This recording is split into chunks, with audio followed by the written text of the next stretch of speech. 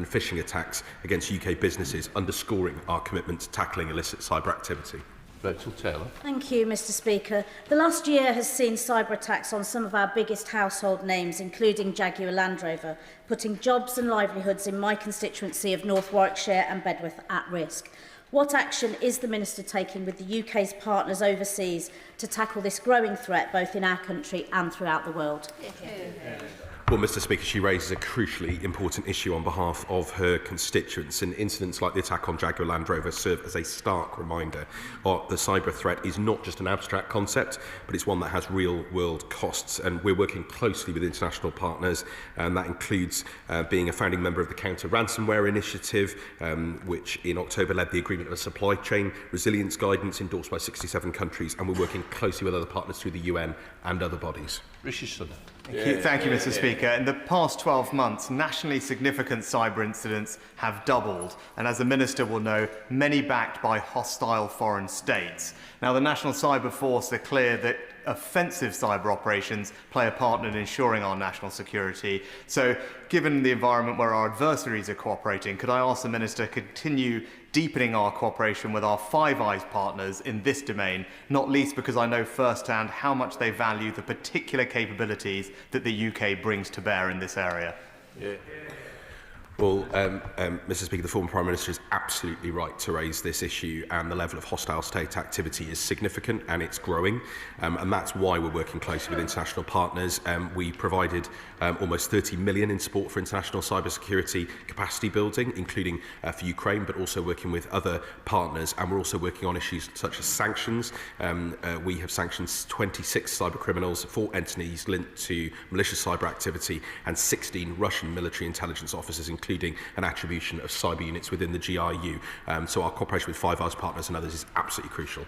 Drew Snowden, Shadow Minister. Thank you very much, Mr Speaker. The whole House and country should rightly be concerned about cyber attacks. From malign cyber activity directed at MPs and the Electoral Commission to Chinese companies linked to global malicious cyber campaigns. So when is this government going to stand up to China and address this threat?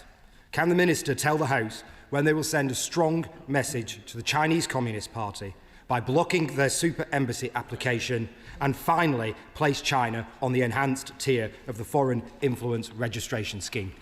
Minister. Well, Mr Speaker, I've been very clear about just how seriously we take the activity in the cyber domain from different states. It's significant, it's growing, as I pointed out. We're working closely with international partners. He'll understand that I won't go into the detail of all of our work on that, but I do want to commend the work of our National Cyber Security Centre, the work that's done with businesses and individuals, and indeed this place, Mr Speaker, to ensure our resilience is in place. And we're going to continue to work with international partners to counter these threats. Right, Reader. Question number 3, Mr Speaker. Minister. Mr Speaker, modern slavery refers to horrific situations in which individuals are exploited through coercion, threats, deception, forced labour and human trafficking. We are determined collectively to do all we can to end it. That's why we work through a range of multilateral bodies like the UN, G7 and the OSCE to prevent exploitation and eradicate all forms of modern slavery. We convened international partners earlier this year to agree how we can work better together to address modern slavery in global supply chains and a guiding set of principles for doing so. Reader. Thank you, Mr Speaker. As Chair of the All-Party Parliamentary Group for International Trade and Investment, I've heard firsthand how new technology is making it easier to track supply chain risk. So what is the Minister doing to support better monitoring and data sharing with our international partners to ensure we can identify forced labour use at source in countries that support the UK economy? Mr Speaker, my honourable friend is right to raise this. We are clear that no company in the UK should have forced labour in its supply chain.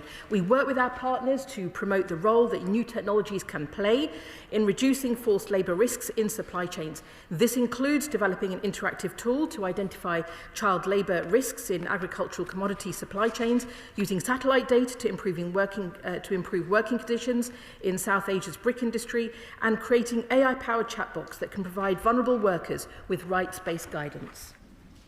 Gregory Campbell. Mr Speaker, will the Minister have discussions with some of the large retail chains where we often see occasions where there is misuse of labour in overseas territories, particularly in Africa and the Far East?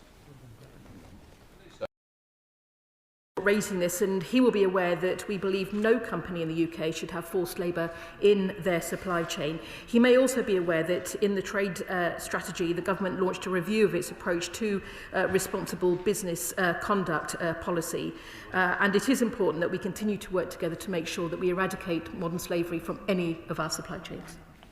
Sarah Day. Question 4, Mr Speaker. For the Secretary. Mr Speaker, with permission, I will answer questions 4, 7, 18 and 19 together. The UK continues to strongly support Ukraine and the Ukrainian people in the face of continued Russian aggression, including appalling strikes against civilians this weekend. Last week, the Prime Minister convened the coalition of the willing leaders who welcomed US efforts to seek a just and lasting peace. And tomorrow I will join other NATO foreign ministers and reaffirm UK support for a strong and sovereign Ukraine. Sarah Day. Thank you, Mr Speaker. I thank the Secretary of State for her answer. Since 2022, 1,600 Ukrainians have sought refuge in Somerset away from Putin's war machine, many making Glastonbury and Somerton their home. But the US-led peace negotiations being dictated by Russia risk excluding US security guarantees, leaving many Ukrainians in fear of returning to Ukraine. So what discussions has the Secretary of State had with Cabinet colleagues on implementing a pathway to settled status so Ukrainians may have a permanent future in the UK? Well, as she will know, I and many other people have been involved in welcoming people as part of the Homes for Ukraine scheme, and we continue to do so and support the role that they are playing in our country, and that will continue. But I would also say to her, she referred to security guarantees. I can tell her that the Ministry of Defence is involved in direct discussions on the detail of how security guarantees would need to work. It is essential as part of a just and lasting peace. Sarah Green.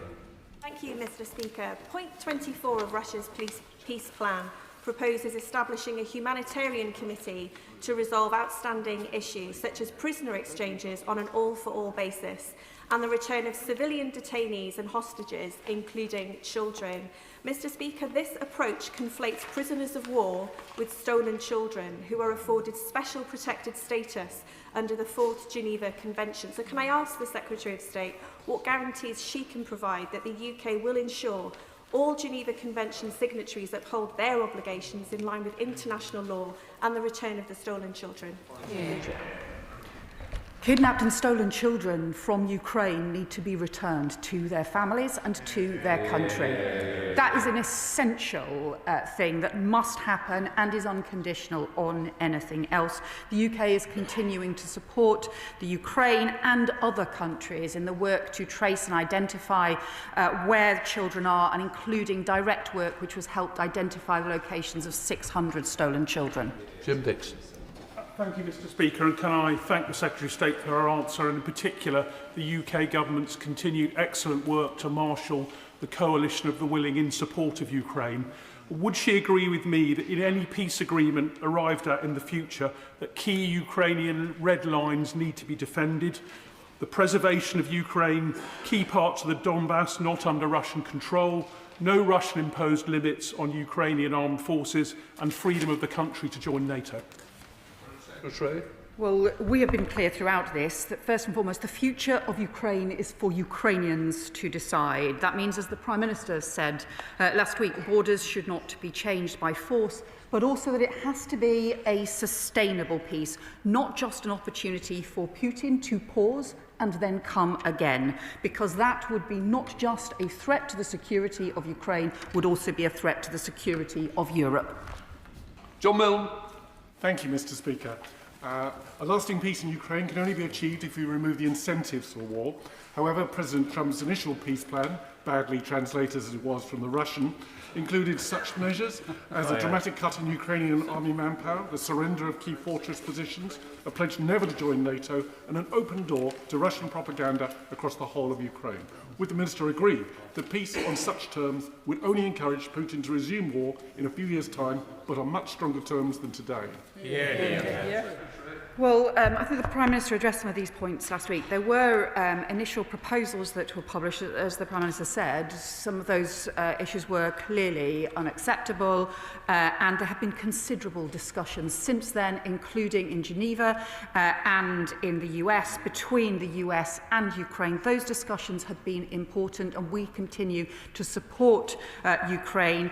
And the important issue about the lasting peace is it cannot simply be an opportunity for Putin to continue his aggression after a pause, and that is why security guarantees, that is also why the lasting peace arrangements are so crucial. Everyone wants to see peace. It has to be lasting.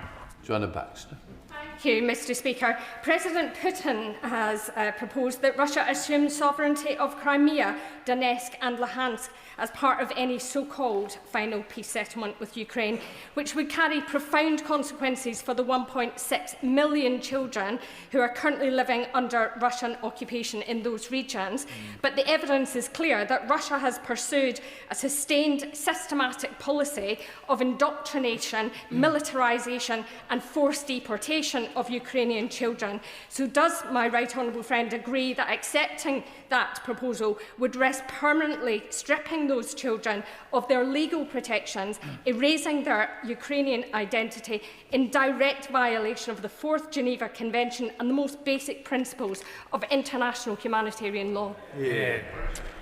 Well, my honourable friend is right to champion Ukrainian children, and can I commend the work she has continually done to be a voice for children in Ukraine. She is right to highlight the horrendous breaches of the principles underpinning the UN Charter by Russia repeatedly throughout this conflict and before, and also to recognise Russia has continually been the aggressor in this war. When everyone else has been pursuing peace, all Putin has done is escalate war, and that has continued to happen. All of us want to see an end to the war, but we have to keep the maximum pressure on Russia in order to get a lasting peace. Yvette Cooper. Thank you, Mr. Speaker. As we await the outcome of negotiations to end the war in Ukraine, which must be rooted in the voices and needs of the Ukrainian people, access to healthcare must be essential to rebuilding the nation. What steps is my right honourable friend taking to ensure UK-backed reconstruction strengthens rehabilitation and healthcare infrastructure, and will he meet with me to support my efforts to link allied health professionals in Ukraine? Secretary. Well, can I welcome my honourable friend's point, because we are clearly continuing to provide Ukraine with support that they need on military grounds to defend themselves, but we are also supporting the Ukrainian people. We're being guided by the priorities that the Ukrainian government has set out in terms of the aid funding that we provide. That includes supporting their public services, but also, crucially, their energy infrastructure, which will be vital this winter. Shadow Minister Wendy Morton. Thank you, Mr. Speaker. We all want to see Ukraine, a country that has made huge sacrifices to defend its freedom, secure a peace on its own terms. To put pressure on Putin and weaken his ability to wage war, we must go harder after the money fuelling his war machine. We've seen reports that Lashmi Mittal's company has been buying oil from Russia. When was the government first made aware of this, and does the Minister believe there may be grounds for sanctions? Foreign Secretary. Well, she will know that the Honourable Member will know that the UK has led the processes around sanctions against Russian oil and gas in particular, and also to lead the way in encouraging other countries, including countries across the world, to withdraw from purchasing Russian oil and gas.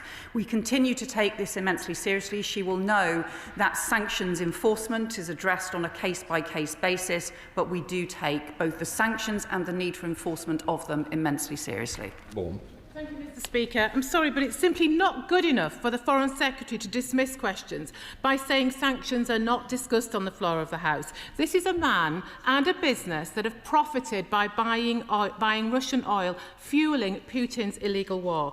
A war that has caused death and destruction in Ukraine.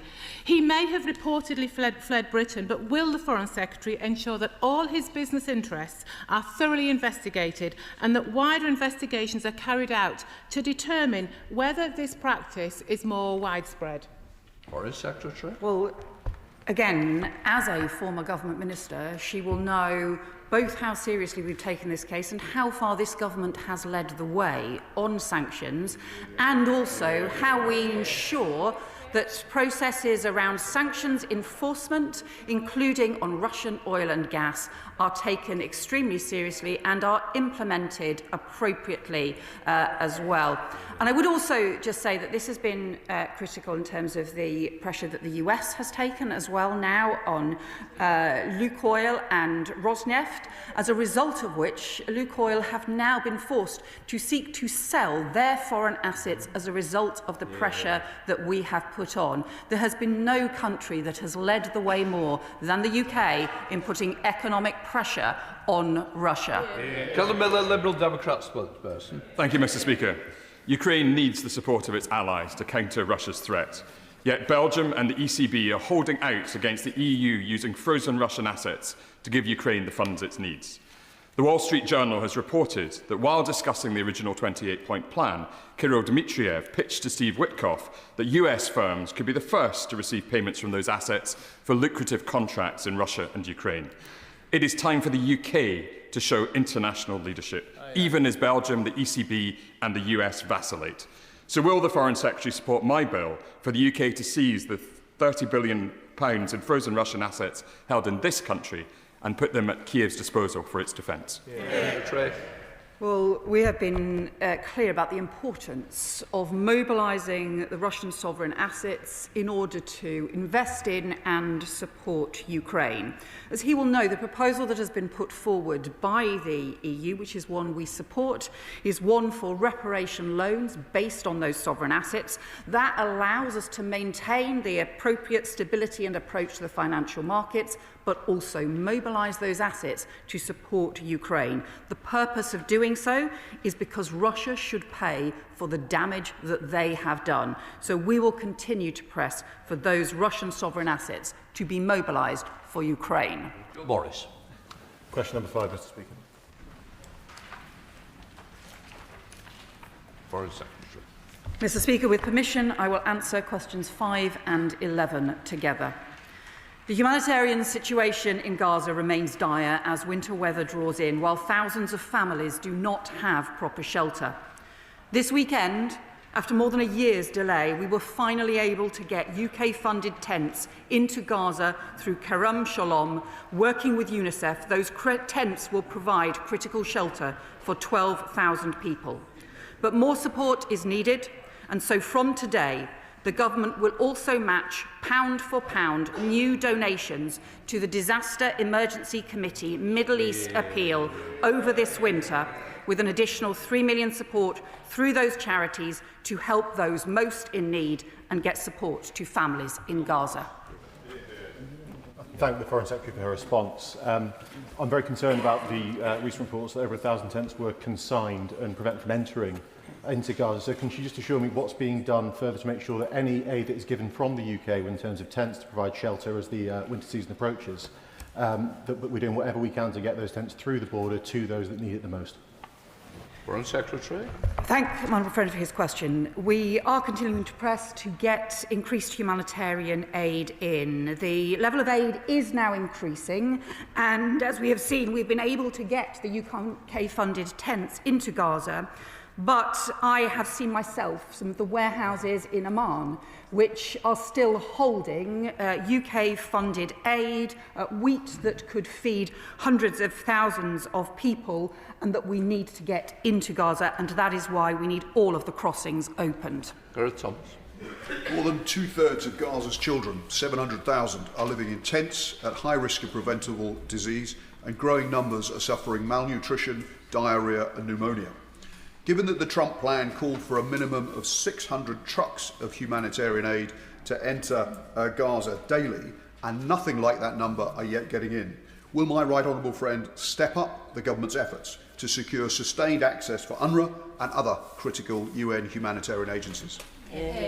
Foreign Secretary. Well, we desperately need the humanitarian aid into Gaza. My honourable friend is right that this was part of the 20-point peace plan. It has widespread support, but it is just essential. Basic humanitarian needs, shelter, support and healthcare are still needed for families in Gaza. That is why we're continuing to press not just for the crossings to be reopened, but also for aid, for the restrictions on aid to be lifted, so that we can get into place the shelter kits and the equipment and the healthcare support families need.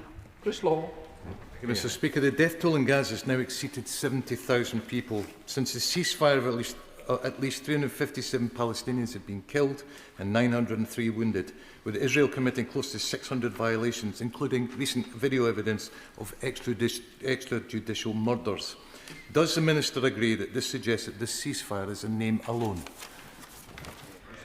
Well, what I would say to the honourable member is that this ceasefire is fragile, but it's also crucial. And we cannot go back to the situation that we have had, the unbearable situation for the last 2 years. That is why we have said that there should be strengthened monitoring around the ceasefire, but also we need to make the forward momentum, including having the Palestinian Committee set up, including the humanitarian aid increasing, and also decommissioning proposals that we have put forward in order to remove weapons from Hamas. Ayab Khan. Mr. Speaker, a hindrance to the humanitarian aid is not just about supplies and the trickle of access that we have into Gaza, but it's also the safety and security of aid agencies operating within Gaza. So recently we witnessed 2 individuals gunned down in broad daylight by the Israeli soldiers. Does the Minister believe that we now need to look at some international United Nations independent peace forces to actually assist in the humanitarian work? Yeah.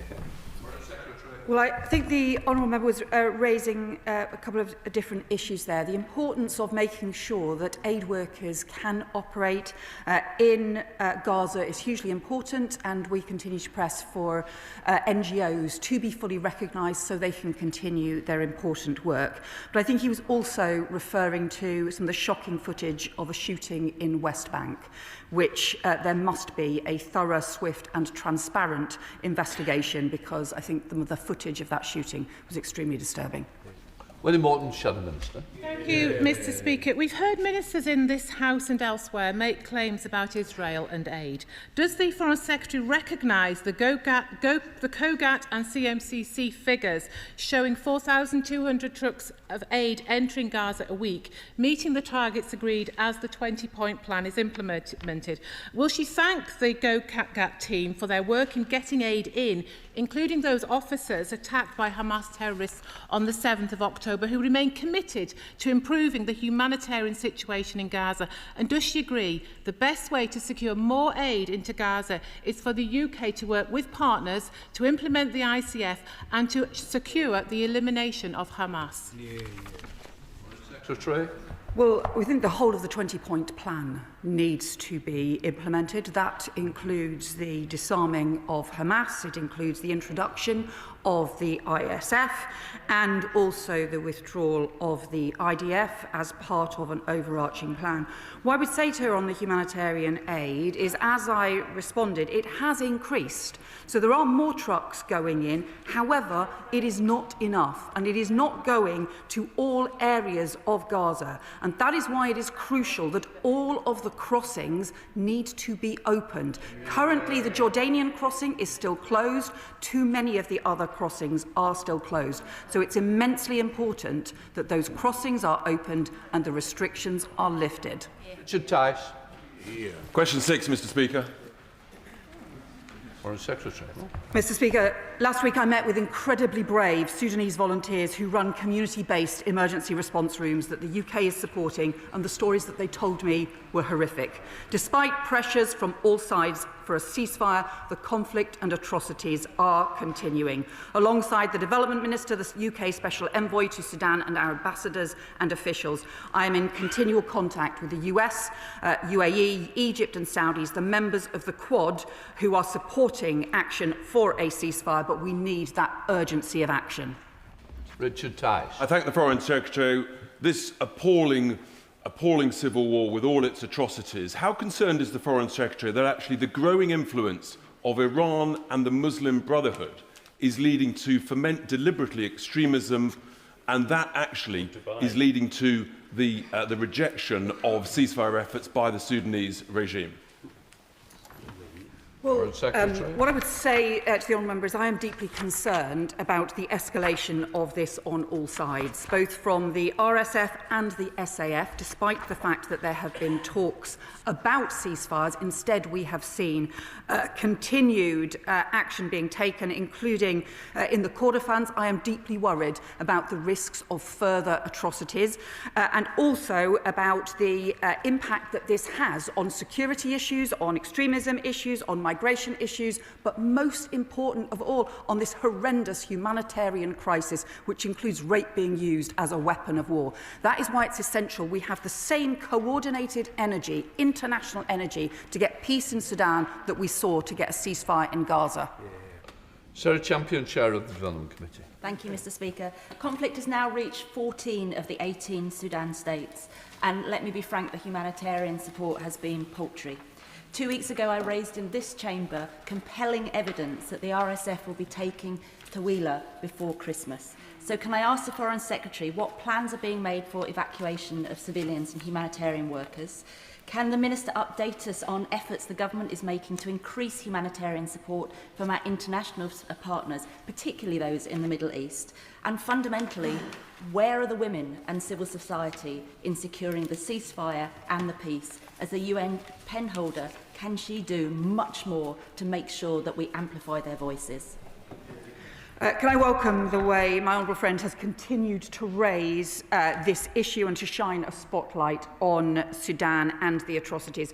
One of the emergency room volunteers that I met from Sudan last week has involved in providing support to young women, including children and young girls who had been brutally raped. And it's horrendous what is happening, but also I have to commend the incredible bravery of those community volunteers in Sudan. Frankly, I think the international community is letting Sudan down, and we need that concerted effort. We have recently put through the resolution for the Human Rights Council, but we will continue to raise this with all our international partners. Sir Andrew Mitchell. Thank you, Mr. Speaker, and I thank the Foreign Secretary for her answer and for seeing the volunteers from the emergency rooms last week. Mr. Speaker, we're advised that during his visit to the White House, the Saudi Crown Prince, MBZ, asked President Trump to help stop the slaughter in Sudan and come up with a plan of action, and President Trump agreed to do so.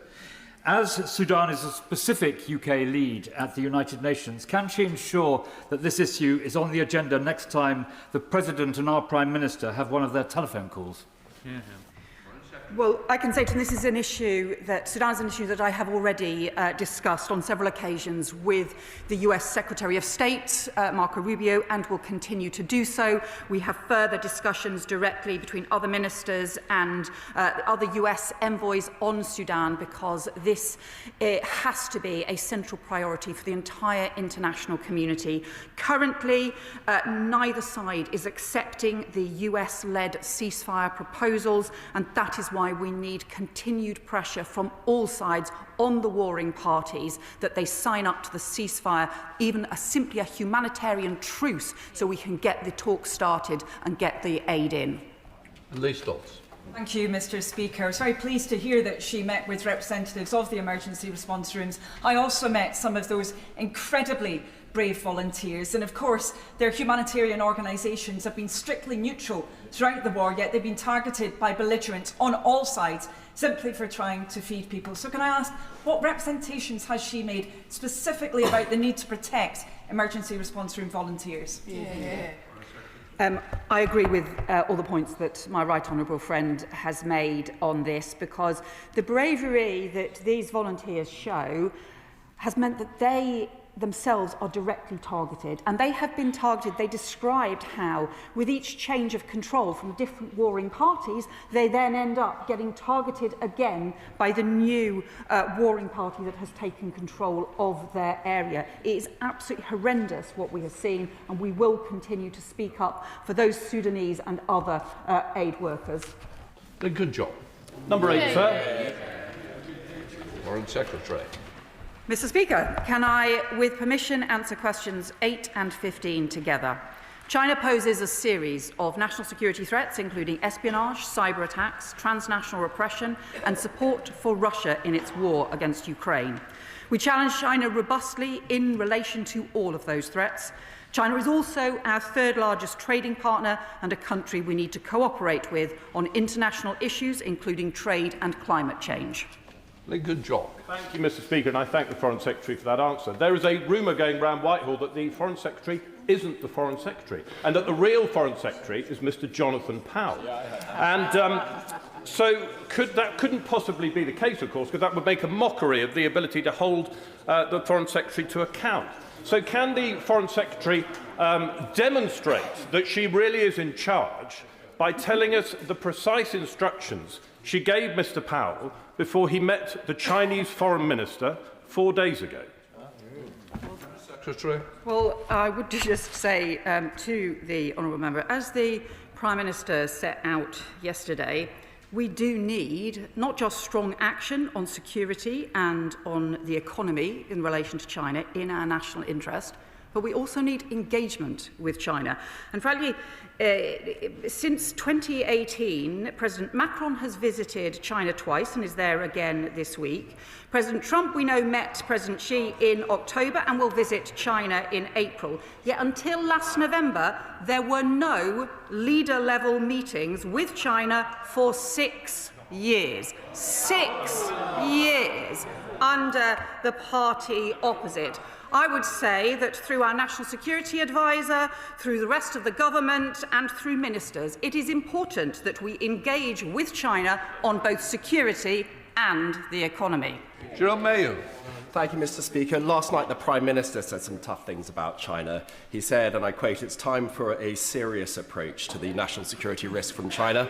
So the first opportunity to demonstrate that serious approach is the planning application for China's new super embassy, complete as we now know it is, with secret basement rooms. Now, in her previous role, the Foreign Secretary wrote a letter in favour of the application, but with her new instructions from the Prime Minister, does she now agree that that application should be refused?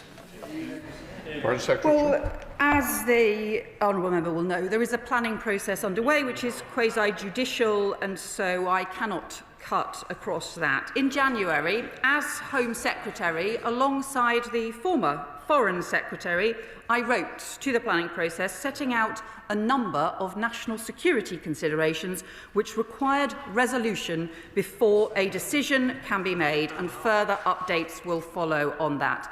But I can say to the House, national security has been and continues to be a core priority for the government. John Slinger. Thank you, Mr. Speaker. China clearly poses national security threats. It's also one of our largest trading partners and one of the biggest economies in the world. So does the Foreign Secretary agree that we should reject the binary choice between security and the economy and the bluster from the benches opposite, and we should instead focus on how to be strong on both national security and our economic interests? Well, my honourable friend is right that we need to ensure that we have areas where we strengthen our security against threats from China. That includes on issues around cyber threats and also transnational repression. It also includes responding to issues around economic security, for example, around supply of critical minerals across the world. And we also need to engage with China on issues around trade, on issues around climate change, because frankly, that is what is in our national interest, and we would be letting the country down if we did not engage on both security and the economy in our national interest. Colin Miller, Liberal Democrat spokesperson. Mr. Speaker, 2 weeks ago, the Security Minister came to the House to describe sustained efforts by China to infiltrate Parliament and that the security agencies were launching an espionage action plan. Yet when Cabinet Ministers, including the Prime Minister and today the Foreign Secretary, are asked about Beijing's super embassy with its extensive underground facilities in the heart of London, they hide behind the statement that the decision is quasi-judicial. No one seriously believes this. It is the most political decision that will be taken next week. So beyond the threat to our democracy, what signal does the Foreign Secretary think an approval of the super embassy would send to Hong Kongers in this country who escaped state-sponsored intimidation, only to find that this government is considering making it easier for Beijing to continue persecution in the UK? Well, I'll just obviously remind him of the due process in the planning system, which I'm sure he and his party would be the first to complain about if due process was not followed.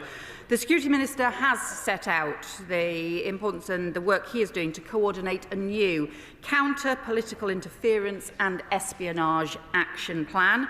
And we continue to take action through our police, security services to tackle transnational repression. We will not tolerate any attempts by foreign governments to coerce, intimidate, harass or harm their critics overseas, especially in the UK. Ollie Glover. Thank you, Mr. Speaker. Question number 9. Minister. The Prime Minister raised this case with President Sisi on the 18th of November, and the Foreign Secretary has pressed for this on multiple occasions with the Egyptian Foreign Minister, most recently on the 25th of November. Mr Al Fattah must be allowed to return to the UK and be reunited with his family.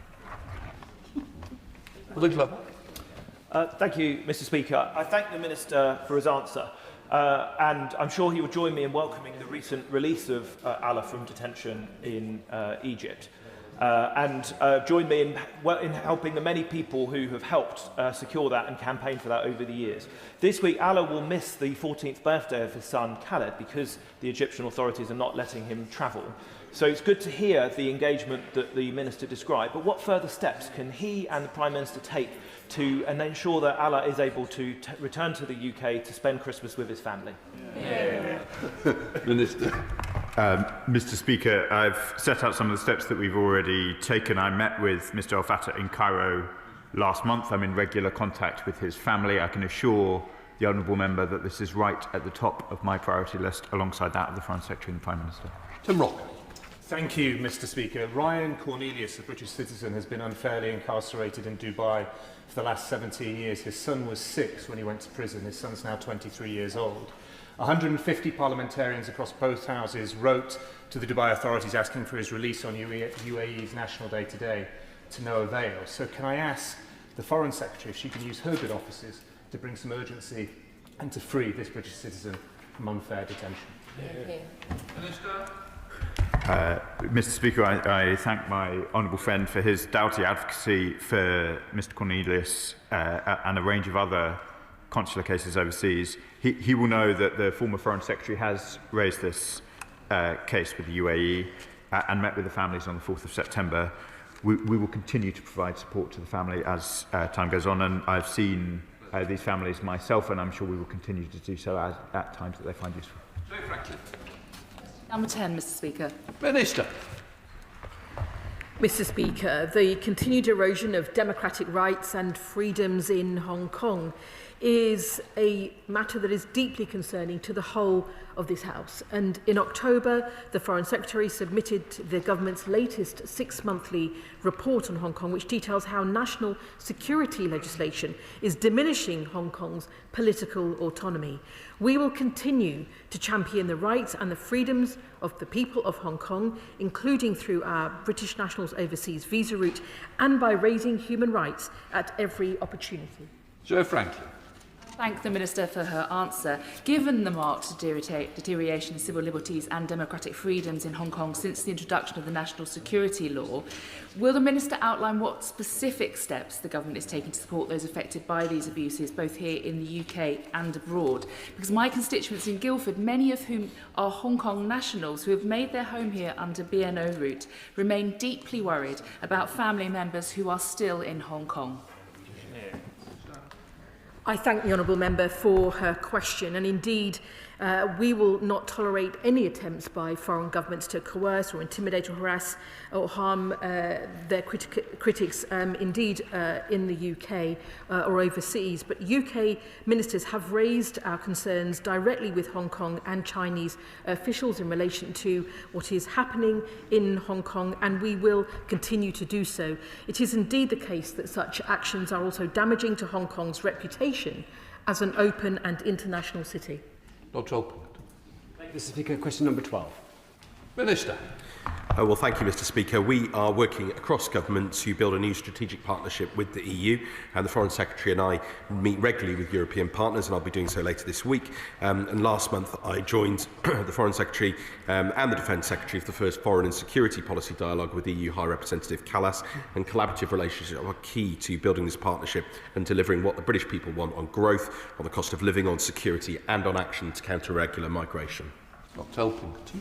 Thank you, Mr. Speaker. With growing Chinese espionage, with Russian aggression on the European continent, and with a capricious president in the United States, it's more important than ever that we deepen our security cooperation with our European allies. So can I ask the Minister explicitly whether he recognises, as I do, that the UK's deepest possible participation in the EU SAFE scheme is vital to common European security, and I can ask what he has done, along with the government, to try and restart and prompt the restart of the negotiations that sadly broke down with the European Union last week. Well, of course, Mr. Speaker, our security and defence partnership is broad, and the UK entered discussions with the EU on SAFE in good faith, recognising mutual strategic interest and continued commitment. And we were clear with the EU that we were prepared to make a fair financial contribution that reflected the potential for a mutually beneficial relationship and value for the taxpayer. But we've also always said that we won't sign deals unless they're genuinely in the national interest. And in this case, the deal on offer from the EU did not pass that test. But I am absolutely confident that our wider defence and industrial relationships are not affected. And in fact, if you look at whether it's the deal on frigates with Norway, whether it's the $8 billion agreement with Turkey for the purchase of 20 Typhoon jets, our joint agreement with Germany on joint export campaigns in relation to boxed armoured vehicles, very much represent the very best of European defence industrial cooperation. Well, I know the Minister appreciates the need for the EU and the UK to work very closely together in the face of global security threats and trade challenges.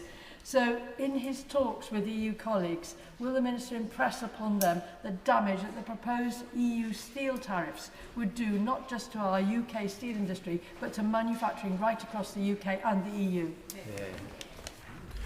Well, Mr. Speaker, she has always been a very, very strong advocate for the steel industry, and I can confirm to her we are absolutely committed to defending our steel industry. We're seeking urgent clarification from the Commission on its proposals, and we need to find a bilateral solution, and any EU measures must, of course, be consistent with the TCA and uphold summit commitments and, indeed, our Windsor Framework obligations. Williams. 13, please, Mr. Speaker. Minister. Mr. Speaker, the UK does not currently deliver direct humanitarian assistance in Pakistan-administered Kashmir or Indian-administered Kashmir, but we continue to monitor the humanitarian situation as we do elsewhere in the region. David Williams. Stoke-on-Trent is home to one of the largest Kashmiri communities in the UK, and many of my constituents are deeply worried by the continuing restrictions on civil liberties, arbitrary detentions and the ongoing denial of meaningful political determination in Jammu and Kashmir. Will the Minister please set out what specific human rights and self-determination concerns the UK has raised with the Indian government, and what tangible progress my constituents can expect the government to press for? Minister. I thank my honourable friend for his question. We strongly support individuals' rights to freedom of assembly and expression and peaceful political protest. We have consistently emphasised that any human rights violations should be fully investigated in line with international human rights law. We continue to monitor human rights issues and, where we have concerns, raise these with the Government of India. Jim Shannon. Thank you, Mr. Speaker. There are repeated claims by community leaders and religious freedom groups that Christians in Kashmir face harassment, social pressure, threats, discrimination, surveillance and sometimes violence. So what steps is the Minister taking in conjunction with international counterparts to support the promotion of faith, especially Christianity, in Kashmir? Minister. Mr. Speaker, we will always continue to champion the freedom of religion and belief across the world, and he will also know that we consistently raise any human rights violations with governments across the world and will continue to do so. We come to Topicals, Toby Perkins. Good morning, sir. Secretary. Mr. Speaker, can I send my condolences and those of the government to all those who have lost loved ones in the deadly storms in India, Indonesia, Malaysia, Sri Lanka, Thailand and Vietnam. Many have lost homes and livelihoods. And I want to praise the emergency responders who have worked tirelessly and are committed to helping those affected, often at great personal risk. In response to requests for support, which we've already received, the UK is providing £675,000 to address immediate humanitarian needs in Sri Lanka and has contributed £800,000 in response to the multiple typhoons that have struck Vietnam. The UK is closely monitoring the situation and stands ready to provide further support as needed. Thank you, Mr. Speaker. I'll start by associating myself with the Foreign Secretary's comments there. The UK has shown global leadership over many years on international climate finance, both in terms of the 11.6 billion we've provided over the 5 years to 2026, and in encouraging other major nations to recognise their responsibility to those nations most in the firing line from climate change. Following last week's budget, can the Foreign Secretary confirm that Britain remains committed to providing that commitment and will include inflation increases? Foreign Secretary. Well, I can tell my honourable friend that obviously the details were set out as part of the budget for future financial issues, but we will continue to take action around international climate finance and support for dealing with these issues. Andrew Rosendale, Shadow Minister. Thank you, Mr. Speaker. Last month, the government buckled under pressure over its lack of consultation with the Chagosian people on the shameful handover of sovereign British territory to Mauritius. So, if this process is genuinely intended to inform policy, what steps will the Minister take to ensure that the views expressed to the Lords Committee are free from external interference? And how will its findings actually inform the government's decision on the future of the Chagos Islands? Minister. Well, Mr. Speaker, the Honourable Gentleman knows that the House of Lords International Relations and Defence Committee are engaging a wide range of Chagosians to ascertain their views on the implications of the treaty and will produce a report before Christmas, and we have seen no evidence of Mauritian interference. It's very important to recognise the wide range of views in the Chagosian community, and I very much look forward to reading the IRDC report when it's completed. Well, I hope he's going to check there are actually Chagosians taking part in that consultation, Mr. Speaker, and not outsiders. Anyway, let's try something else. Given last week's report that the Chancellor had a £4 billion surplus rather than the £20 billion deficit, as previously suggested, will the Minister explain why the government is pressing ahead with this eye-watering, expensive £35 billion gift of British sovereign territory to Mauritius? Wouldn't scrapping this atrocious deal be a better way to help the Minister's friend, the Chancellor, restore fiscal credibility and save British taxpayers' money? Minister. Well, Mr. Speaker, no matter how many times he gets up in this place and tries to make wild claims about the cost of this deal, it doesn't make them any more correct. I've been very clear on multiple occasions about the cost of this deal. We will not scrimp when it comes to the national security of this country. This base is crucial for the security of ourselves and our allies, and we've set out the costs very clearly. Thank you, Mr. Speaker. The freedom to practice or not practice a faith without fear is a fundamental human right. I welcome the government's commitment to promoting this for Christians and other religious communities through the appointment of a UK Special Envoy for Religious Freedom. Will the Minister explain how the FCDO continue to use its diplomatic networks and international partnerships to support all faith and non-faith communities worldwide? Mr. Speaker, my honourable friend is right, and in line with our strategy launched this year, we continue to champion every community's right to worship or not without fear or discrimination. Our Special Envoy works with partners and alongside our diplomatic network to protect this right via multilateral fora and through targeted interventions in key countries to uphold the right to freedom of thought, conscience and religion. Thank you, Mr. Speaker. Australia has listed Iran's IRGC as a state sponsor of terrorism. So what discussions have ministers had with their Australian counterparts about matching this important action against terror at home and abroad? Secretary. We continue to have many strong conversations with our Five Eyes partners on a range of issues around both state threats and terror threats. He will also know that the government has committed to strengthening the law so that we can have new prescribing tools that can apply to state threats as well as to terrorism threats. And we also take immensely seriously any threat issues to our national security from Iran. James Dennis. Thank you, Mr. Speaker. The Minister will be aware of the work of the Westminster Foundation for Democracy and other organisations like it, which seek to strengthen democratic governance around the world. But as has been clear today, malign actors all over the world are seeking to erode political systems that promote democracy. Can I ask what the FCDO is doing to help address the global erosion of democracy? Well, he raises a crucial point, and we work closely with our partners on this issue and support democratic institutions and values, including through the Westminster Foundation for Democracy. We fund election observation, champion media freedom, provide leadership in different forums, and we are going to be setting this as a key priority as incoming co-chair of the Open Government Partnership. Zoe Franklin. President Trump is directing increasingly aggressive and lethal military actions against vessels off of Venezuela, actions that experts are warning amount to extrajudicial killings.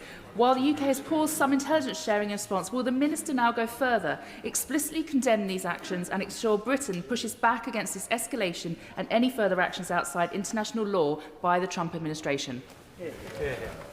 Well, the honourable member will know that we always support international law and the upholding of international law. There have been reports overnight which we don't know the full details of, but the UK is not involved in those operations. More widely, the UK does not accept the legitimacy of the administration put in place by Nicolas Maduro following the 2024 election, and we support a negotiated transition in Venezuela. Mr. Quidley. Thank you, Mr. Speaker. My constituent has expressed deep concern for his family and friends in Syria who belong to a minority ethnic group. He is seeking reassurance. What steps is the Secretary of State taking to ensure that all minority communities in Syria are protected? Minister. I thank my honourable friend for the important question. We have consistently advocated for an inclusive political transition and underlined the importance of protecting the rights of all Syrians, publicly and in our engagement with the Syrian government.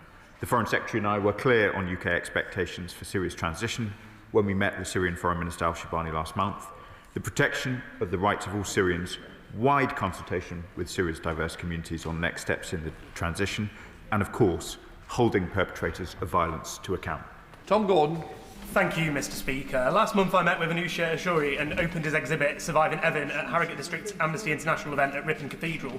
Given the continued use of arbitrary detention and state-sponsored kidnapping and hostage-taking by Iran, what steps are this government taking to strengthen protections for British nationals when abroad?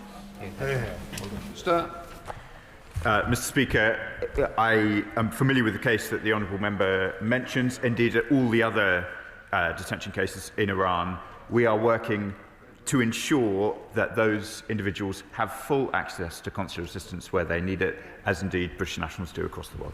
Dr. Yvette Cooper. Thank you, Mr. Speaker. As we know, our ODA budget is currently reduced to allow defence investment.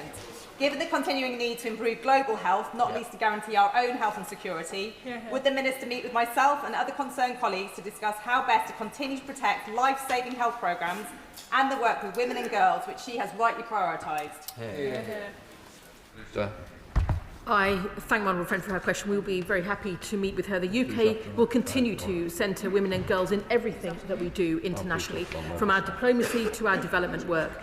We will mainstream gender across the department's work to ensure we deliver maximum impact. We are retaining our ODA target for gender equality and will share an update on further measures to strengthen our approach to mainstreaming in due course. Lambert.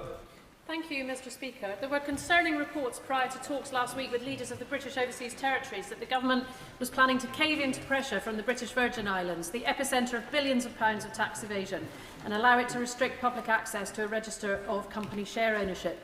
So can the Secretary of State inform the House of the outcome of last week's talks and reassure the British public that the Government will force British Overseas Territories to comply with the law and make these registers publicly available? Minister.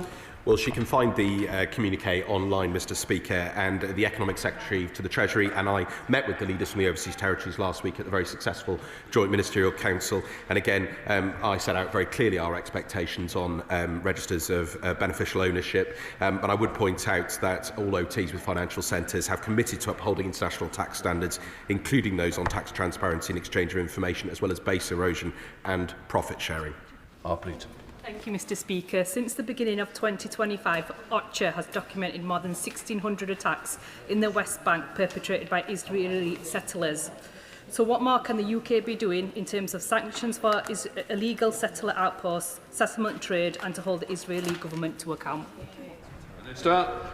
Mr Speaker, on the 27th of November, the UK, France, Germany and Italy condemned collectively the massive increase in settler violence against Palestinian civilians in the West Bank. The pace of settlement building in the West Bank continues unabated, as my honourable friend knows well, and I know that she has been engaged on these issues for some time. Israel must stop settlement expansion. It must crack down on settler violence, which has reached record levels. This government has introduced 3 waves of sanctions focused on settlements, including against Mr Ben-Gvir. Robin Swan. Thank you very much, Mr Speaker. In an earlier answer, the Foreign Secretary said that trade relations between China and the UK were of a national interest.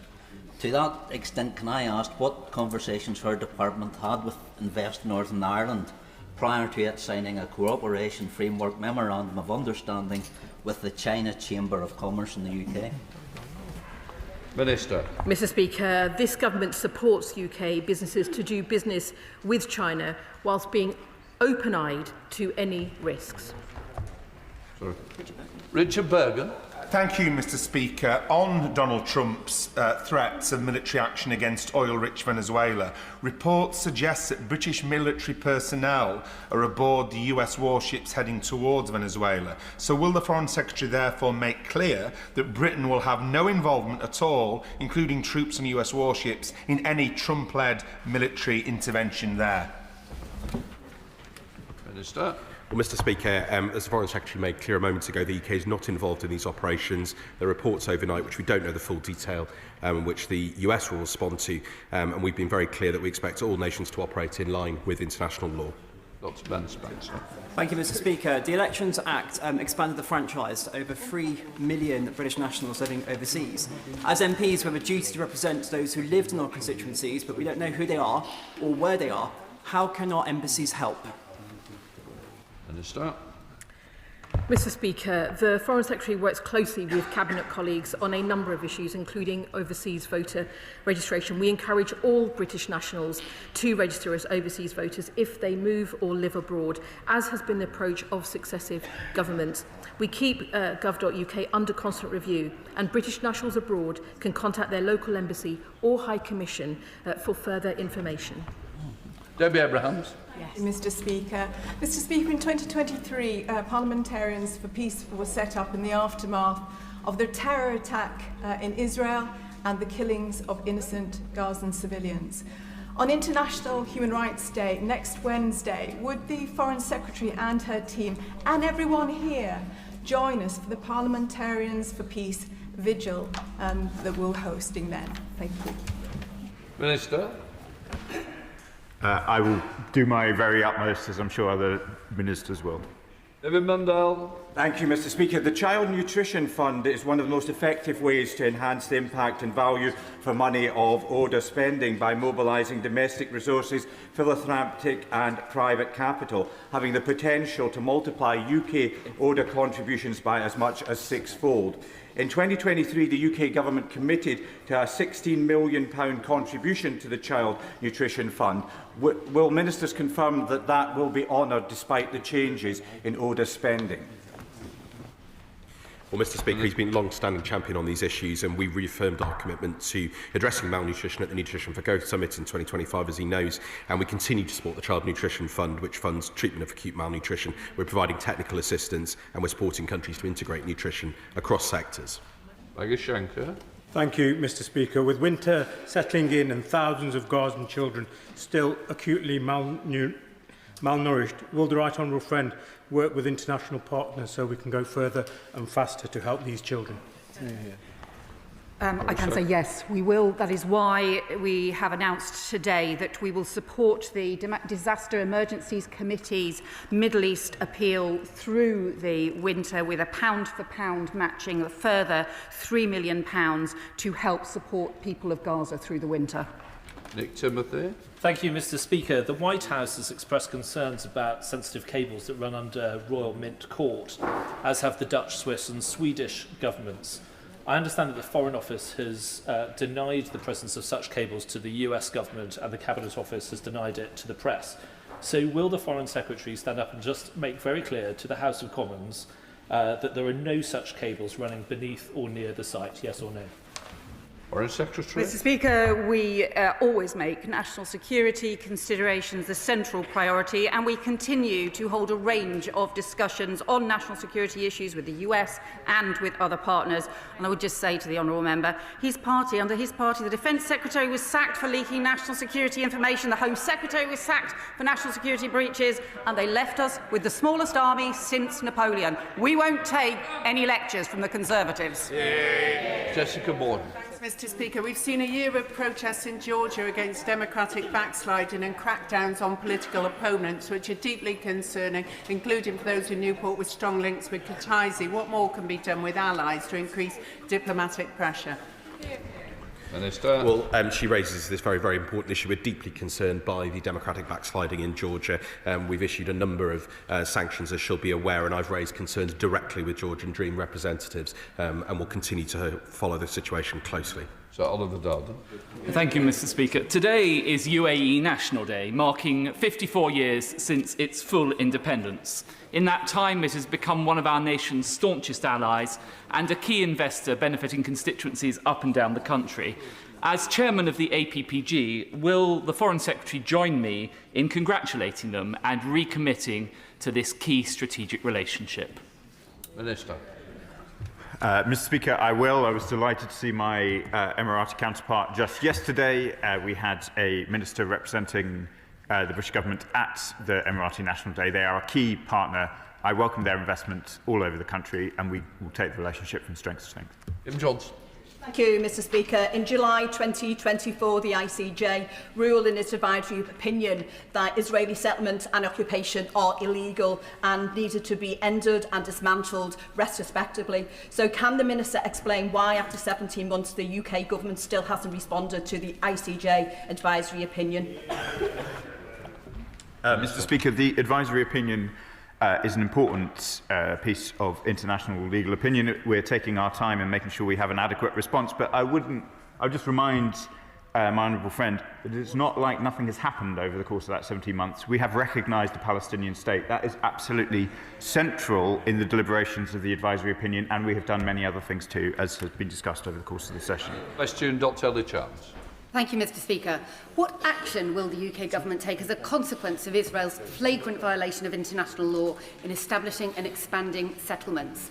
The lack of action creates a culture of impunity in which Israel feels able to greenlight the expansion of the E1 settlement, breaking division between the West Bank and East Jerusalem, putting a nail in the coffin of the two-state solution. Will the Foreign Secretary ban trade with illegal settlements to show that violating international law has consequences? Mr Speaker, from this dispatch box, we have announced 3 waves of sanctions, including on Mr Ben-Gvir and Mr Smotrich. I have discussed with the Honourable Lady the questions around trade on a number of occasions. Any trade with settlements does not benefit from the trade arrangements in place with Green Line Israel. We continue to take steps to ensure that that regime is being enforced in full, and we continue to look at these issues very carefully. That completes questions. We'll let the front bench change over.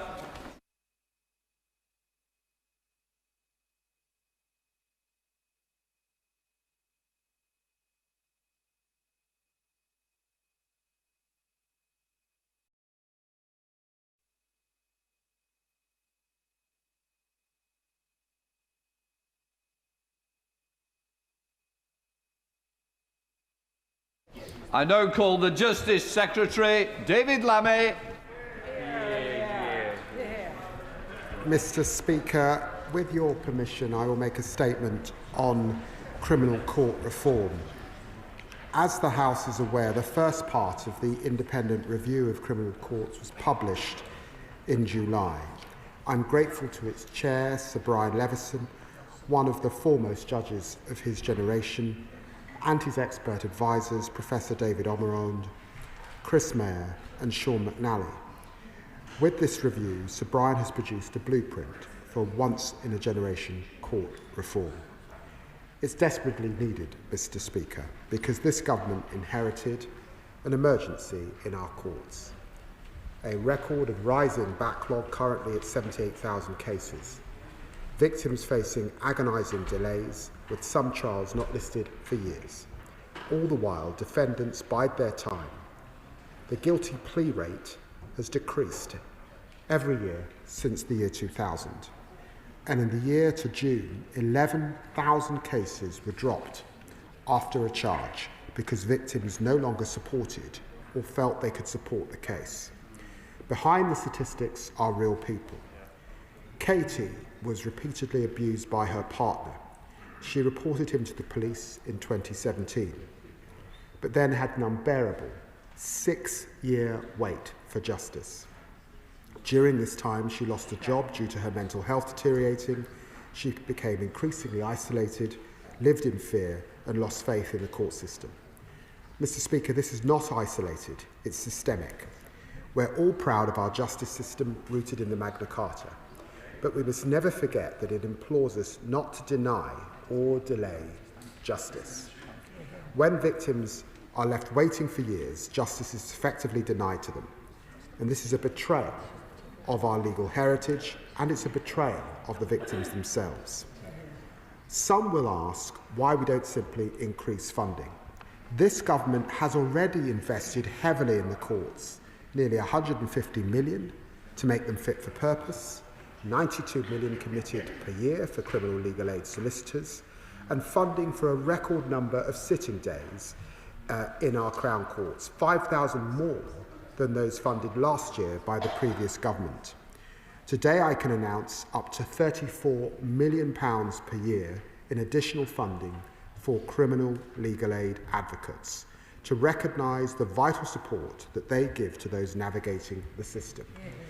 I will also accept Sir Brian's recommendation to match fund a number of pupilages in the criminal area, to open a career at the criminal bar to more young people from across society. I will also negotiate sitting days with the senior judiciary through the usual Concord Act process, aiming to give an unprecedented 3-year certainty to the system. I'm clear that sitting days in the Crown Court and Magistrates' Courts must continue to rise, and my ambition is to continue breaking records by the end of this Parliament. But as Sir Brian has made clear, investment is not enough. The caseload is projected to reach 100,000 by 2028, and without fundamental change could keep rising, meaning justice will be denied to more victims and trust in the system will collapse. Mr. Speaker, to avoid that disaster, I will follow Sir Brian's bold blueprint for change.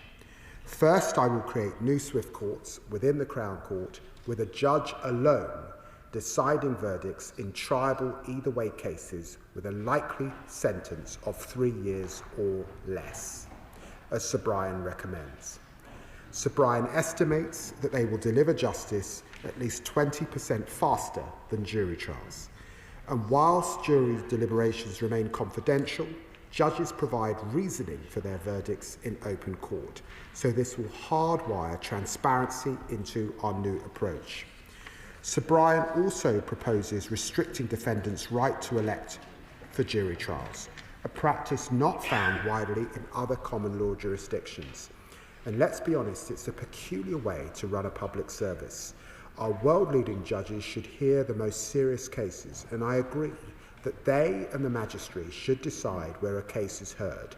This will prevent defendants from gaming the system, choosing whichever court they think gives the best chance of success and drawing out the process, hoping victims give up. and I will limit appeals from the Magistrates' Court so that they are only allowed on points of law to prevent justice being delayed further. Alongside these changes, we will increase Magistrates' Court sentencing powers to 18 months, so they can take a greater proportion of lower-level offending and relieve pressure on the Crown Court. I will also take power to extend that to 2 years, should it become necessary to leave further pressure. And when it comes to exceptionally technical and lengthy fraud and financial trials, judges will be able to sit without a jury where appropriate. While these cases are small in number, they place undue pressures on jurors to sit for months, a significant interference with their personal and professional lives. These reforms are bold, Mr. Speaker, but they're necessary. I'm clear that jury trials will continue to be the cornerstone of the system for the most serious offences, those likely to receive a sentence over 3 years and all indictable-only offences. Among others, this will include rape, murder, manslaughter, grievous bodily harm, robbery and arson with intent to kill. Mr. Speaker, I'd like to clear up some misconceptions that colleagues unfamiliar in this area might hold. In England and Wales, magistrates have long done the vast majority of criminal cases. That was true in the Victorian era, it's right through to Winston Churchill's time, and today magistrates hear about 90% of criminal cases. In fact, only 3% of trial cases in England and Wales will ever go before a jury, and almost 3/4 of all trials going to the Crown Court will continue to be heard by them under our changes. The party opposite talk about the Crown Court as if it were an ancient institution. I should remind them that it was established in 1971, the year before I was born, to replace a patchwork of part-time courts unable to cope with the rising caseload. Parliament acted because the country needed a more efficient system that could command public confidence. We now face an emergency in the courts, and we must act. As Lord Chancellor, my responsibility is to ground reform in the rule of law and the right to a fair trial. We will ensure cases are dealt with at the right level, proportionate to their severity, and deliver the swifter justice victims deserve. I'm also clear that we must future-proof our approach. Technology is changing almost every aspect of our lives, and the courts can be no exception. This means that we must modernise, Mr. Speaker. We have asked Sir Brian to write a second report focused on efficiency and how we can make much better use of technology to deliver the modern and effective courts the public rightly expect. Mr. Speaker, we'll also continue to support victims to make sure that they have the confidence to come forward and see justice through to its conclusion. I announced this week that I will provide multi-year funding for victim support services, including specialist emotional and practical support for victims of domestic violence and domestic abuse, and increase budgets to reflect rising costs. And this will give providers a certainty to plan for the next 3 years. And it amounts to a total investment, a record investment in victims of £550 million, more than £500 million. I want those victims to stay the course. Finally, we must also be honest that this is a problem that has taken years to build up. It will take years to fix. The changes I'm proposing will require legislation that will take time to implement. Our investment will also need time to have an effect. But we are pulling every possible lever to move in a positive direction, and my ambition for the backlog to start coming down by the end of this Parliament remains. And I commend this statement to the House. Yeah. We now come to Shadow Justice Secretary Robert Jenner. Well, I'm glad to see that the Justice Secretary has finally come into work today. When 12 prisoners were mistakenly released after the introduction of his brilliant new checks, he didn't bother to come to Parliament to inform the country. Then when I asked his department whether it's paying compensation to terrorists in prison, he didn't show up. And when the news of his plans to scrap jury trials mysteriously emerged in the press last week, he was nowhere to be seen. Like the prisoners under his watch, he's been a man on the run, the Lammy Dodger of this sorry charade for a government. But now today we are blessed with his presence, and his past is catching up with him, because the best opponent of the Justice Secretary's plans to curb jury trials is the Justice Secretary himself. In 2020, he said, Criminal trials without juries are a bad idea. You don't fix the backlog with trials that are widely perceived as unfair. In 2017, in his report into prejudice in the criminal justice system, he found juries, and I quote, act as a filter for prejudice. But now he's become Justice Secretary, he's scrapping the very institution he once lauded. Which is it? Will the real David Lammy please stand up? And it isn't just him. Who can guess which Labour MP said taking away jury trials would be a wholly draconian act? Is it Mary Antoinette? It's his junior minister. And what about this?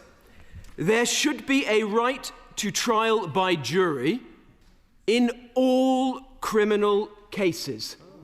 Any ideas, Mr. Speaker? Who else? It's the Prime Minister this time. Does this government have no shame? Now, yesterday the Justice Secretary boldly claimed that if the medieval barons were around today, they'd support his changes. Well, then again, English history has never been his specialist subject, has it?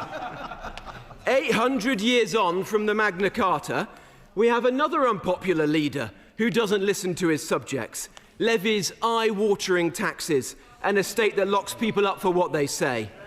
Well, I say, the link between British citizens and the administration of justice is as important as ever. A link that serves as a check on an occasionally overbearing state. Our ancestors did not stop bad King John, only to be undone 800 years later by this Prime Minister and his court jester. And all of this because the Justice Secretary can't manage his own department. This morning, more than 50 Crown courtrooms sit empty in England alone. Can I just gently say, I wanted, quite rightly, the Justice Secretary to be heard without comment from the front benches, so I certainly expect the same in return. Do we understand? Thank you, Mr. Speaker. This morning, more than 50 Crown courtrooms sit empty in England alone. In fact, over 21,000 court days have gone unused this year. And why?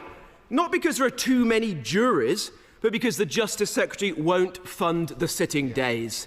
Had he done so, the backlog would have shrunk by up to 10,000 cases rather than the fact it's risen this year. The truth is, scrapping juries is a choice. This government could find the money to bear down on the backlog of asylum claims. It could find the money to spend more on benefits, just not to fund the courts to sit round the clock. Last year, the entire budget for courts and legal aid was £5.5 billion. Almost exactly the same amount of money, £5.4 billion, that we spent on illegal migrants. He defends their rights under the ECHR, but not our rights under Magna Carta. And for what? He can't even guarantee that in 4 years' time, this will reduce the backlog. With this Justice Secretary, it is justice delayed and justice denied. So I ask him, much of the rest of the package announced today is sensible, but why has it taken 17 months? The Bar Council, the Law Society, the Criminal Bar Association have all said that jury trials are not the problem. You're faced in the wrong way. It's very hard when you're looking at the doors. Thank you. Just, Mr. Speaker. So why did he not start by reforming the probation service, the court listings, and tackling delays from late prison transfers? Why has he still not taken up the Lady Chief Justice on all the sitting days she's offered him? And lastly, why on earth does this Justice Secretary think he has a mandate to rip up centuries of jury trials without even a mention of it in his party's manifesto? In his twisted logic, he says he's scrapping juries to save them. But be in no doubt, if the Justice Secretary gets away with this, is the beginning of the end of jury trials. He's already in retreat. Let's unite to send him packing for good. Justice Secretary. Well, I'm very grateful to the Shadow Justice Secretary, and I am a little surprised that in his tirade he never once mentioned victims. Not once. Not once in his clip did he talk about the people waiting in that backlog. He's boasted about himself as an armchair historian. Can I just give him a history lesson, Mr. Speaker? In 2019, sitting days in the Crown Court were cut by almost 15%. They oversaw a 12% reduction in Crown Court trials. And many of us remember, over those 14 years of austerity, the magistrates' courts that closed in local communities, the Crown courts that closed in local communities under his watch. It was a political decision, not my words, the words of the senior presiding judge of England and Wales. I wonder how he'll try to blame the pandemic for that decision. He talks about what I tweeted in 2020. We are saving and protecting jury trials. Jury trials will continue. He talks about trial by jury as if we live in the United States. 90% of criminal trials, 1.3 million, are done by our magistrate. Our magistrate in this country, which has existed for 650 years, and we are going to grow our magistrates who we believe could do more. He talks about the Magna Carta. Yes, Article 9 establishes the jury trial, which we are proud of, and 39 establishes the jury trial, and it establishes a fair trial. But he knows too that Article 40 asks us not to delay justice, and that is the substance of this debate, and that is why we need reform. He knows too that the Conservatives took juries away from defamation cases in 2013. Back in 1933, we had juries sitting in civil cases. So of course we reform. We reform to meet the needs of the system. He knows also that because of DNA evidence, because of CCTV, for a whole raft of reasons, police arresting 10% more, we have a demand issue. We must meet that challenge, and we must ensure that we put the victim at the centre of our criminal justice system. That's who it's there for, and it's why he should have mentioned them. Andy Slaughter, Chair of the Justice Committee. Mr. Speaker, can I first recognise the commitment of the Lord Chancellor and the Minister of State in grasping the issue of the Crown Court backlog, which, as Sir Brian Leveson says, is a threat to our whole system of criminal justice. The criticism of these proposals from the opposition benches comes with no solution whatsoever. Can I also acknowledge his decision to stay within the limits proposed by Sir Brian for cases which in the future will be tried without a jury. Nonetheless, these are profound changes to the criminal justice system, which not only restrict the role of juries, but substantially extend the powers of magistrates and judges sitting alone. Will he therefore evaluate the effects of these changes to see whether they, along with other measures such as increased investment, bring down the backlog, and whether they do so fairly, without bias, and without increasing conviction rates or sentence length? And if they do not deliver on all these points, will he think again? Justice Secretary. Well, I'm very grateful to my right honourable friend for all of his work in these areas. And yes, I can commit to that evaluation, which is, of course, very important indeed. And it's right to say, too, that Sir Brian found in his report, or estimated that he suspected there would be 20% faster, because, of course, it does take time for juries to deliberate, and without the necessary conveyance of information between barristers, the judge and the jury, he expects a system that's judge-led, or indeed that's magistrate-led, to be speedier. He will know too that the Magistrates' Court don't currently have a backlog, and with increasing magistrates can do a little more. Jess Brown for the Liberal Democrat spokesperson. Thank you, Mr. Speaker. The announcement today of the government's plan to reduce the use of trial by jury would be an historic upheaval of our court system with profound consequences. But the Justice Secretary has not stood up and argued in favour of judge-only trials on their own terms. Instead, he has made arguments that there is no alternative. That is simply not true. We have heard many within the legal profession argue that removing trial by jury is a misdirection for the multitude of problems that are actually underlying the backlog. These problems, caused by years of Conservative mismanagement, have resulted in countless wasted hours of sitting times, and victims failed time and time again. Perhaps the defendant does not arrive in court due to the broken private contracts. There is no interpreter. Maybe the witness care unit forgets to tell witnesses to attend, or key evidence isn't served until the day of trial, so the defence has no time to consider it, or there's not enough court staff to manage the security on the door and the trial runs late. Or our crumbling court infrastructure results in no running water, a broken lift, even flooded courtrooms. So we do need a real solution to tackle these issues which plague our justice system. But instead, the Justice Secretary intends to remove a huge number of jury trials despite his own previous opposition. All while the Ministry of Justice capital budget is being cut by 3% in real terms every year. So while I absolutely welcome the £500 million investment in victims and witness support over 3 years, the total courts maintenance backlog is estimated at £1.3 billion. So can I ask the Justice Secretary, where is the investment to fix the collapsing infrastructure in the justice system? And will he consider reopening many of the Crown Courts closed under the Conservatives, including mine in Chichester?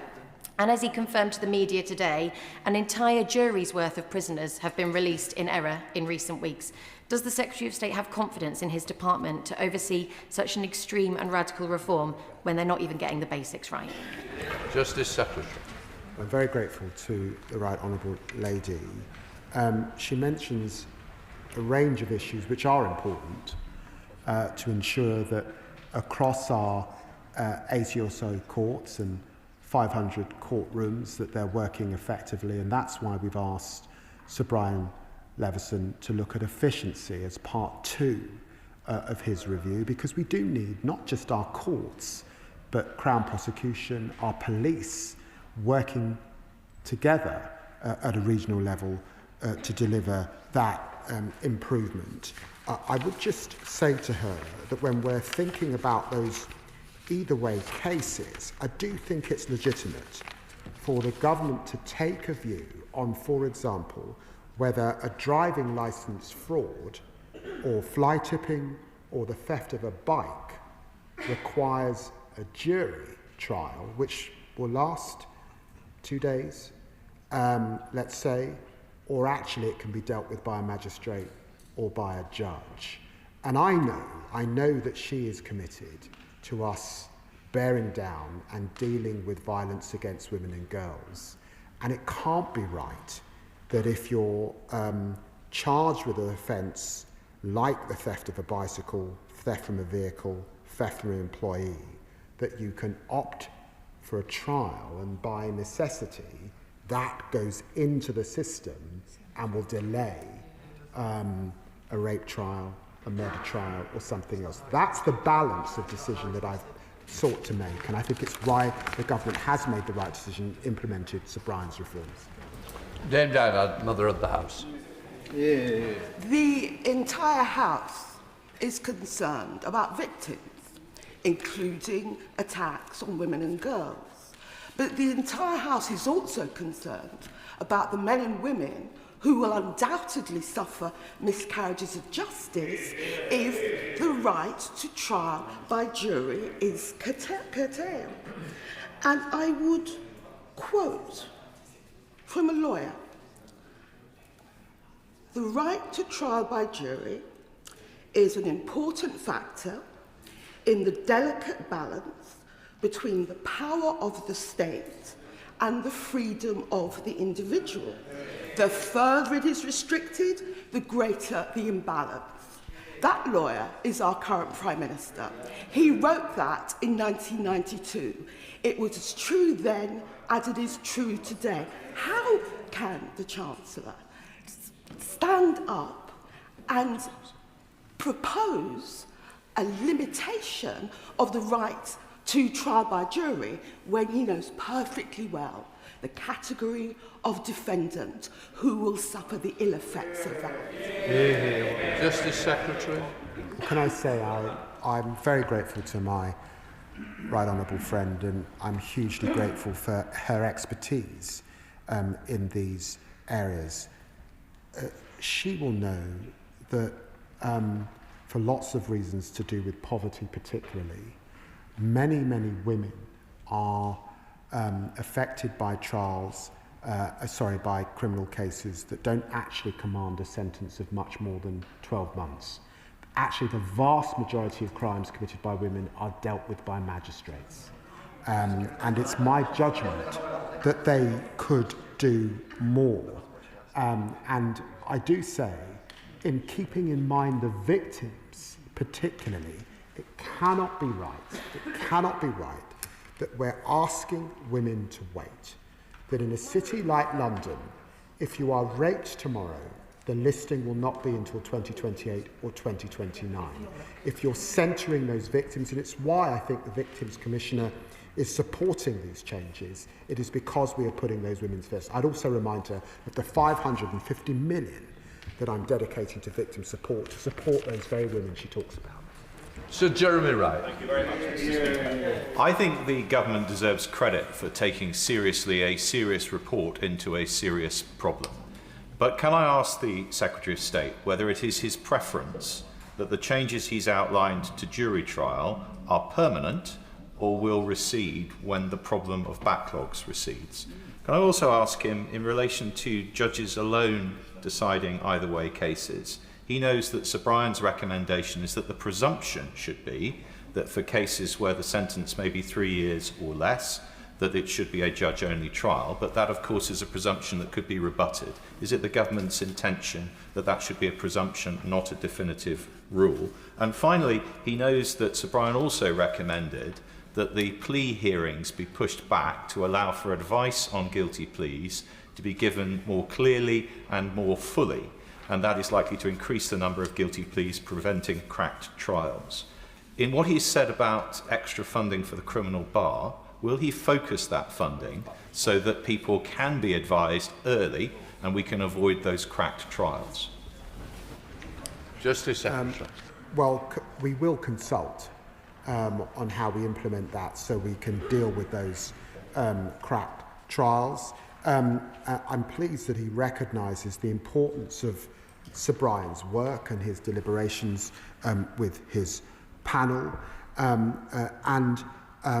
it is not my expectation that these rules would change, and that's also because Sir Brian reflected on the complexity and the demand that we're seeing in our criminal justice system. I know, with his tremendous experience, DNA evidence, phenotyping, the range of new laws that this Parliament is introducing, the increase in sexual crimes as a result of smartphones and other technology, all of that requires change in the system. So I do believe the changes that we are making will be permanent. Mr. Speaker, I understand that my right honourable friend has inherited a disastrous situation in the criminal justice system. Huge backlog left by austerity from the party opposite, so we have no truck with them. But does he fear, as I do, that restricting trial by jury will put a certain class of people in judgment over the rest of us, and that the check and balance on that is that jury can be drawn from amongst what we might include working class people, as I would describe them? Does he fear that we're going to create an us and them in the criminal justice system by taking away people's right to go to trial by jury? Justice Secretary. I do understand my honourable friend's anxiety, of course I do, but I would just remind him, Mr. Speaker, that the vast majority of these individuals will be tried by magistrates. And that historic system that we have is actually an aspect of that Article 39 Magna Carta right which is being tried by your peers, because they are people that live in every neighbourhood in our country and volunteer their efforts very importantly. Sir David Day. The Secretary of State, when he took office, swore an oath of office. It reads, "I do swear that I will respect the rule of law, defend the independence of the judiciary, and discharge my duty to ensure the provision of resources for the efficient and effective support of the courts." Now, that last bit matters. Governments of his party, my party, and before they get too sanctimonious, the Liberal Democrats too, Oh, surely not. all starved the courts, all of them, from Blair to now. And what he has to do is put that right. Because if he doesn't get sufficient extra sitting days, this problem will not be solved. And when I say sufficient extra, it's not 1,000, it's not even 5,000. It's an order of magnitude increase. Because instead what he's doing is undermining a bulwark of our Constitution. In the words of Lord Denning, it's been the bulwark of our liberties for too long for any of us to seek to alter it. So why won't he go and have his argument with the Treasury and solve this problem properly? Justice Secretary. I do understand the spirit of what the right honourable gentleman is saying, and he's right. Our courts have been starved of funds for too long. But he knows, despite the extra investment that we're putting in and the investment that we got in the spending review, new courts in places like Blackpool, it will take a considerable time. And I say to him, when we've asked Sir Brian to reflect, and he is one of our most eminent judges, would it really be right to ask the victims to wait a decade until we fix the system? It can't be. For all of the reasons that he reflects on in his report, we have got to chuck everything at it. More investment, which we are doing, reform, which we are doing, modernisation, which we're doing. Which we got Dr. Stella Creasy. Thank you, Mr. Speaker. Any of us who have supported a constituent who is in a rape trial will take no lectures from the benches opposite about how they managed our courts. There is clearly a challenge here. I think the worry for many of us is whether the Justice Secretary's own prescription is the solution, because as he points out, juries are involved in less than 3% of all criminal cases. So it is difficult to see how this measure, with all the challenges that it may bring for justice and fairness, particularly for some of our minority communities, will address that backlog. Lord Leveson himself pointed out increasing sitting days wouldn't be a solution unless we had the barristers as the solicitors. So can he make a guarantee that there will be the funding for the legal aid that is required to ensure that every defendant has decent representation?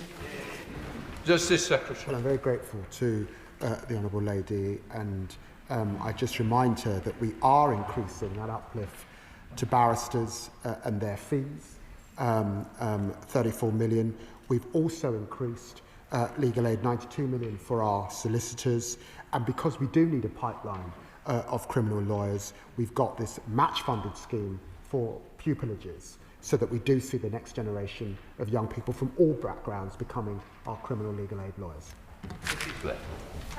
Speaker, juries are not the cause of the court backlog. If they were, we would not see similar extended delays in the magistrates' courts, which have a record backlog of 361,000 cases. The cause is not just pupillages, but also legal advisors in the magistrates' courts. Given that some of these cases with potential longer sentences will move to the magistrates' court, what additional investment will go into them so that we don't just see the problem move from the Crown Court to the Magistrates' Court and see victims wait just as long there? Justice Secretary. I say that's why we're putting money into legal advisors. That's why we're growing the magistracy. There isn't anything like the backlog in our magistrates' courts that exists in our Crown Courts. So the question is, should we leave it as a year, or could our magistrates do more? And I think 18 months in terms of the sentencing threshold is right. Richard Berben. Thank you, Mr. Speaker. I need to be honest. The prospects of citizens in our country being put away in jail for up to 3 years without the benefits of a trial by jury sends a chill through my heart. I'd also gently say that no government should ever govern as if it will be in power forever. The front bench denounce members of Reform as being Putin's pals. I think that's a fair description. Doesn't the Justice Secretary want to think again with I mean, because what would we imagine if Putin's pals, as described, were in government in this country, where people get put away for 3 years without trial by jury? How would they use this? And isn't that a frightening prospect when we make these changes under pressure and hand these changes on to forces which I think would take things even further? Doesn't that concern the Justice Secretary? Justice Secretary. I would just say to the honourable gentleman that clearly I think he would accept that justice isn't being served now. And I simply would not equate either our magistrates or our independent judiciary to anything like what we see under Putin's Russia. Dr. Neil Shasrias. Thank you very much, Mr. Speaker. Nobody would disagree with the Lord Chancellor's diagnosis. The criminal courts are in crisis. It's the treatment that is in dispute. And the question is whether the watering down of jury trials will be the solution, when in fact it's a lack of judges, it's a lack of court space, it's a lack of infrastructure and inefficiencies in the system, and crucially it is a lack of appropriately trained defence and prosecution counsel who can deal with the complexities of these cases. Is this not a case, Mr. Speaker, where the government have chosen to prioritise other areas of spending, such as welfare, over our court system? Justice Secretary. I just say to him that his party didn't come up with any solutions and the backlog continued to rise. We commissioned an independent review led by one of the country's most eminent judges, and we are now, having reflected on that review, getting on with the business of recognising what he said, which is there is not a silver bullet, we have to do it all, and we are building on the reform he asks us to do. MacDonald. Can I welcome the additional money for the criminal aid advocates and also more pupillage? But if we are to rely more upon single judges and often sitting in alone, isn't there a need for greater transparency with regard to the selection of those judges, even to the point of individual selection on individual cases? I've written to the Secretary of State this morning on behalf of a number of our members about a particular instance of a disappearance of a judge. I'd be grateful if we could read that letter and possibly we could meet with a group of MPs concerned about this matter. I will read that letter and commit to myself for the Minister of State meeting with him and the MPs. And he's absolutely right. Transparency is core. And when I looked at this in the Lamy review, I was very concerned that too often what happened in our magistrates' court, what happened in our Crown Court, there were not the transcript, it was not easy. And that is absolutely part of what we are now investing in, particularly with AI as technology, and we will be coming forward with. Liz Sutherland. I rise as the co-chair of the Justice Union's parliamentary group. Carnarvon Justice Centre is only 16 years old, but the roof leaks when it's raining and the heating doesn't work. So I'll list some of the root causes why criminal courts are processing fewer cases. High workloads, staff shortages and inexperience, poor administration, crumbling buildings. So how does he think that undermining one of the basic tenets of English and Welsh law is going to be a solution to those problems?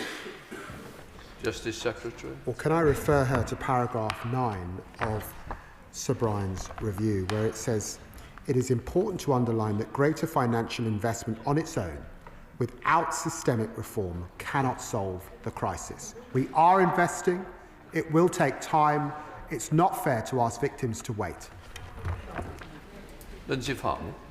Thank you, Mr. Speaker. Mr. Speaker, I spent 2 decades working on the front line in the criminal justice system, and I can tell you now, this is a crisis that has been building for years and years and years. I spoke to one of my former colleagues today to ask him how things are, and he said, something has to be done.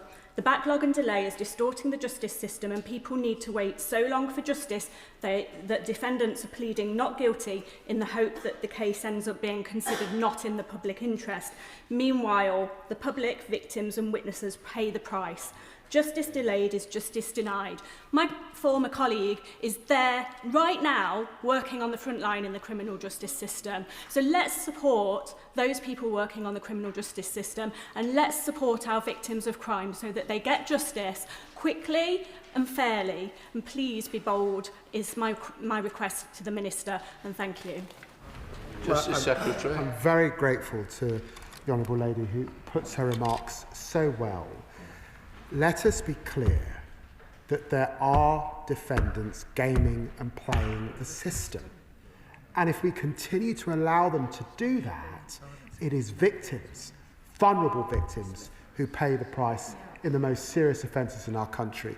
That is why it is not just about financial investment. It has to be about reform.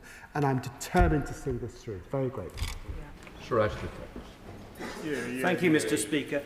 Sir Brian Leveson made a number of recommendations in his report to reduce the Crown Court backlog, many of which are welcome, but curtailing the right to a jury trial is not one of them. So will he instruct his department to publish the modelling they will have undertaken, so we can see how much effect each individual recommendation will have in tackling the backlog, so this House can take a view on its efficacy before we vote on his legislation? I cannot say that there will be an impact assessment at the point of legislation, of course. And Cox. Thank you, Mr. Speaker. The governance of jury trials has changed quite considerably over time, dramatically so in the 19th century and again in the 1970s. In both cases, in order to enhance and improve public access to justice. Would the Lord Chancellor agree with me that if our traditions, including our legal traditions, are to endure, they need to adapt? Yes, Secretary. She's absolutely right.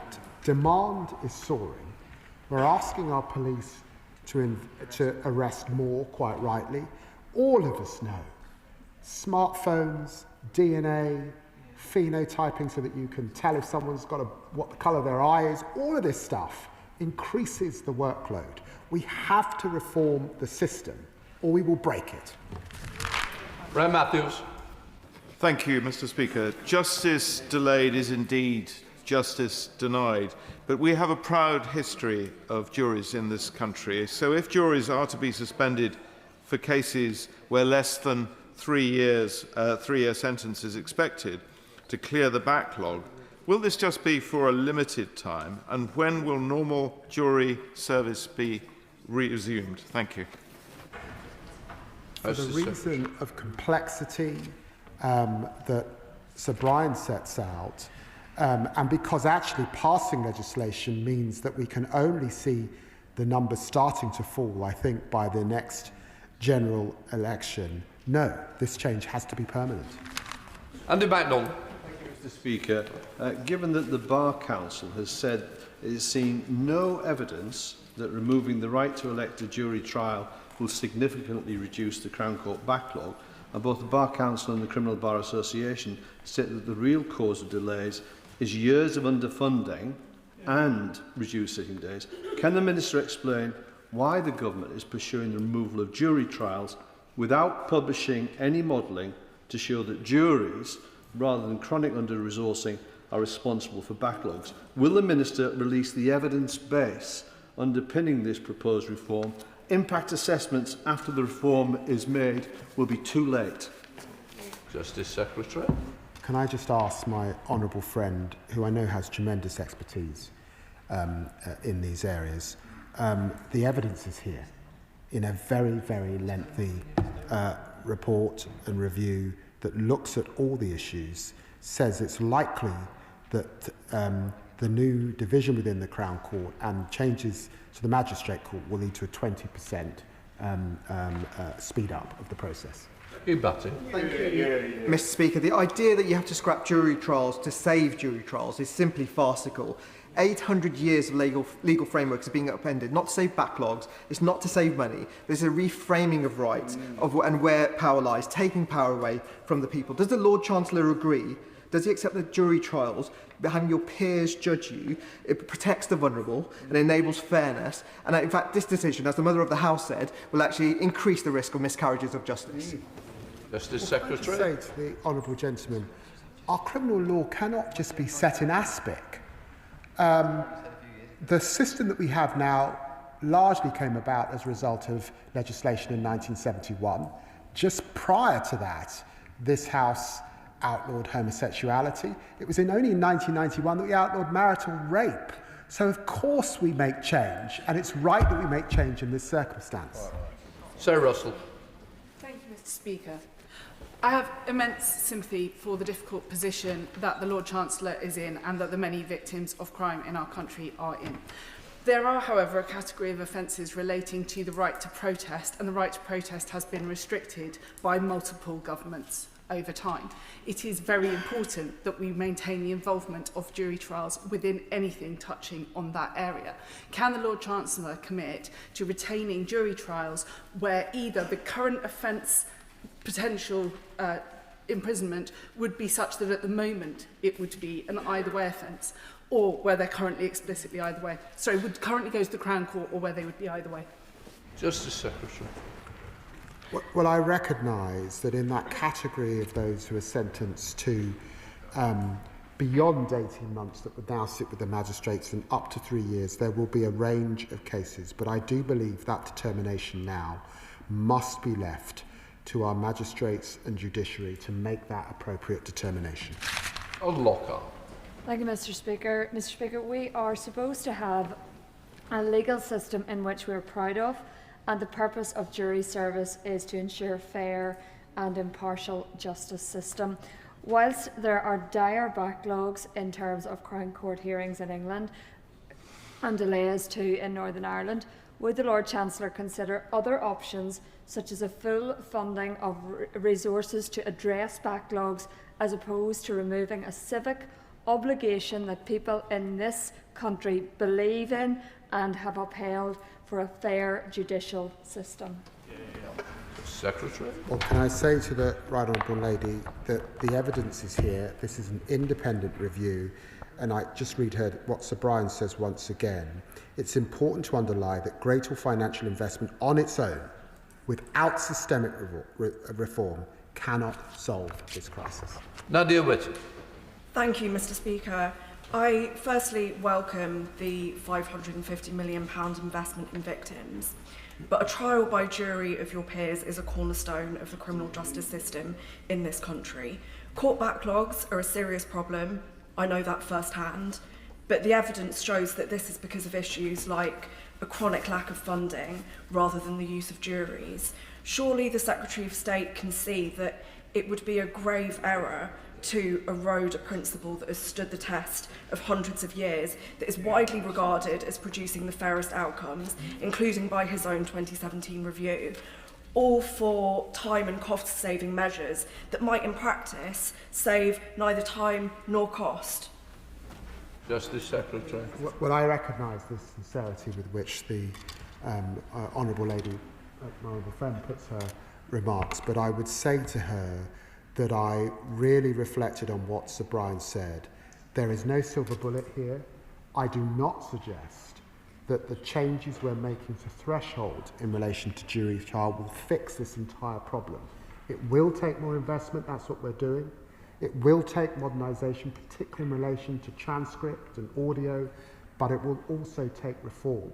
And we have reformed the criminal justice system in the past. We can do that again in a way that is fair and right for everybody. Mahendra. Thank you, Mr. Speaker. In the event a volunteer magistrate makes a mistake and jails someone for 2 years, now that person's automatic right to a rehearing is removed, can the Justice Secretary confirm whether he believes this is efficiency or just easier wrongful imprisonment? Justice Secretary. Of course you would get permission to appeal where the circumstances are legally correct. Of course you would. Render Jess. Mr. Speaker, I welcome the proposals being made to tackle the court backlogs and the delays, and the previous government did nothing to address this. But can the Secretary of State please confirm that this government will preserve the sanctity of jury trials, but the changes relate to only some of either-way offences, which are considered to be less serious and can therefore be properly dealt with by magistrates who already deal with 90% of criminal cases? Justice Secretary. Yes, I can. Very grateful. And I'd want to confirm, for every victim of a crime, it's serious. But the decisions that I'm making from the dispatch box are about length of sentence, asking our magistrates to go up from 1 year to 18 months, and asking this new division within the Crown Court to deal with 18 months to 3 years. Thank you, Mr. Speaker. Does the Secretary of State not agree that his policy to abolish trial by jury in all but the most serious of cases undermines the whole foundation of law and order in this country and risks the further politicisation of our judicial system, with judges acting alone as the state and no longer being held to account by the people in the form of a jury? Secretary of State. No, I do not. Catherine Atkinson. Thank you, Deputy Madam Speaker. Victims are waiting for years to be able to see their cases go to trial. Christmas after Christmas, unable to heal or move on. The backlog at a record 78,000 cases, and a backlog that was growing under the Conservative government before the COVID pandemic. Does the Secretary of State find it as galling as I do, the hypocrisy and faux outrage of the Conservative opposition, that reform is needed to clear up the mess they made of our criminal justice system? Secretary of State. She puts it very well, and as I said, I was worried that the Shadow Justice Secretary did not mention victims at all in his statement. He did not talk about their record in office. There's been a lot said about further investment, but effectively behind those questions is that we should ask victims to wait another decade while that investment. I don't think we can do that. Sian Berry. Madam Deputy Speaker, I appreciate the focus on victims, but has the Secretary of State considered the risks of removing juries with, where there are charges with state or corporate victims if we are to preserve dissent, whistleblowing and protest? And given big concerns raised about representation among judges, is he concerned about the potential for really damaging attacks on and politicisation of individual judges and their decisions? We have got to protect our judges, and there is an increased climate in which judges are concerned about their security because of statements, some of them from this House, that would undermine the independence of our judiciary. Kim Johnson. Thank you, Madam Deputy Speaker. The proposed new SWIP courts will mean decisions regarding guilt will be made by judges alone, who have had sight of inadmissible and potential prejudicial evidence. So, can the Secretary of State give assurances that judges' decisions are not influenced by inadmissible evidence, bearing in mind the significant consequences for both victims and defendants involved in cases no longer eligible for jury trials? And if this policy goes ahead, will he consider a non-extendable sunset clause? I'm very grateful for the question, and I will reflect on the evidence point that my honourable friend makes. I've said that I don't believe that a sunset clause would be right in this area because of the demand and the complexity that Sir Brian also refers to, and frankly because legislation will take some time. I hope to see the backlog reducing by the next election, but I do believe these changes have to be permanent. Martin Vickers. Thank you, Madam Deputy Speaker. Tony Blair's administration brought in similar proposals and was eventually forced to abandon them thanks to opposition both within this House and beyond. The same appears to be, a coalition of opposition appears to be building up yet again. Reflecting on the reply that the Justice Secretary has just given, could I urge him to reconsider the sunset clause as being the only way that he might actually get this proposals through the House? Well, can I just say to the honourable gentleman,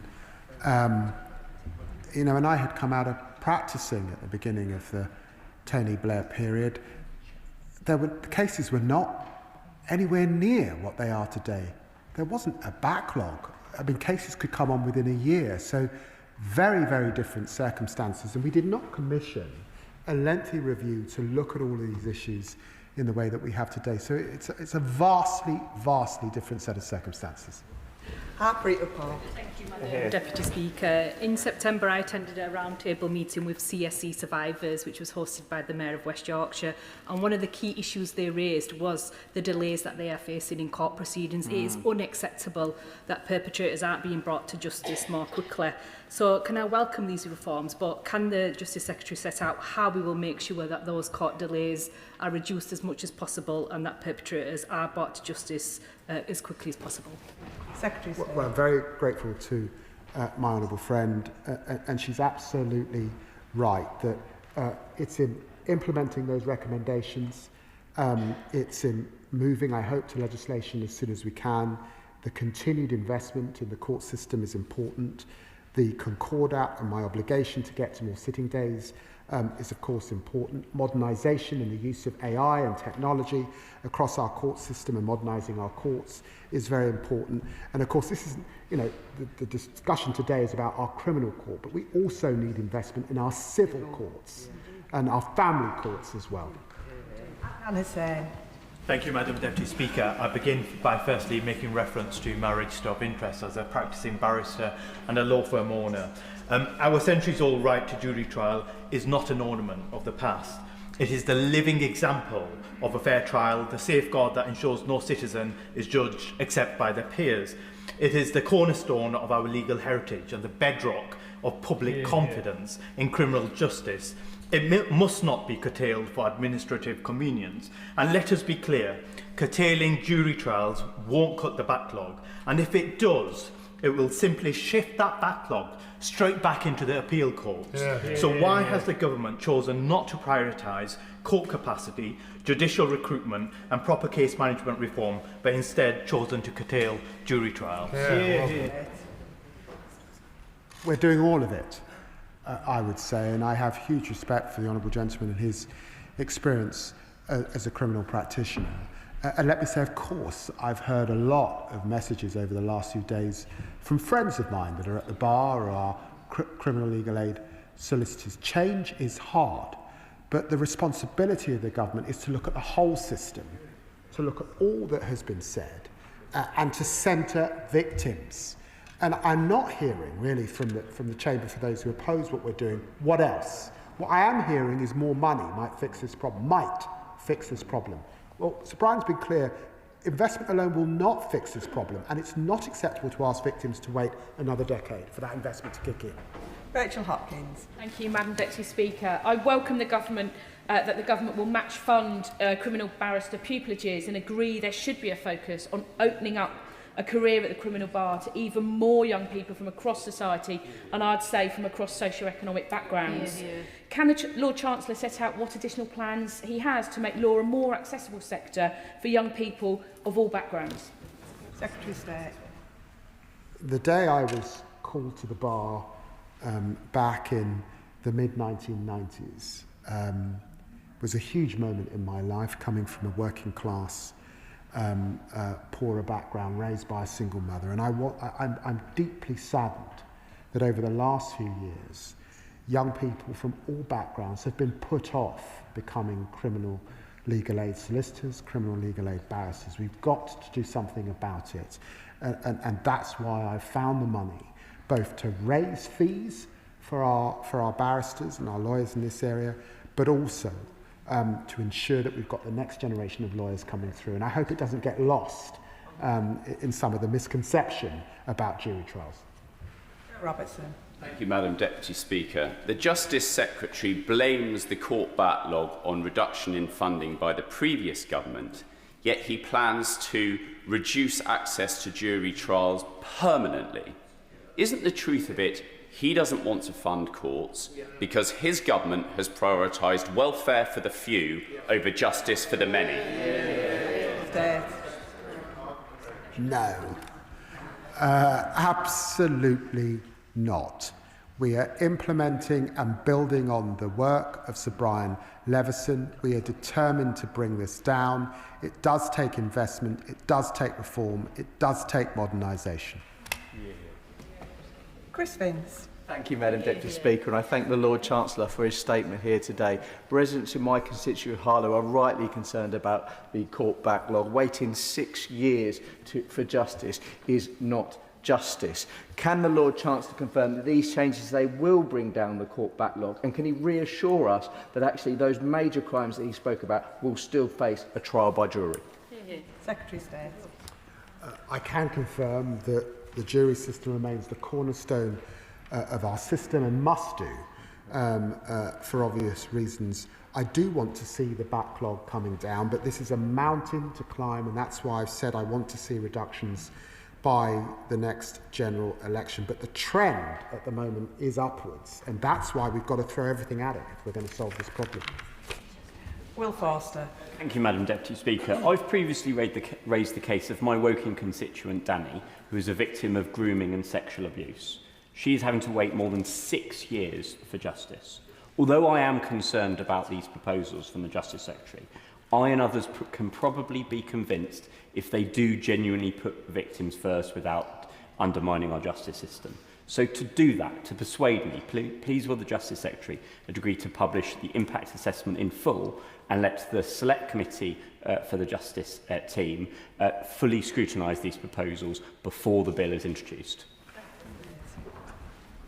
Well, as you would expect, of course there'll be an impact assessment at the point of legislation and the full scrutiny of these proposals, both in this place and in the other place.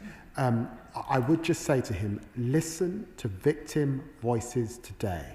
Listen to our victim commissioners. Listen to those groups that support victims. They are supporting these proposals because they know that combined, not just unilaterally, but combined, they are the best attempt that we've got to recalibrate and bring the system back to where it should be. Robin Swan. Thank you very much, Madam Deputy Speaker. Justice has devolved to Northern Ireland with the exception of the regulation of non-jury trials. On the 9th of June, a Northern Ireland minister in a committee of this place on the extension of non-jury trials in Northern Ireland actually said, the Secretary of State has asked officials over the next 2 years to examine how Northern Ireland could move away from those provisions, being non-jury trials. Is that still the government's mind? Secretary of State. Well, Northern Ireland, of course, is in a special and a unique position in relation to this issue, and I'm happy to get the appropriate minister to meet with him and any colleagues to discuss these issues. Alison Bennett. Thank you, Madam Deputy Speaker. I'm hoping for the avoidance of doubt that the Justice Secretary can rule out any changes to inquests with the jury which are required when the deceased has been detained by the state. These inquests are also subject to agonising delays for bereaved families. Given those delays, can he set out what plans he has to address backlogs in the coroner's court? Well, I'm very grateful for the question, and I can rule that out, and happy to have the Minister discuss what we're doing in the coroner's court with her. Ayub Khan. Thank you, Madam Deputy Speaker. Can I declare an interest as a practising criminal barrister? Before the Justice Secretary tears up clause 39 of Magna Carta, which guaranteed that no free person shall be imprisoned except by the lawful judgment of their peers, I asked him to consider only a few weeks ago I was in the Crown Court in Birmingham where a matter was delayed and adjourned because we didn't have courtroom availability. So eliminating juries will not solve backlogs in the way he describes, but it will erode public confidence in the very principles that have protected our justice system for over 800 years. So I accept justice delayed is justice denied, but I'm sure the Minister will also understand justice must not only be done, but must be seen to be done, and that can only be done by juries. Hear, hear. Well, I note he accepts that justice delayed is justice denied, but then doesn't come up with a solution. Does he respect Sir Brian Leveson and his work? Does he recognise that it's important that we do reform the system so it's fit for purpose and fit for the next generation? Does he accept, he must accept, as a criminal practitioner, the huge demand and the changes that we've seen in criminal practice since I qualified as a lawyer 30 years ago? Of course he does. Jim Allister. Madam Deputy Speaker, having spent my professional life practising in the criminal courts in Northern Ireland, where we have had both jury trials and non-jury trials to deal with terrorist offences, I must say to the Justice Secretary that whatever the intellectual capacity of a judge, they do not have the practical life experience collectively of 12 jurors. And it is that which brings superior credibility to a jury verdict. Yeah. So could I suggest to the Justice Secretary that to dissipate juries is to strain the quality of our justice, particularly in circumstances where the presiding judge will have to both decide on the admissibility of evidence and then to put from his mind evidence he might have dismissed when reaching a verdict, and nonetheless convey to the public that justice has been seen to be done. Well, I'm hugely respectful of the honourable gentleman's experience in these areas. We do ask our judges across a whole range of areas to make life-changing decisions. I'm the father of an adopted daughter. There is no greater decision than you can make, believe me, to take a child away from its birth parents. So judges do have to make difficult judgments, and they do so with the assistance, of course, of those who give evidence before them. So I do believe we can do this, and I just ask him to reflect on that 3-year threshold and the sorts of crimes in which we're asking our magistrate and our judges to make those fine judgments. Iqbal Mohammed. Thank you, Madam Deputy Speaker.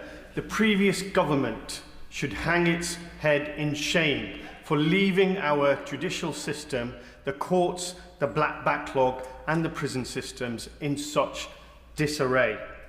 A 2022 survey of 373 legal professionals conducted by Barrister Keir Monteith KC and the University of Manchester found 56% of respondents had witnessed at least one judge acting in a racially biased way towards a defendant, while 52% witnessed discrimination in judicial decision-making, concluding that there is institutional racism in our justice system. Given the Justice Secretary now seeks to remove juries, does he foresee greater injustice, prejudice and racial discrimination in our courtrooms? And what steps is he taking to tackle the existing and likely increase in institutional racism? The honourable gentleman knows that the previous Prime Minister David Cameron and Justice Secretary Michael Gove asked me to conduct the Lamy Review. And in that review, I did recommend that training, which was not happening in the way it should happen, and it's now happening. I was concerned about the diversity of our judiciary and our magistracy. That has improved, more to do. But say in London, with 31% of our magistrates are now from an ethnic minority background. And of course, it's also important that in the changes that we're making, we will now get the judges' reasoning, which of course lawyers like those on the back benches can challenge. Where you've got a jury, you don't get the reasoning. And I think that is important as we look at these issues of accountability. Madam Deputy Speaker. Point of order, Dr. Kieran Muller. Thank you. During the questioning, the Justice Secretary referred to the Victims Commissioner supporting these proposals. I wonder if the Justice Secretary would be able to clarify the record. The Victims Commissioner sadly passed away a number of weeks ago and cannot possibly have seen these proposals. I wonder if the Justice Secretary was referring to the incoming Victims Commissioner who starts in January, but her statement released today makes no reference to the Justice Secretary's proposals on changes to jury trials. And I wonder if he might have inadvertently misled the House or about that. That is not a point of order for the Chair, but the Secretary of State wants to respond. Well, just to clarify, I did discuss these proposals with the incoming Victims Commissioner, and today there was a Violence Against Women event held at number 10 with many victims' organisations, and of course with them and with my colleague, the Minister of State, who's in her place, who will make the next statement, there is wide welcome of these proposals. That concludes the statement. And before we move on to the next statement, I have to notify the House, in accordance with the Royal Assent Act 1967, that the King has signified his royal assent to the following acts. Public Authorities Fraud, Error and Recovery Act 2025, Property, Digital Assets, etc. Act 2025, Animal Welfare, Import of Dogs, Cats and Ferrets Act 2025, Border Security, Asylum and Immigration Act 2025. We now move to the next statement. I'll just give a few moments for the front benches to swap over. Every time.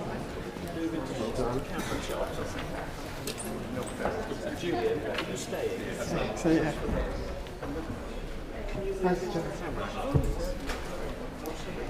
Statement, Minister Jess Phillips. With permission, Madam Deputy Speaker, I would like to make a statement on the Angelini inquiry.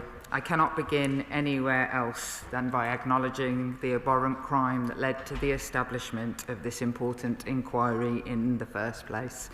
Sarah Everard's murder by a serving police officer was a betrayal of trust so wretched that it defies belief. None of us will ever forget the collective sense of sorrow, outrage and revulsion that swept across the country in the aftermath. There were far-reaching implications for policing and the public's confidence in those who are meant to serve and protect communities. And let us always remember that this began with a young woman losing her life. A beloved daughter, sister and friend gone because of an act of pure evil. Today I am thinking of Sarah and of the years denied to her and of her loved ones. They are in all of our hearts, as are the other victims of violence against women and girls who have lost their lives. As the Justice Secretary said, I've been with some of them this morning, and we hold them, and I'm sure I speak for the House, very closely in our hearts. Part 1 of the Angelini inquiry focused on the career and conduct of Sarah's killer, while Part 2 was commissioned to examine broader issues in relation to policing and the safety of women. The first of 2 reports that will make up Part 2 of the inquiry has been laid before the House and published today. It examines what more can be done to prevent sexually motivated crimes against women in public spaces. The report starkly highlights that many women do not feel safe due to the actions and behaviours of predatory men, and they are assuming the burdens of their own protection themselves through avoidance measures such as not going out at night, avoiding dark streets and modifying their use of public transport. This is, as we all know, utterly unacceptable. As the inquiry chair, Lady Ailish Angelini, puts it so clearly in the report, somehow we have simply come to accept that many women do not feel safe walking in the streets. This is a substantial and significant report, and I would urge all members to read it in full.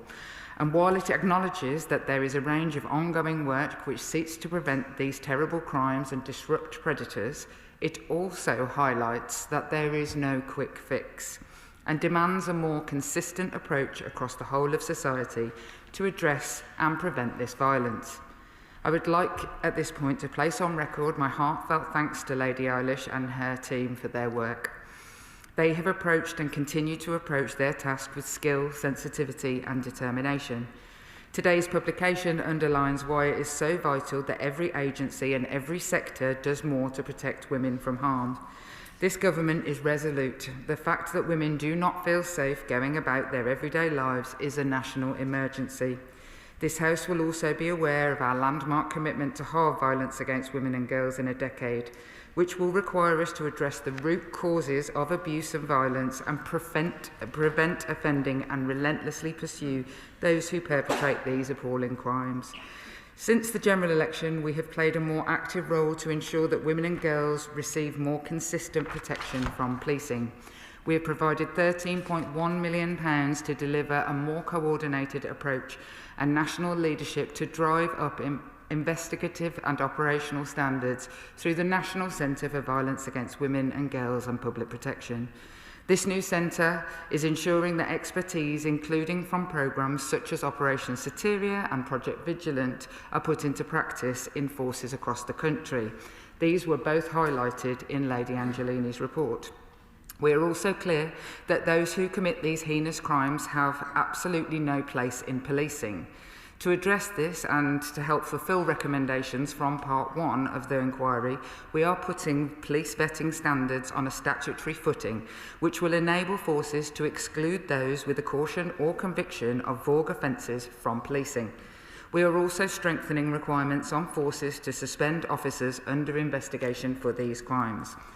I know there is a great deal of interest in our up-and-coming VORG strategy, and I have been in number 10 this morning with the Prime Minister and stakeholders working on it today. It will deliver a bold step change in how we address violence against women and girls as a government and a society over the next decade. As the inquiry report highlights, we cannot address entrenched issues in isolation. We must draw on all of society, and I place emphasis on this being a truly cross-government strategy. Prevention is fundamental to our approach. Alongside strengthening our response to target perpetrators and stop them causing harm, having lived and breathed its development over several months, I am as eager as everyone else to get it out there. It will undoubtedly answer some of the issues raised in this important report. It is on its way very soon, and I am confident it will live up to expectations. As Lady Eilish highlights, too little has been done to deliver consistent protections for women and girls, and progress has fallen short. We find ourselves at a moment of reckoning. As someone who has spent their working life trying to secure real lasting change, I know it will not be easy, but in honour of the victims and their families, and for the sake of women and girls across England and Wales, we must succeed. And this government won't stop until we have. I commend this statement to the House. Shadow Minister, Matt Vickers. Thank you, Madam Deputy Speaker. I'd like to thank the Minister for advance sight of her statement and for coming to the House to speak to the incredibly disturbing and damaging issues outlined in today's report. Over 4 years ago, the reprehensible abduction, rape and murder of Sarah Everard shocked us all, and it forced the police to confront their failure to remove Wayne Couzens as a police officer. The crime was vile and abhorrent, extinguishing the life of an incredible young lady in the most awful way. We should never forget the impact of this crime, with Sarah's mother describing the final hours of her life as a constant torment to the family. I know that Sarah, her family and her friends remain in the thoughts of the whole House and people across the country today. This incident underlines our responsibility to confront not only the problems outlined in this case, but also to go beyond any single evil person and tackle challenges in our police and society more widely. Sarah's murder had a profound effect on women. As this report outlines, women changed their travel plans, their routines and their lives out of fear for their safety. I'm sure the whole House will agree that is simply not acceptable. This reflection is critical, as we will always support the police and have advocated the need to give them the powers required to tackle crime in our society. However, that support is predicated on a deep responsibility, which extends beyond the responsibilities to which many in our society are bound. As the Code of Practice for Ethical Policing notes, effective policing is built on public trust and confidence. This depends on a policing profession that is ethical and professional in the way it respects, listens, responds and improves and serves the public. As the Minister will be aware, the terms of reference for Part 2 were set and published in May 2023 by my right honourable friend and the then Home Secretary, the Member for Fareham and Waterlooville. The scope appropriately asked the Government to cover the three broad areas set out by the Minister today: recruitment and vetting, police culture and standards, and the prevention of sexually motivated crimes against women in public spaces. This report highlights our responsibility to ensure women and girls feel safe in public spaces, where there is clearly a significant gap today. The Minister, in her role, rightly mentions some of the steps the Government are taking to tackle violence against women and girls. In this spirit, I recognise the important steps taken by the last Government, which brought forward Operation Soteria, a programme highlighted by Lady Eilish in her statement this morning, which sought to radically transform the way police and the Crown Prosecution Service investigate rape, and which I understand the Government are implementing the principles of in training. This was among a range of other measures set out when the first part was published, but as was acknowledged, we need to go much, much further. Therefore, I hope the Minister can follow through on what she outlined today and ensure that the Violence Against Women and Girls strategy is published having been delayed over the past year. The Minister's statement today also does not mention the use of data, a point the report suggests is lacking. Can she provide assurances that the government, in the strategy, will have a comprehensive plan for implementing better data recording, encompassing and publishing a wider array of data pertaining to violence against women and girls?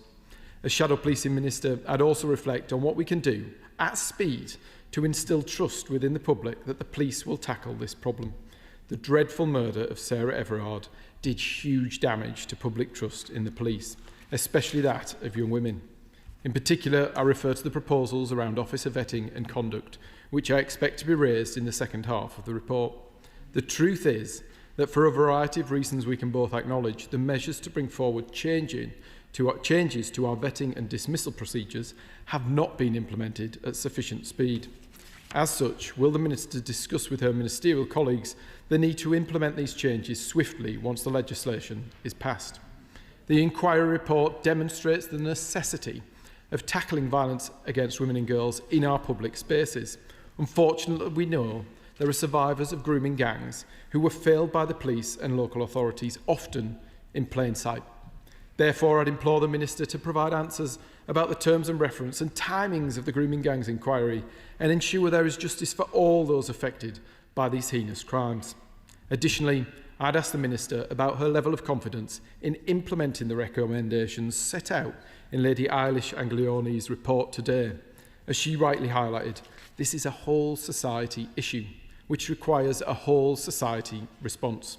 The Minister has herself highlighted some of the challenges in achieving cross-government responses to the violence against women and girls strategy, and I hope she'll now be able to drive forward the change needed to protect women and girls. Minister. I thank the honourable gentleman and I thank him both for his tone and genuinely constructive questioning on the matter.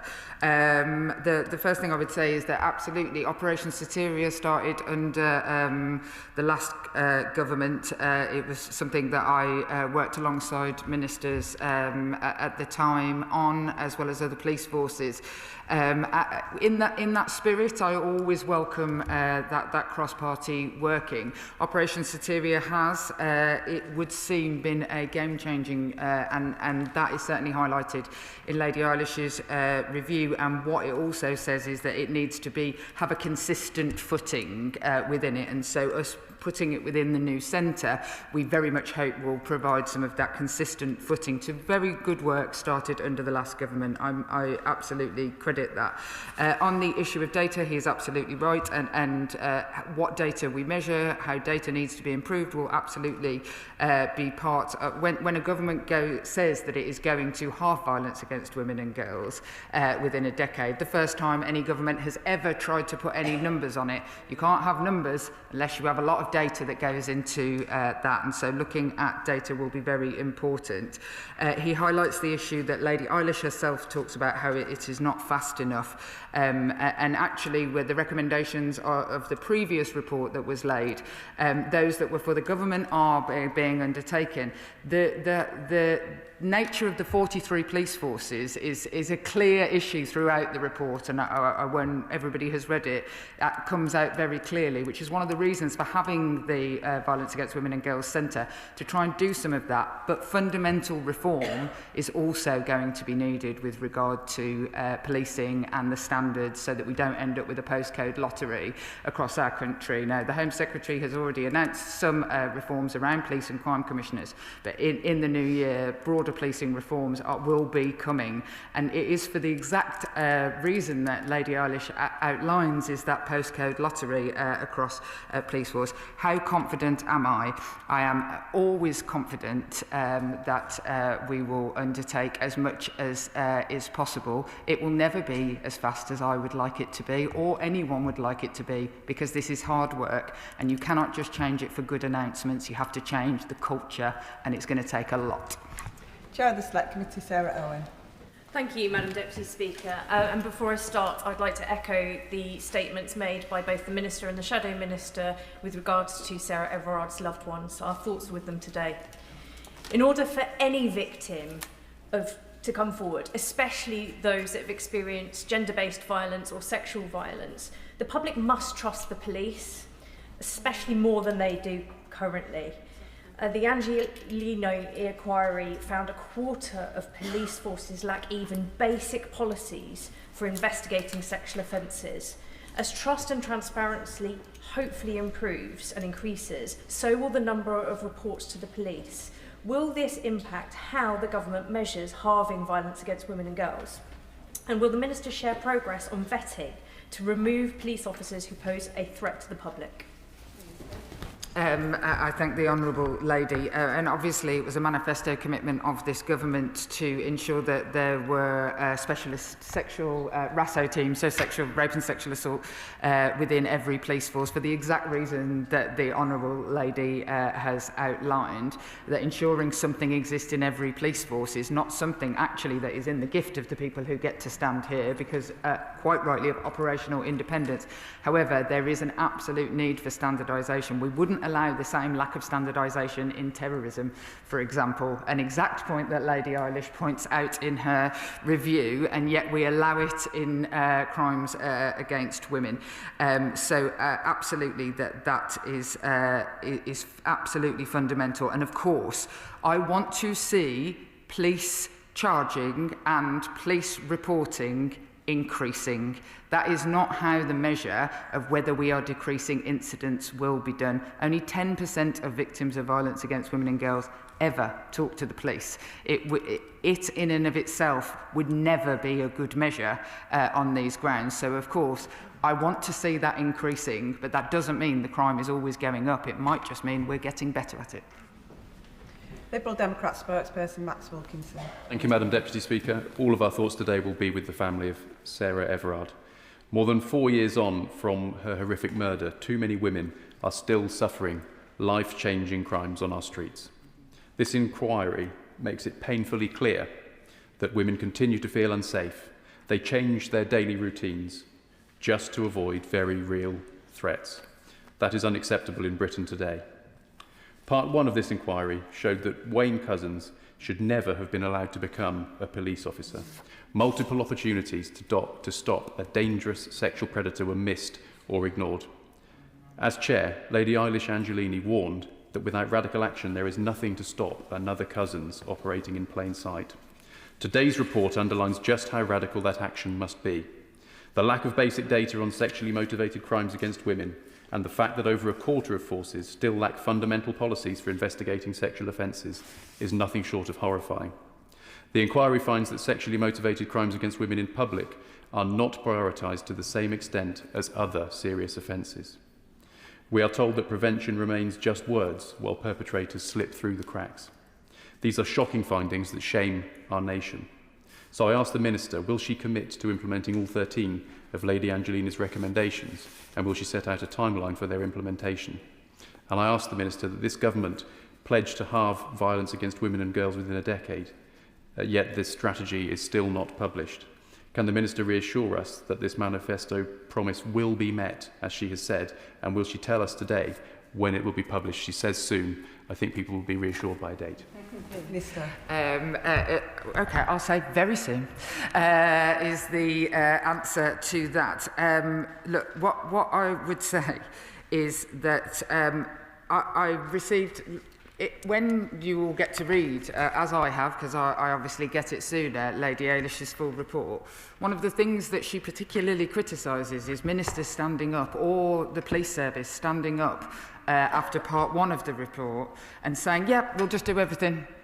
And then going away and looking and thinking, oh, hang on a bit of this, bit of that. So what I'm going to do is I'm going to give her the respect that she deserves and take away all of the recommendations before I say exactly what I am going to do. What I will say is that when others do get to read the strategy, that actually, and I was interviewed by Lady Eilish as part of this work, as part of this review, that it will answer many of the questions that are in the report.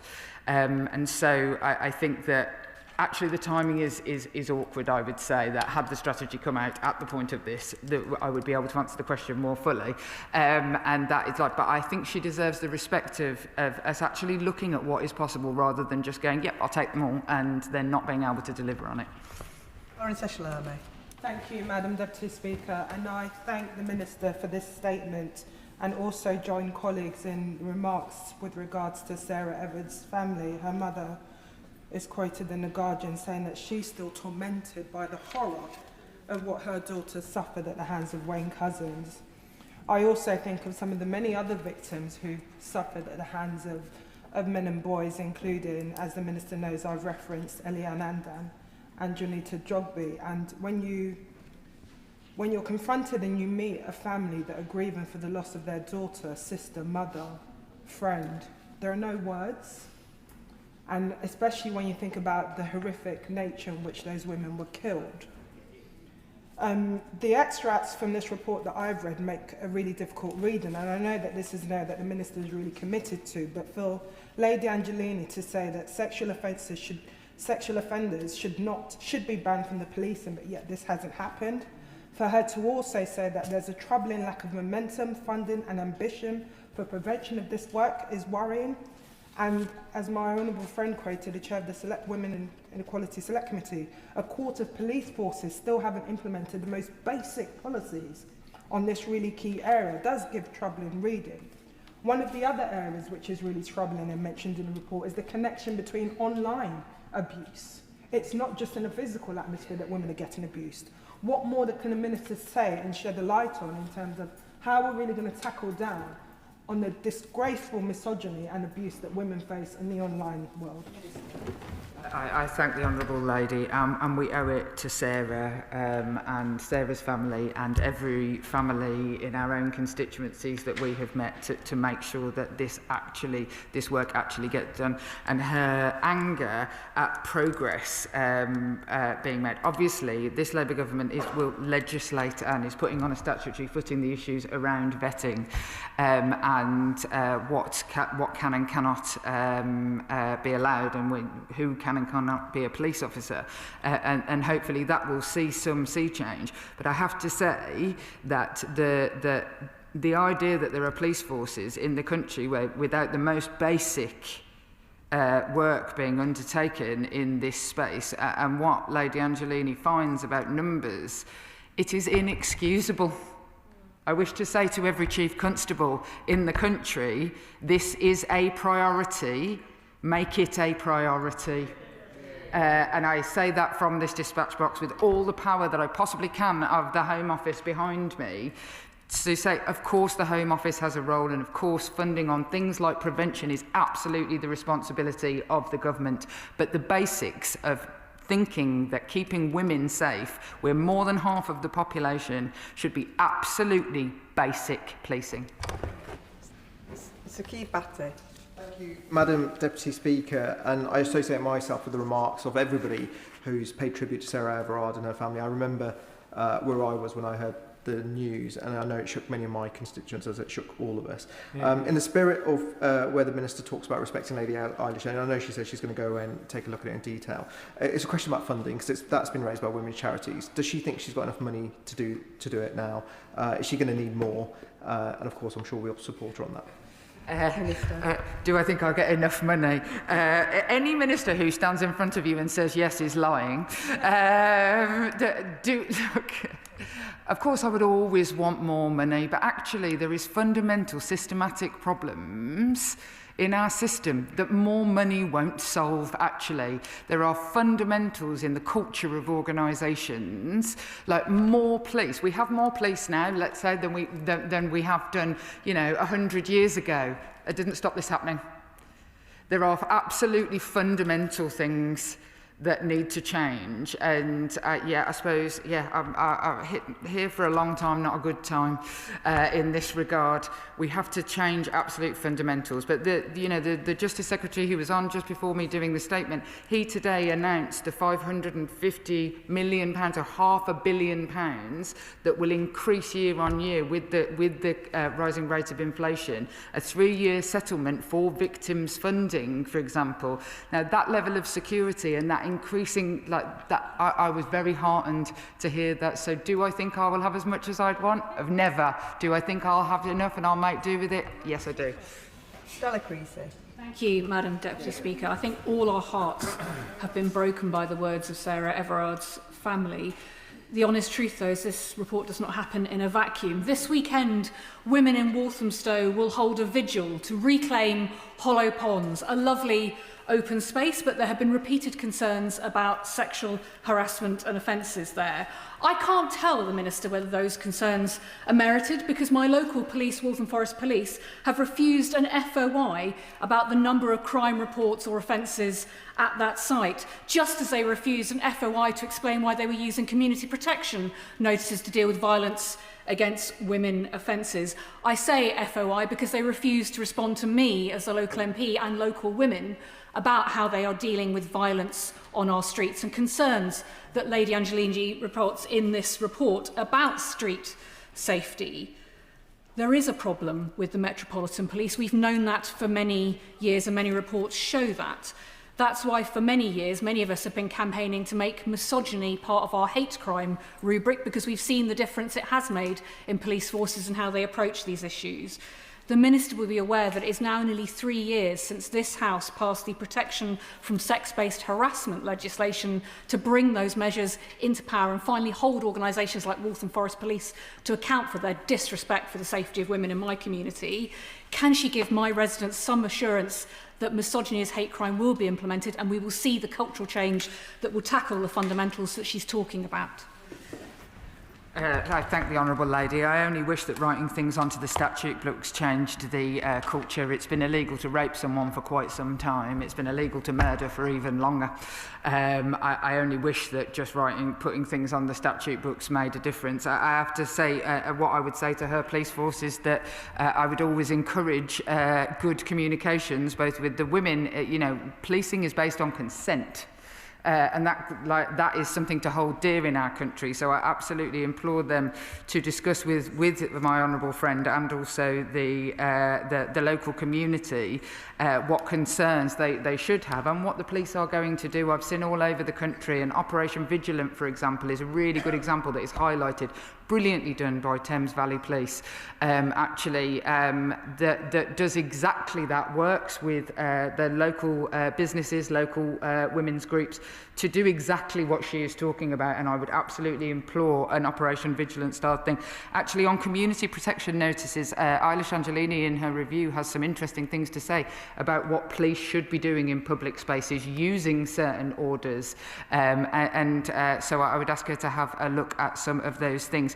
In the Violence Against Women and Girls strategy, we will be talking about some of the issues that she has raised here today. But as I have said, that just putting things on the statute book doesn't necessarily mean that operationally that's going to be brilliant. And so my job is to make sure that before I commence anything, that it can actually work in practice. Sarah Dyke. Madam Deputy Speaker, may I associate myself with the comments from across the House today. My thoughts are indeed with Sarah Everard's family and all of those lives who've been impacted by violence against women and girls. The landmark 2019 study into rural domestic violence found that abuse lasts longer, is more complex and is harder to tackle, while policing response is largely inadequate in rural areas. Years later, the figures don't suggest any significant improvement in outcomes for victims and survivors in rural areas. So at a time when stresses faced by farmers could see victims left trapped in isolated rural communities, how will the refreshed Violence Against Women and Girls strategy improve outcomes for victims in rural areas? I thank the Honourable Lady, and actually, I am by no, whilst I am an expert in this particular field, I am not an expert on rural communities, and absolutely, the disparity and the need for better by and for services. We have by and for services for other sort of underrepresented communities, and I really, really feel actually, and I'm not the person to do this, and so I implore her to act, that there needs to be a considerable greater lobby around rurality and violence against women and girls, and I am totally here to hear it and to work alongside, because that is absolutely the case. What I must point out, though, is that the idea that stresses faced by a particular community cause violence against women and girls is not something like the vast majority of people who face stresses in their lives, the vast majority of men do not go on to abuse. Violence against women and girls and the causes of it, which Lady Eilish points out, there is little prevention, and I very much hope to change that, and that is my main focus. There is very little prevention in that, actually are rooted in something quite different. Pam Cox. Thank you, Madam Deputy Speaker. I welcome the work of the Angelini inquiry into the appalling murder of Sarah Everard. I also welcome the Minister's update on the government's strategy to halve violence against women and girls over the next decade, and she knows that representatives from 4 select committees met recently to help to do our bit to advance that work, and I'm sure she can be assured of our support with that. Can she give an indication of the kind of implementation and engagement that will follow the publication of the strategy? I can give an example from this morning. So this morning, with a series of around 60 stakeholders from children's, women and girls, perpetrators, lots of different civil society, business. We were over in Downing Street with the Prime Minister, and it wasn't an event that was about, you know, drinking warm wine and eating nibbles. It was a working event to look at how we actually implement things. I know that people, and you know, it's fair enough to criticise the delay in the strategy. The strategy is a piece of paper. How you actually make it work is much more important to me, and so working with stakeholders and providers, and I welcome genuinely people in this house, just because we wrote something down. What I have learned over the years and felt slightly, if you don't mind me saying, gaslit by, is people telling me the sky is blue, and then every case I handle tells me something else. Sir Julian Lewis. The House is rightly united in horror at what happened to Sarah Everard and in sympathy for her family.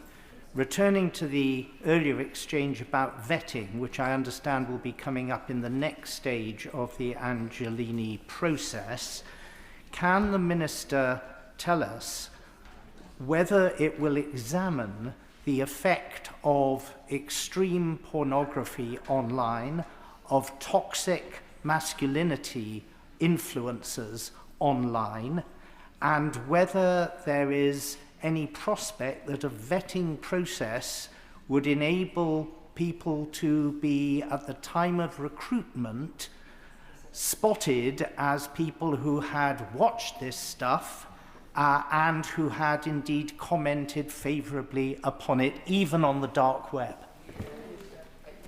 The Honourable Gentleman makes a very, very key and important point that actually in part 1 of the Angelini inquiry, she made recommendations with regard to police psychological testing prior to recruitment of people based on this exact issue. She also references quite heavily in this report Baroness Burton's review into violent and misogynistic pornography. So it absolutely will be an issue. So the police faithfully said that they would undertake all of the part 1 of the Angelini, and of course the next stage is looking much more not just at Wayne Couzens and the vetting, but also the case of David Carrick as well, and looking at vetting. But absolutely, undoubtedly, she is already, from her own words, thinking about the psychology in this regard, and it is at the forefront of her mind.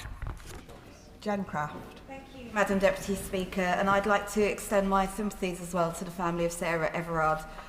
Like many people, I found that my trust in the police service was fundamentally shaken by the events that led up to Sarah Everard's murder. And then it was reinforced later when I saw how badly the vigil was handled or mishandled by the Metropolitan Police. and how women who had gathered just to grieve and show their solidarity and support for Sarah Everard's family were treated, compared to how a football celebration was policed similarly, which was predominantly attended by men. It filled me with rage. It shook my kind of trust and made me question who the police are operating for, and whether they take the concerns of women, particularly women who face violence and sexual abuse, seriously. And since becoming a Member of Parliament, I've heard far too often from my own constituents about how when they have approached the police, particularly with incidents of coercive control, they've felt dismissed and not listened to and not taken seriously. So I would like to ask the Minister if the upcoming Violence Against Women and Girls strategy will look at the root cause of violence against women and girls, which is rampant misogyny in our institutions and in our society. Minister. I thank the Honourable Lady. With regard to her comments on trust in policing, nobody dislikes a bad copper like a good copper, is what I think I would like to say. And I go all over the country and meet, and obviously the ones that I meet are the ones who are doing innovative, brilliant things in their local police forces. That's why I go out and see them.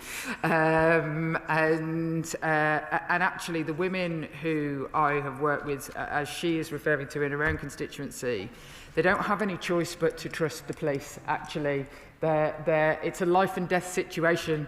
And so we have to make sure that across the board, the very best thing that we can do to improve trust in policing is make the response to the crimes that she highlights to be good, responsive. We're not going to get what we want in every single case where somebody gets thrown in prison, but we have to make sure our systems do that.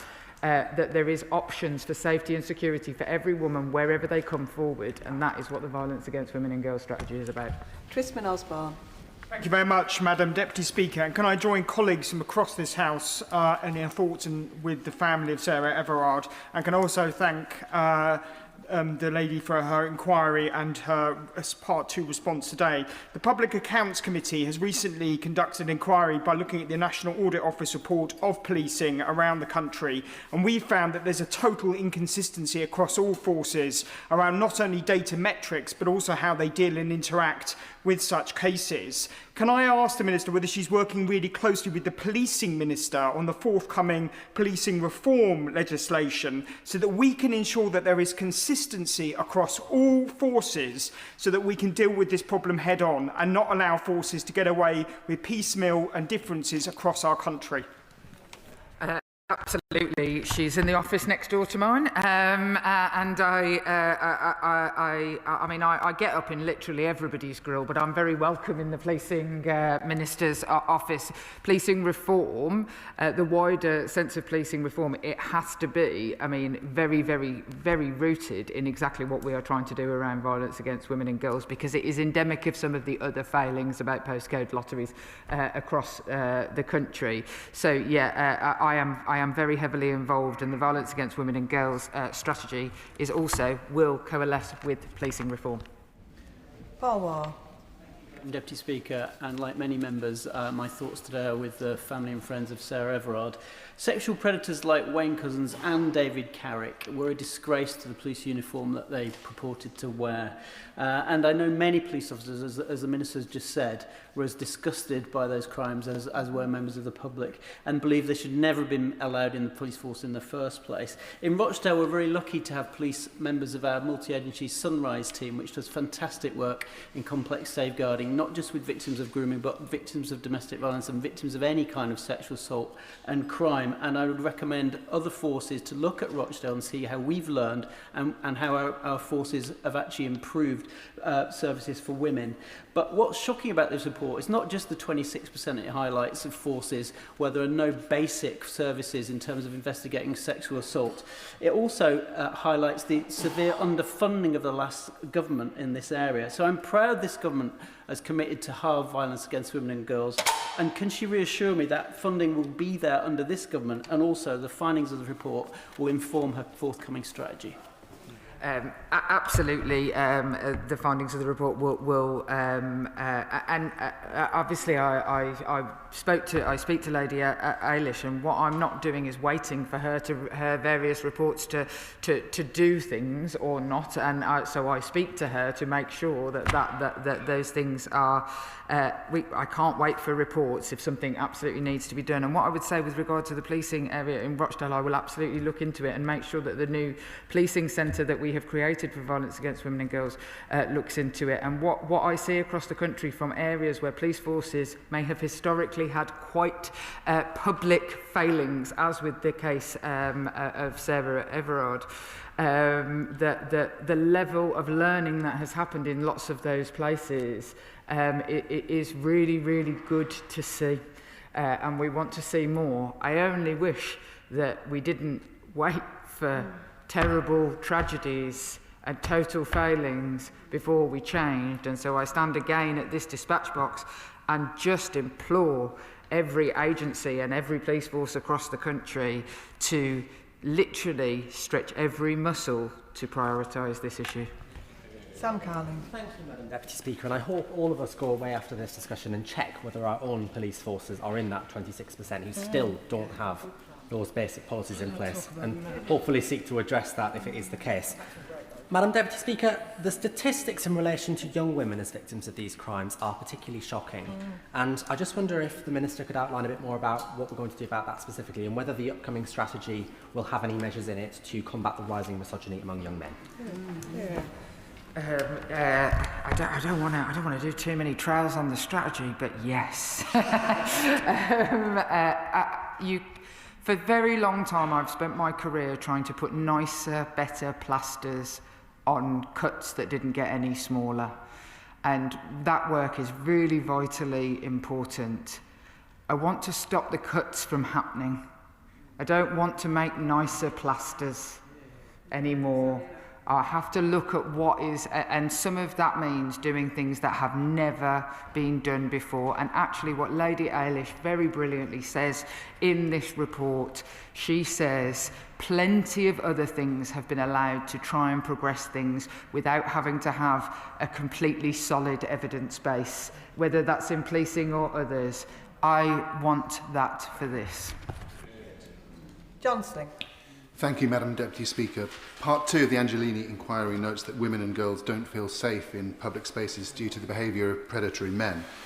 Does the Minister agree with me that predatory doesn't just mean following or stalking or attempting unwanted physical contact, but also must be expanded to include leering, staring and catcalling?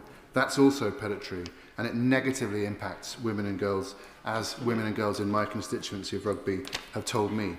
Does she further agree that of course we need more enforcement, but we particularly need better education of boys and men from an early age, and we need them to call out the behaviour of other boys and men, something that the White Ribbon campaign advocates brilliantly? They certainly do, and as you know, and there won't be a woman sitting in this room today who hasn't experienced this. We have all felt unsafe. Lady Eilish speaks for every single woman in the country when she says this. We have all felt unsafe, and actually in my years of experience, both personally but also working in this field, it isn't the moment of impact that is the most frightening, or the moment that somebody gropes you that is the most frightening. It is the things that lead up to it that leave you scared, that leave you waiting. It is the leering that is frightening, actually. That's more frightening than the fact. And that is the experience of literally every woman in our country at some point or another. So, of course, that we cannot undermine that. And also, as the mother of teenage sons, I stand here and say that whilst I want boys and men to be absolutely part of this, I don't feel that they have been included, and somebody else spoke to them when we didn't, and that somebody else, those somebody else's, didn't have their best interests at heart. So absolutely, like with the White Ribbon campaign, we should talk to our men and boys about this because they want to help. And that concludes the statement. Point of order, Sir David Davies. Since 2017, members' hands have been tied when it comes to amending the finance bill. This is because successive governments have failed to include a general amendment to the law as the first resolution, which has for centuries allowed unrestricted amendment of the budget. So, for example, it was a backbench amendment in 1977 finance bill that forced the government to index income tax against inflation, income tax personal allowances against inflation, something that's topical now. That sort of change is now much more difficult under the current arrangements. The Hansard Society and I have both written to the Chief Whip about this matter, but can you provide advice on how the House can ensure that in future years we can recover those fundamental rights that have been arrogated by the government? There is no matter of order for the Chair arising from the absence of an amendment of the law motion. As the Right Honourable Member notes, there has been no such motion after a budget since at least 2017. It has had no effect on the scope of debate. The reasons for and the implications of the absence of an amendment of the law resolution are themselves a proper matter for debate.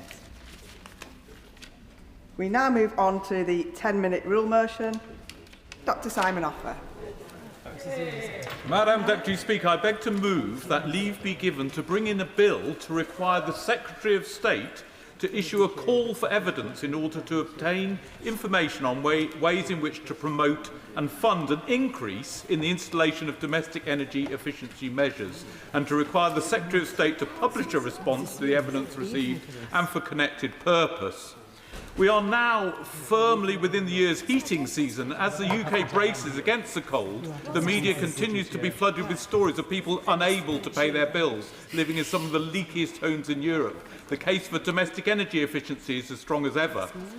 Current understanding around installation subsidy, organisation and technical details around this work have become confusing, chaotic and in some cases costly. We need a clearer understanding of what mechanisms of subsidy and which technical solutions actually deliver best value for money.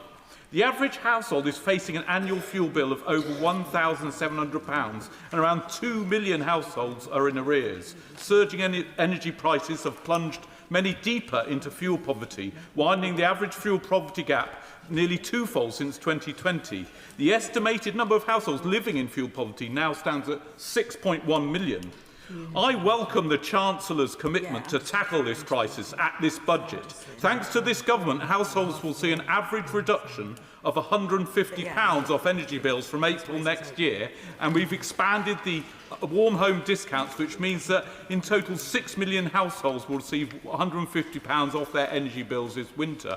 But if we are to protect ourselves from rising energy costs due to Putin's terrible illegal war in Ukraine, we must reduce our exposure to high energy use itself. If we are not to address winter peak demand through energy efficiency measures, we can expect that electricity requirements will more than double. As a GP, I know that energy efficiency is key for improving health outcomes. Cold homes double the risks of adults developing new mental health conditions and put 1 in 4 children at risk of multiple mental health symptoms. Physical health problems caused by cold homes are common. Mould, caused by cold, damp homes, can cause allergic-type reactions, the development of worsening of asthma, respiratory infections, coughs, wheezing and shortness of breath.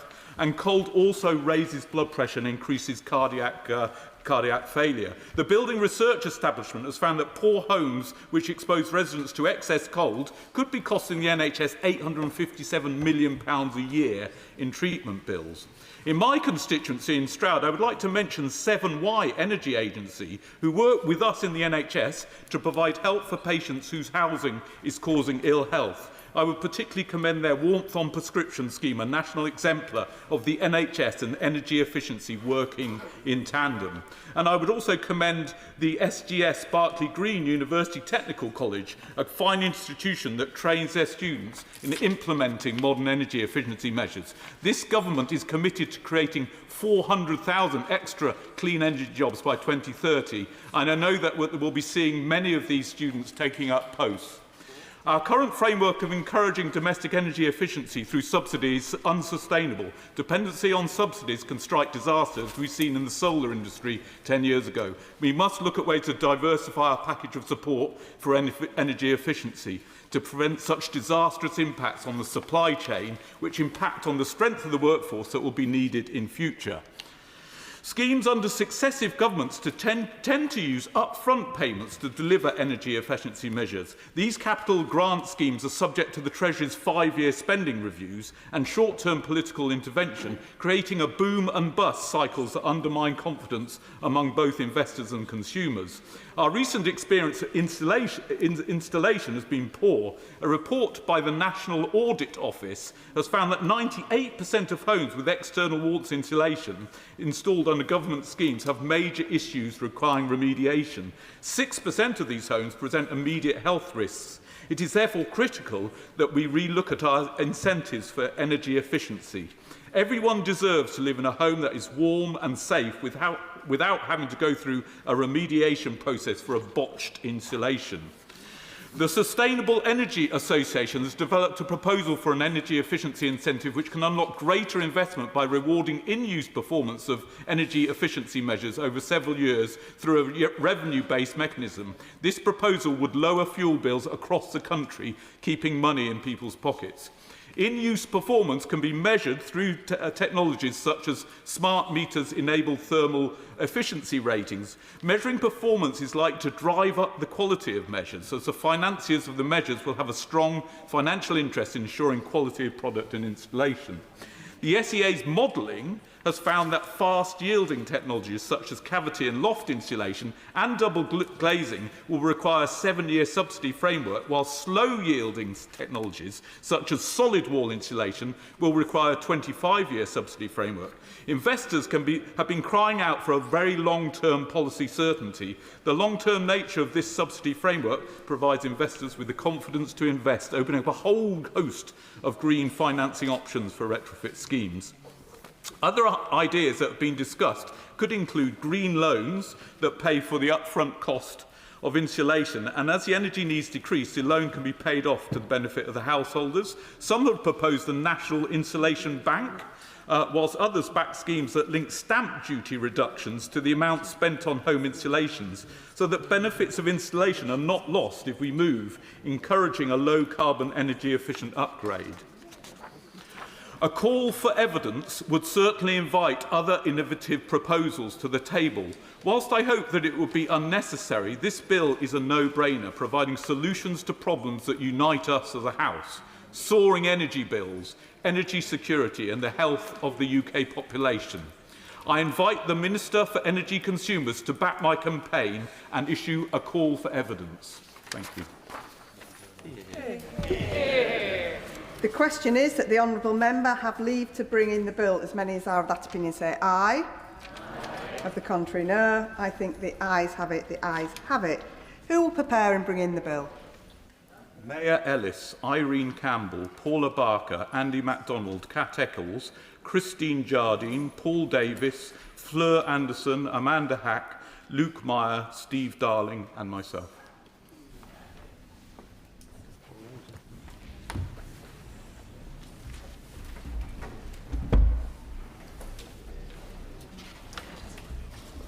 Dr. Simon Offer.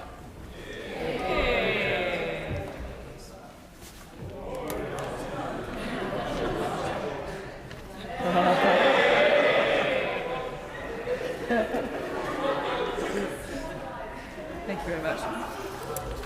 Domestic Energy Efficiency Call for Evidence Bill.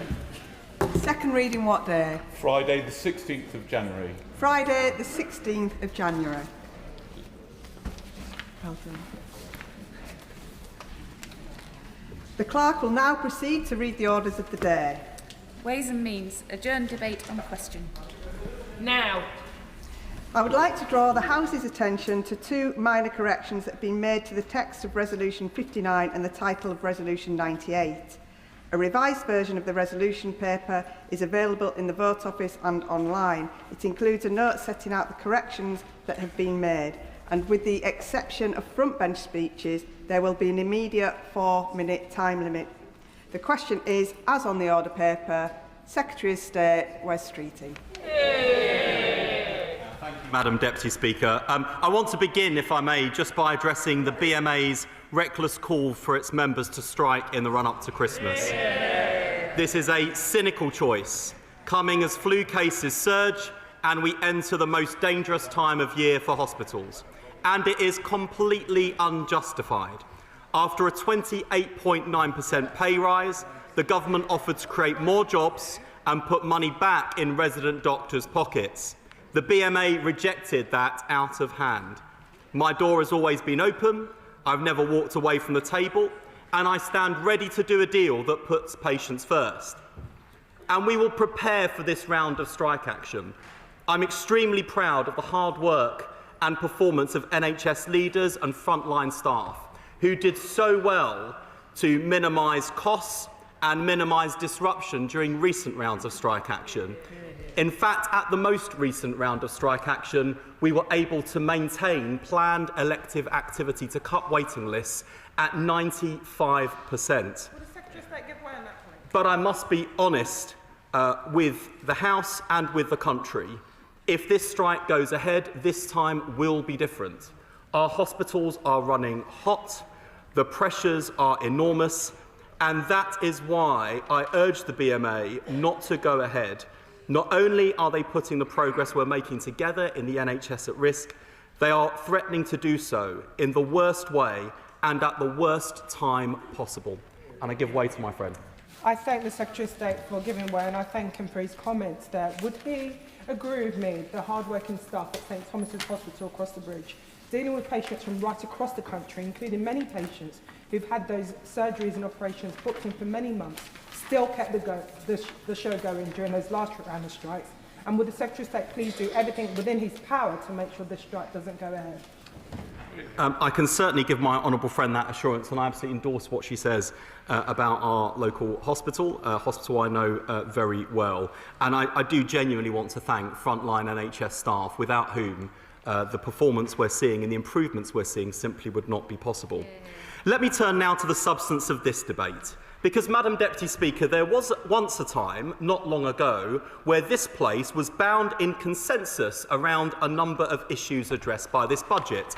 We used to be united on the need for a National Health Service as a publicly funded public service, free at the point of use. The last Labour government built a shared conviction that in 21st century Britain, no child should grow up shackled by the scourge of poverty. And on public health, you could go back as far as the government of Benjamin Disraeli to find a Conservative Prime Minister committed to public health in a way that Labour and Conservative Prime Ministers have been in my lifetime. We didn't always agree on how to get there, but there was at least agreement on the destination. But as the parties opposite here lurch to the right, consensus after consensus is breaking. Old battles. Admittedly, the Liberal Democrats have moved further to the left since their days in coalition, that's true. Maybe don't lead with your chins on that one, comrades. Regardless of our friends here on the centre-left, old battles that were won must now be fought all over again. And so the task force to Labour, not just to cut waiting lists, improve the health of the nation, and lift children out of poverty, but to win the argument and to win hearts and minds. To persuade people that we can and we must help people lead healthier, longer lives free from preventable disease. That we can and we must rebuild our National Health Service as a public service, free at the point of need. And that we can and we must give every child the best possible start in life, free from the scourge of poverty. Labour has won these fights before, and we will win them again. I'll give way to Honourable Gentleman. I'm very grateful to the Secretary of State for giving way.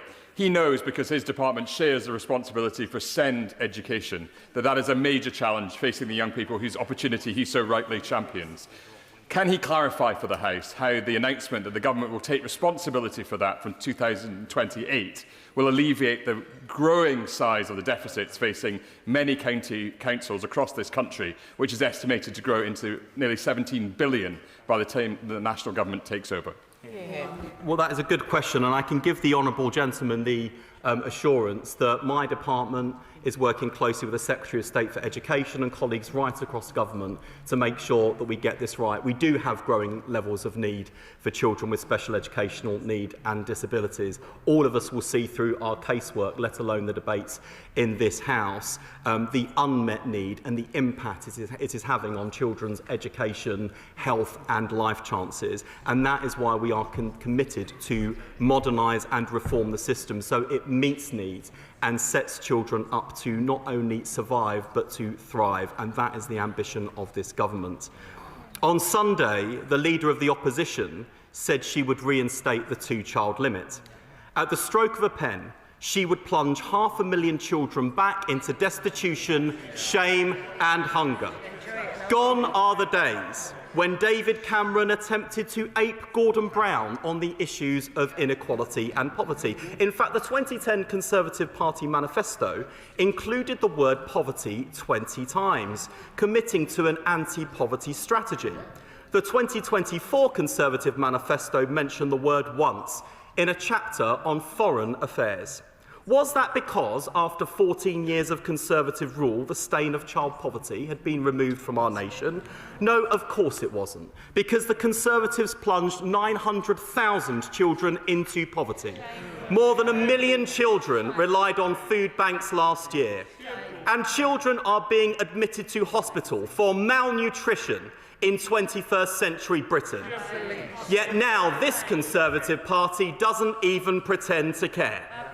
And on public health, remember it was George Osborne who introduced the sugar tax. It was Boris Johnson who introduced legislation to ban buy one get one free deals and free refills of fizzy drinks. And today, their successors dismiss these policies as nanny state. Their party is more apologetic about their record on public health than it is about Liz Truss's catastrophic mini-budget.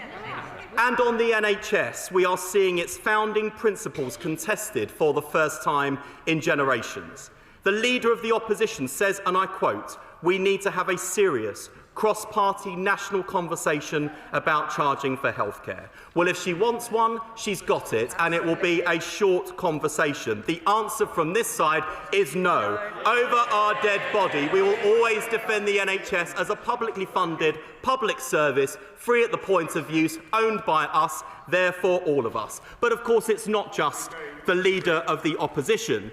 The Leader of Reform wants to replace the NHS with an insurance-style system. They want a system where they're obviously not here to advocate their policies. They find it increasingly hard to defend them. They want a system that checks your pockets before your pulse and asks for your credit card before your care. And where is the member for Clacton? He's not normally the shy, retiring type.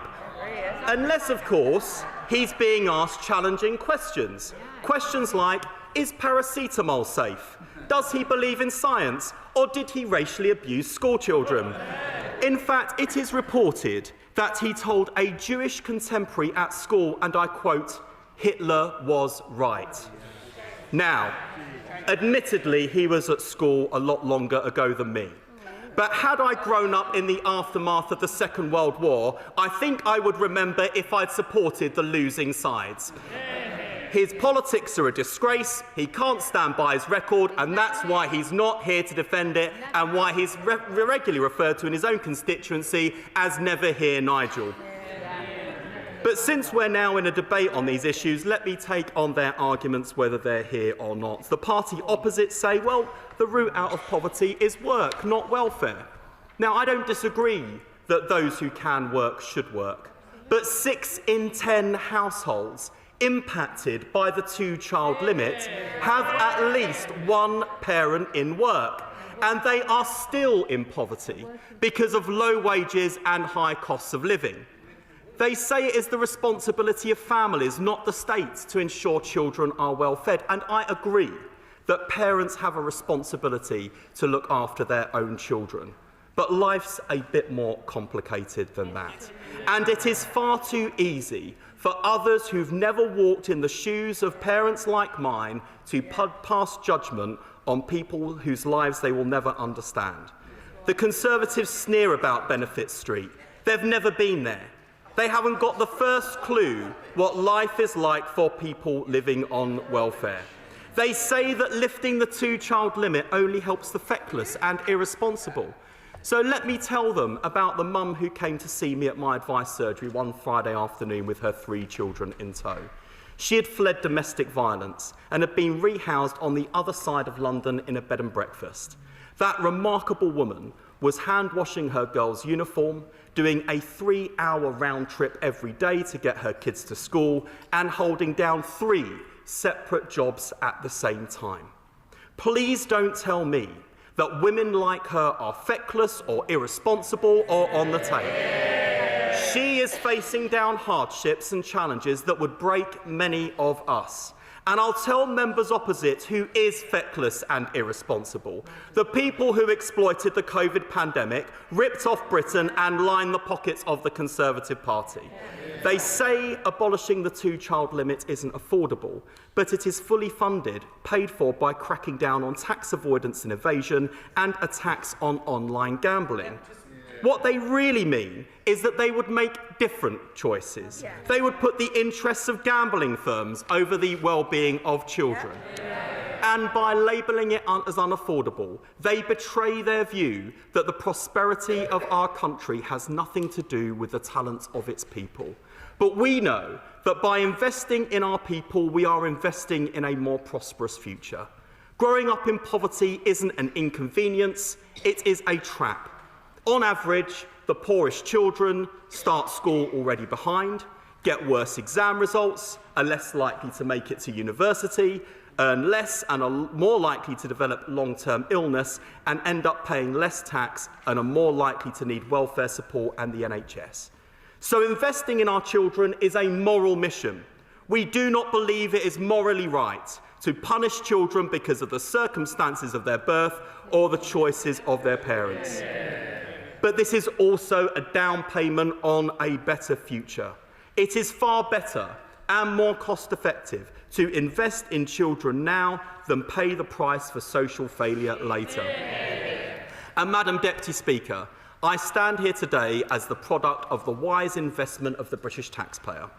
It was taxpayers' contribution that clothed me, housed me, fed me and educated me when I was growing up. And as a result, I am now in a position to pay back that debt to society and to pay it forward to the next generation too. And we should all be proud that this budget funds the biggest reduction of child poverty at any budget this century. And my right honourable friend, the Chancellor, takes that prize from Gordon Brown, who himself took it from Dennis Healey, because lifting children out of poverty is what Labour governments do. And why is it that every time Labour enters office, there is a moral emergency of child poverty? It is because, since records began, every single Tory government left child poverty higher than they found it. Every single one. And that is why they must never be allowed back in power. Gladly, please do defend keeping children in poverty.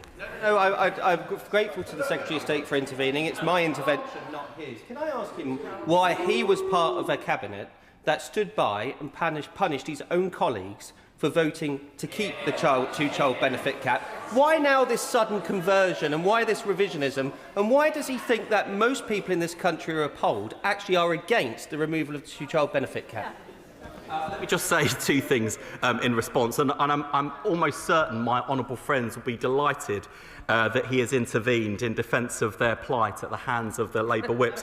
But he knows as well as I do that the whip was removed from some of my honourable friends, not because of the substance of the issue they were raising, but because we never ever accept people voting against a King's or Queen's speech from a government. That was the issue. Since he asked me a fair question, he's got an honest answer, and he should just take it on the chin. And let me tell him something else too. He asks why it is that there are many people in our country who believe the two-child cap was the right thing to do.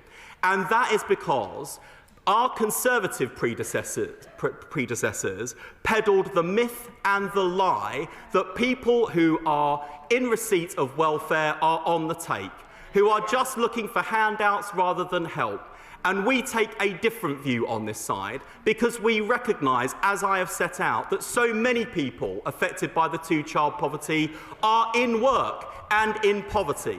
That is one of the many scandals of the damage that more than a decade of Conservative rule did. They broke the link between a hard day's work and a fair day's pay.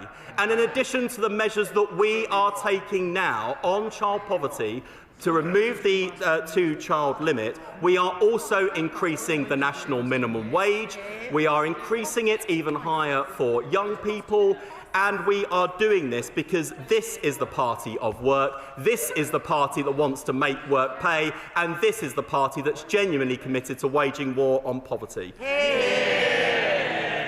And just as we must win the argument for lifting children out of poverty, we must win the argument for the founding principles of our NHS. Having left the NHS in the worst crisis in its history, the right now argues that it is unaffordable and should be abandoned.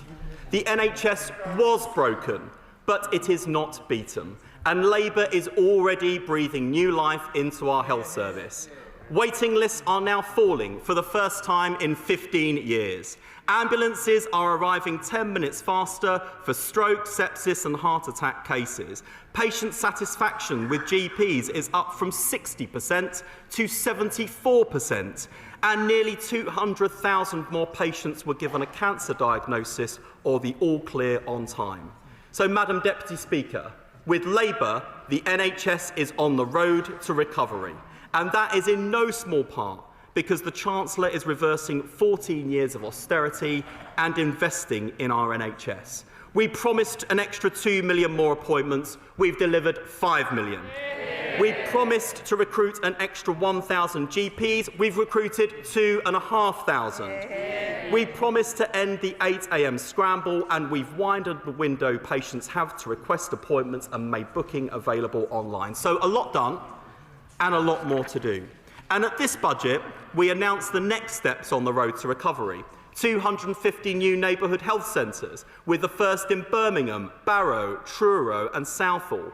£300 million more to invest in technology to modernise healthcare. And next year we will receive recommendations from Baroness Casey on laying the foundations to build a national care service.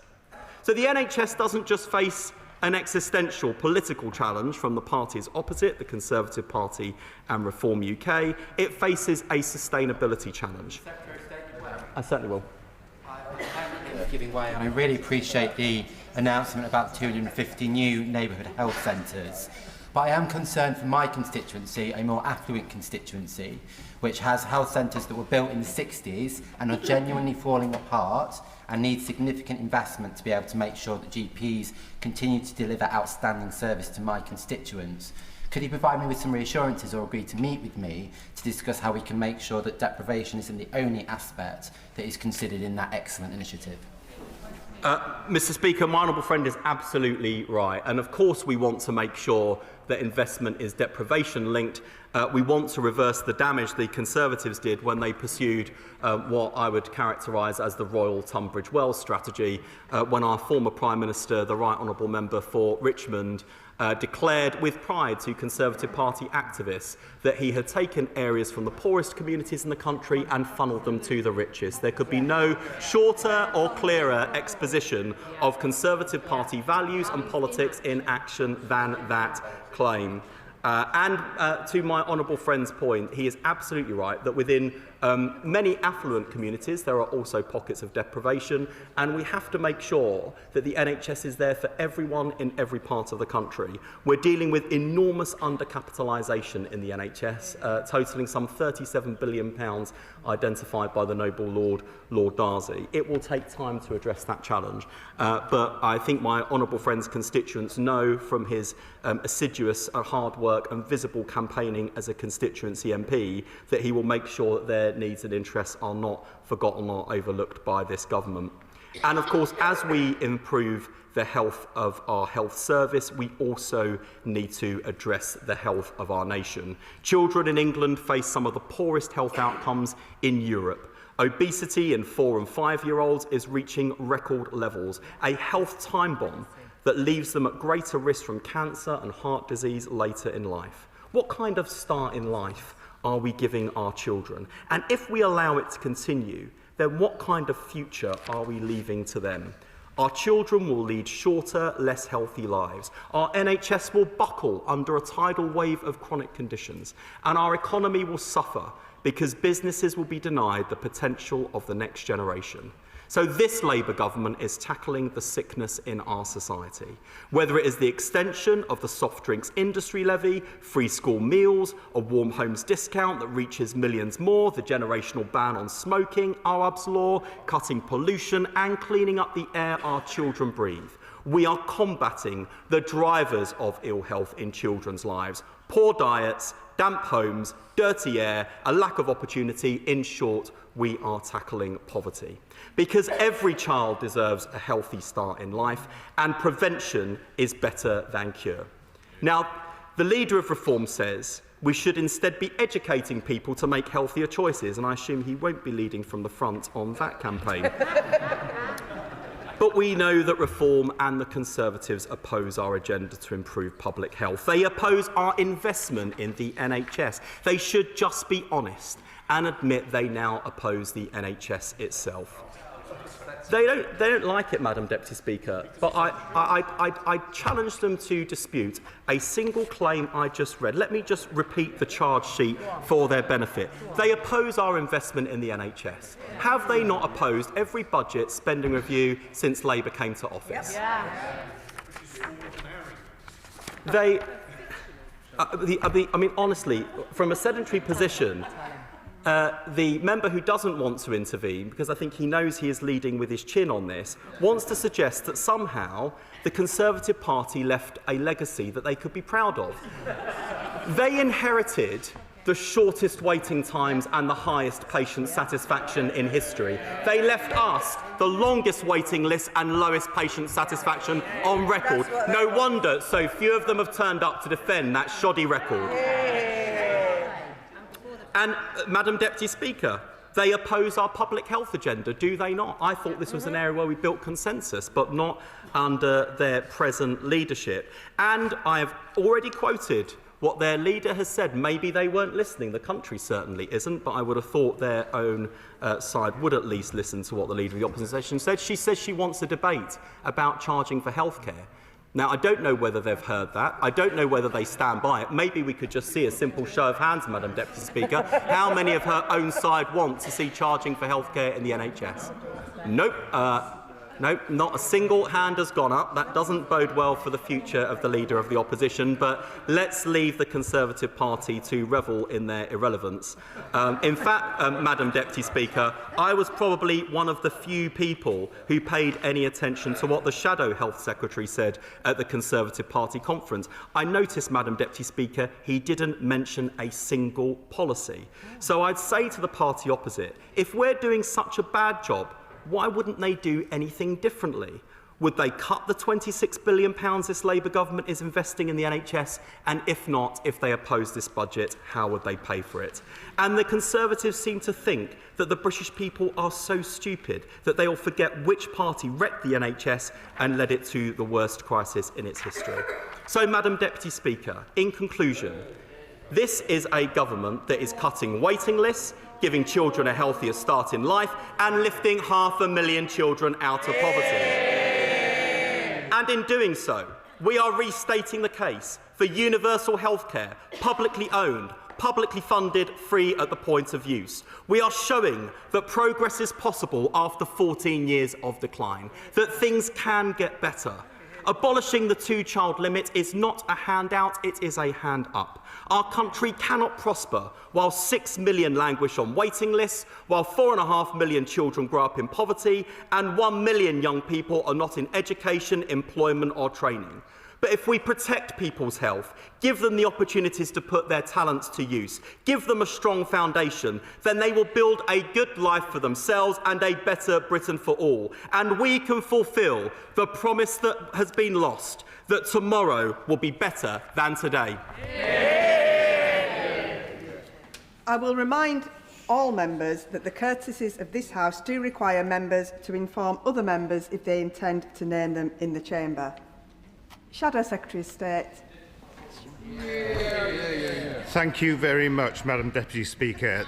This government are trying to tell the public that this budget was all about taking tough decisions to deliver change, about raising taxes to support the NHS, and about pursuing growth and backing business. Madam Deputy Speaker, these are commendable aims, but it simply isn't the reality of what was delivered in the autumn budget. This was a budget for the benefits, paid for by hard-working people. Last year, taxes were hiked by £40 billion. Borrowing went up, inflation went up, unemployment went up, and living standards fell. But at least we were promised by the Chancellor that this was a one-off. She categorically said she wouldn't be coming back for more. But just like the promises made during the general election, this just wasn't true. Then as Halloween approached, we had briefing after briefing, that infamous press conference, markets affected, consumer spending depressed, particularly in the hospitality sector, all leading to one cabinet minister reportedly saying that the handling of the budget from start to finish has been a disaster. I wonder who that could have been. Now, we have another £26 billion in tax rises to fund more welfare because the Prime Minister lacks the backbone to stand up to Labour MPs and make the real hard choices. At the last budget and spending review, big promises were made to the public about how Labour would solve the challenges in the NHS. With a financial settlement, they said would improve patient care, including bringing waiting times back to 18-week standard within 5 years. But we warned at the time that this money was going to get swallowed up, in large part by decisions of the government's own making. The then Chief Financial Officer of NHS England said it was nearly entirely to go on pay awards, national insurance contributions and drug price increases. So what do Labour actually have to show for it? Elective care waiting lists have fallen by less than 2% since October last year. Meanwhile, waiting lists for community health services and for diagnostic scans are rising. Waits to start cancer treatment are increasing. Trauma and orthopaedic are up. Ophthalmology is up. Neurosurgery is up. Gynecology is up. And winter pressures are growing and long waits in A&E have hit record highs. The truth is, Labour do not have a plan for the NHS. They have fallen into the classic Labour trap, thinking that just issuing a press release saying that they will cut waiting lists will magically make it happen just because now they are in charge. Well, I'm afraid to say that is not how government works. So what has the Secretary of State been focused on? Well, a top-down reorganisation of the NHS that he not only didn't tell anybody about before the election, but explicitly said he would not do. Now, as Conservatives, we support the principle of cutting duplication, reducing bureaucracy and saving on administration costs. Remember, a recent Conservative Secretary of State, the Right Honourable Member for North East Cambridgeshire, reduced the number of civil servants in the Department for Health by around 1 in 6 in a single year. But let's be clear, this was yet another announcement that they have made without any plan for delivery. For months, not one of those ministers has been able to answer any of our questions about how much NHS restructuring would cost, or who would be expected to cover the redundancy packages. And for months, ICBs have been warning that frontline patient services were at risk. because they simply do not have the money to do what is being asked of them. And for months, staff were left in limbo, not knowing whether their job would still exist or for how much longer. So we welcome the fact that the budget finally provided some clarity. But shifting money between years means significant risk. The NHS is already behind on its efficiency targets. And if this reorganisation falls short of its goals, no small risk given the performance of this government, then there is an even more significant shortfall to make up in future years, which will hit patient care. There are other elements in the budget that we do welcome for the health service. Focusing on improving productivity is the right thing to do. But whether the extra investment will make any difference in the grand scheme of things remains to be seen. And the neighbourhood health centres can be cautiously welcomed, building on the great success of the Conservatives' efforts to bring care closer to where people live through the Community Diagnostic Centre programme. But has Labour truly learned from the lessons of all the PFI deals they botched back in the 2000s, which NHS trusts are still paying for decades later? And will they be simply moving resources around, or will they be genuinely innovative new ways of working, joining up services and improving patient care experience? I hope it is the latter, because shuffling the deck chairs into new buildings will not deliver the benefits for patients that they deserve. But despite these few bright spots, it simply isn't true for the Prime Minister, the Chancellor and others to justify this latest tax grab as being to protect the NHS. As the NHS Confederation noted this year's budget did not have a health focus. And that means we are left with a lot of unanswered questions. The OBR specifically raised two risks to health spending. First is the doctors' strike, which the Health Secretary has failed to resolve, despite in opposition making it sound that it was so easy to do so. I'll give him credit, he did briefly end them for a few short months, but then that was by caving in to the BMA's demands in return for no productivity or modernisation reforms. We warned him that giving in to the trade unions will only see them coming back for more, and indeed, here we are, with patients and taxpayers paying the price and no end in sight.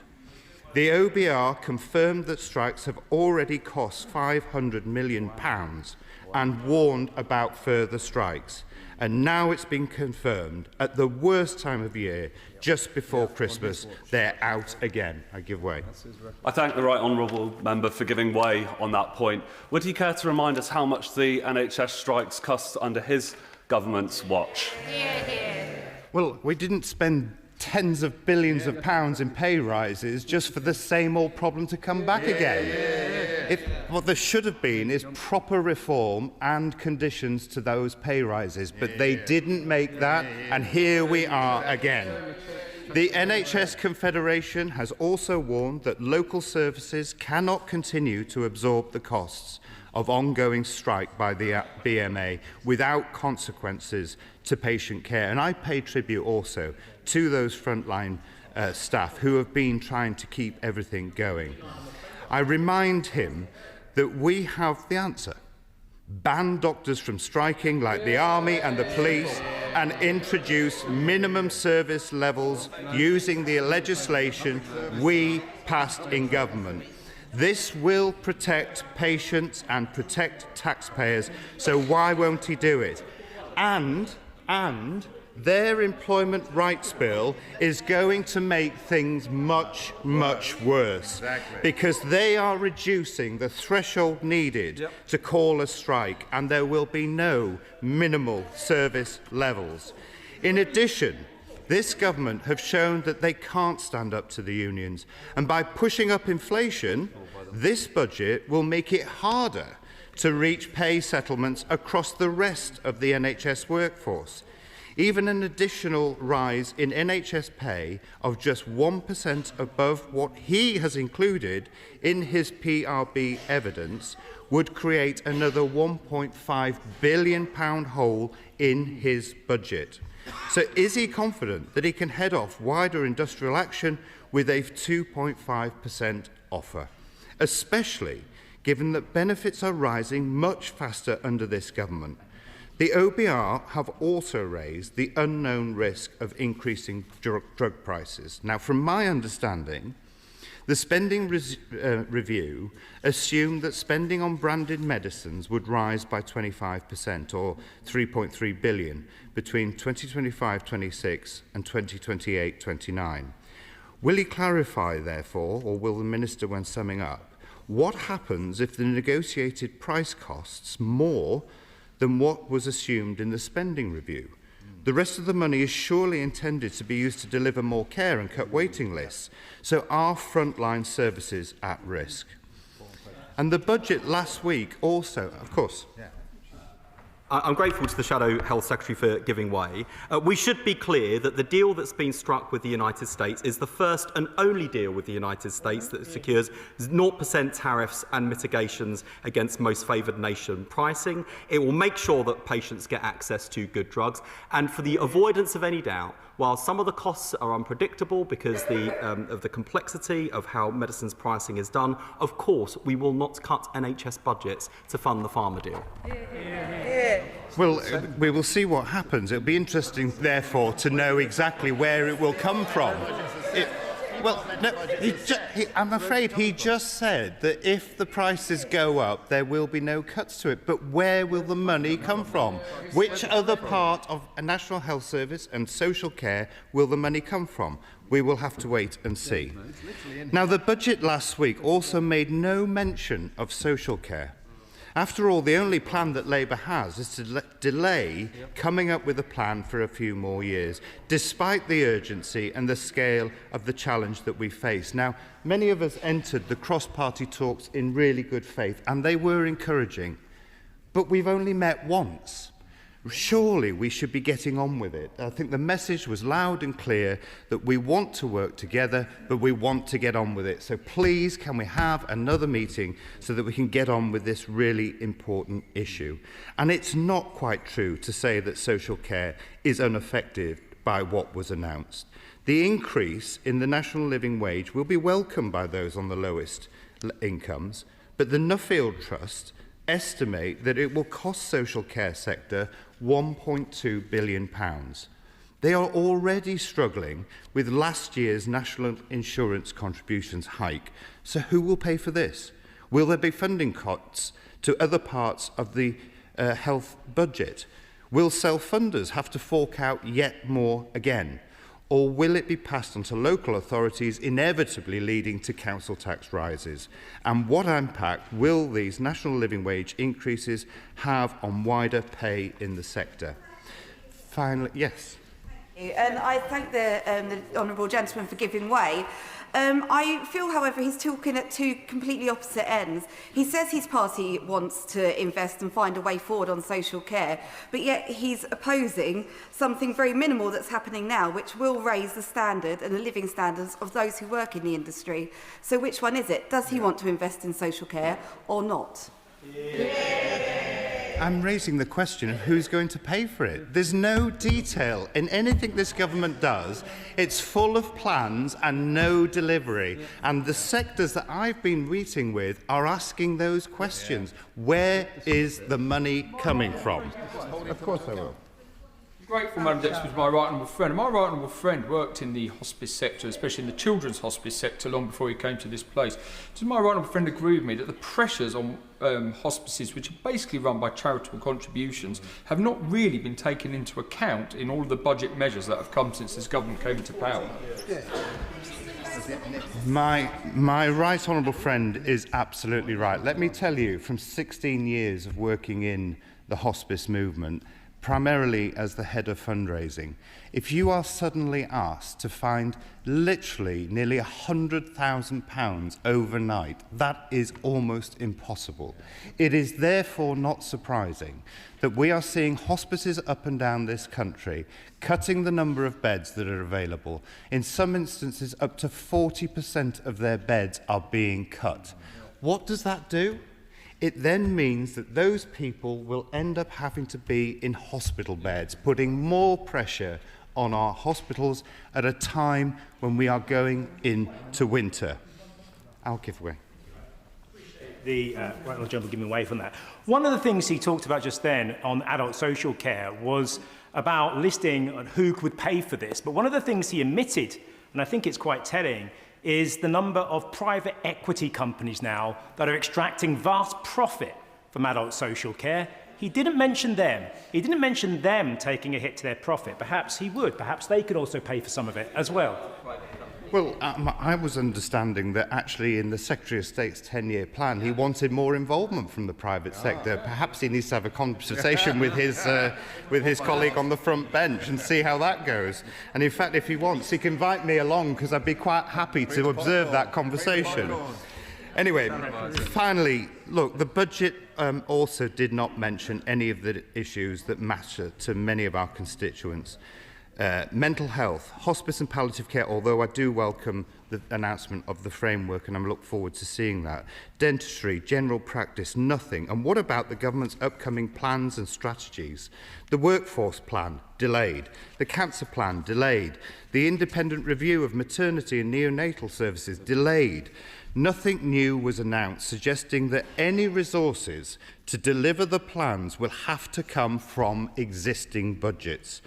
So, what are this government actually doing for the NHS? Not just press releases and the reviews, but actual action.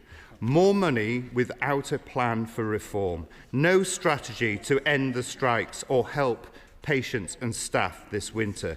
They can't deliver the reforms to social care the country needs because the Prime Minister came into office without a plan and does not have the backbone to make the tough decisions. And they are still too distracted working out how to abolish NHS England to cut waiting lists. The Secretary of State claims Labour are investing in the NHS, but that suggests you get some kind of return on your money. And it is clear that Labour do not have a plan to achieve the targets they have set out. This is a budget where taxpayers are being asked to pay for benefits, not the NHS. And they need to own that. Of course, we wish them well. We want them to cut waiting lists. We want care to improve. And we want patients to get better more quickly. But their actions do not match their rhetoric. And their plan is little more than an objective with no method to getting there. For the sake of all of our constituents, I hope the Health Secretary can put his leadership ambitions to one side, focus on the job he has and not the next he wants, because he fails to deliver, this will be his last. Debbie Abrahams. Deputy Speaker. This was a positive, progressive budget with fairness at its heart. These fiscal decisions will benefit most people, but particularly those who've been really struggling with the cost of living crisis over recent years. Those with the broadest shoulders have been asked to do their fair share of the heavy lifting, with all but the top 10% income households seeing the proportion of their net income increased by 28-29. Fairer policies benefit us all, not just the recipients. As the IMF has shown, reducing income inequality stimulates growth, but we also know fairer societies improve educational attainment, social mobility, trust between communities, health status, and much more. Collectively, these tax reforms are forecast to raise over $8 billion in 2029, 30 from wealth and the wealthy. The total package of tax changes has allowed the Chancellor to make some incredibly important decisions to help with the cost of living crisis, to boost living standards, including increasing the minimum wage and living wage, increasing the state pension, freezing rail fares and fuel duty, cutting £150 from next year's energy bills. But I particularly want to talk about the abolition of the so-called two-child limit. It's now believed this measure has driven the increase in child poverty from 3.6 million in 2010 to 4.5 million in 2024, causing a multitude of poverty-related harms, including an increase in the prevalence of young people not in education, employment or training. You're 5 times more likely to be NEET if you experience childhood poverty, and more than half of the current NEET population belong to this cohort. By getting rid of this harmful, damaging policy, 350,000 children will be lifted out of poverty almost immediately, and another 150,000 would be prevented from being drawn into poverty over the life of this Parliament. I want to commend the former Work and Pensions Secretary and Employment Minister as well for bringing forward spending on employment support. I know that the current Employment Minister is also keen to continue this work and escalate it.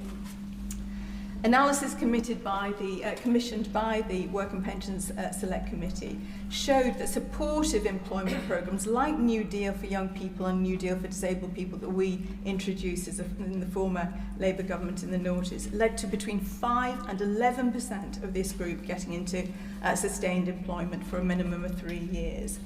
Applying this approach to this current group of unemployed and economically inactive people would ensure that, for example, schemes like Connect to Work, Work Well and individual placement and support could increase employment by at least 5%, generating savings to the Exchequer of £20 billion by the end of this Parliament. I will do. I thank my honourable friend for giving way, and I wonder if she joins me in recognising the work of charities like Kirkcaldy Food Bank and Kirkcaldy YMCA, who earlier this year joined me in Parliament to call upon the then Secretary of State for Work and Pensions, who they met, to lift the 2-child cap. They underlined the need for this cruel policy to be scrapped. Indeed, Kirkcaldy Food Bank has fed 833 children so far this year. They have welcomed the lifting of the cap, and does she join me in recognising that lifting the 2-child cap was the only possible step to ensure that child poverty levels go down instead of up? I absolutely agree with him. It isn't a shame that we need food banks at all. This is the state that we have inherited, unfortunately. I also want to commend the Health Secretary and the work that has been done in terms of the increase in capital investment in the NHS, which will boost NHS productivity. And I want to refer very quickly, Madam Deputy Speaker, to recent Health Equity North analysis, Health for Wealth, which showed that by reducing the inequalities between the North and the South and improving health in the North, we know that we can then increase productivity by, again, 18 billion a year. And I hope that in terms of the health inequalities weighting around resource allocation, that is, again, something that we can focus on too. My final point, Madam Deputy Speaker, is to mention the commitment to index pre-1997 accrued pensions for inflation, capped at 2.5%, where scheme rules allow. This means that pensioners whose pension schemes became insolvent through no fault of their own and have failed to keep pace with inflation will now have this rectified. This will benefit more than 250,000 Pension Protection Fund and Financial Assurance Scheme members. And I want to pay credit to the Pensions Action Group, as well as to private pensioners, and to the Pensions Minister for listening to me. This was a very good budget, and it gives hope, particularly to my constituents and others like them. So I'm very grateful. Thank you, Madam Deputy Speaker. Liberal Democrat spokesperson Helen Morgan. Thank you very much, Madam Deputy Speaker. The NHS continues to face a historic crisis after years of mismanagement by the last Conservative government.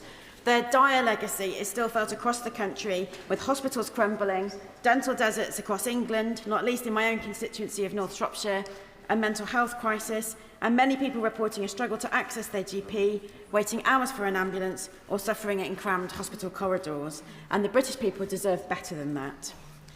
Now, Liberal Democrats welcome efforts to bring down the sky-high waiting list left by the previous government, and there have been green shoots of recovery across the country.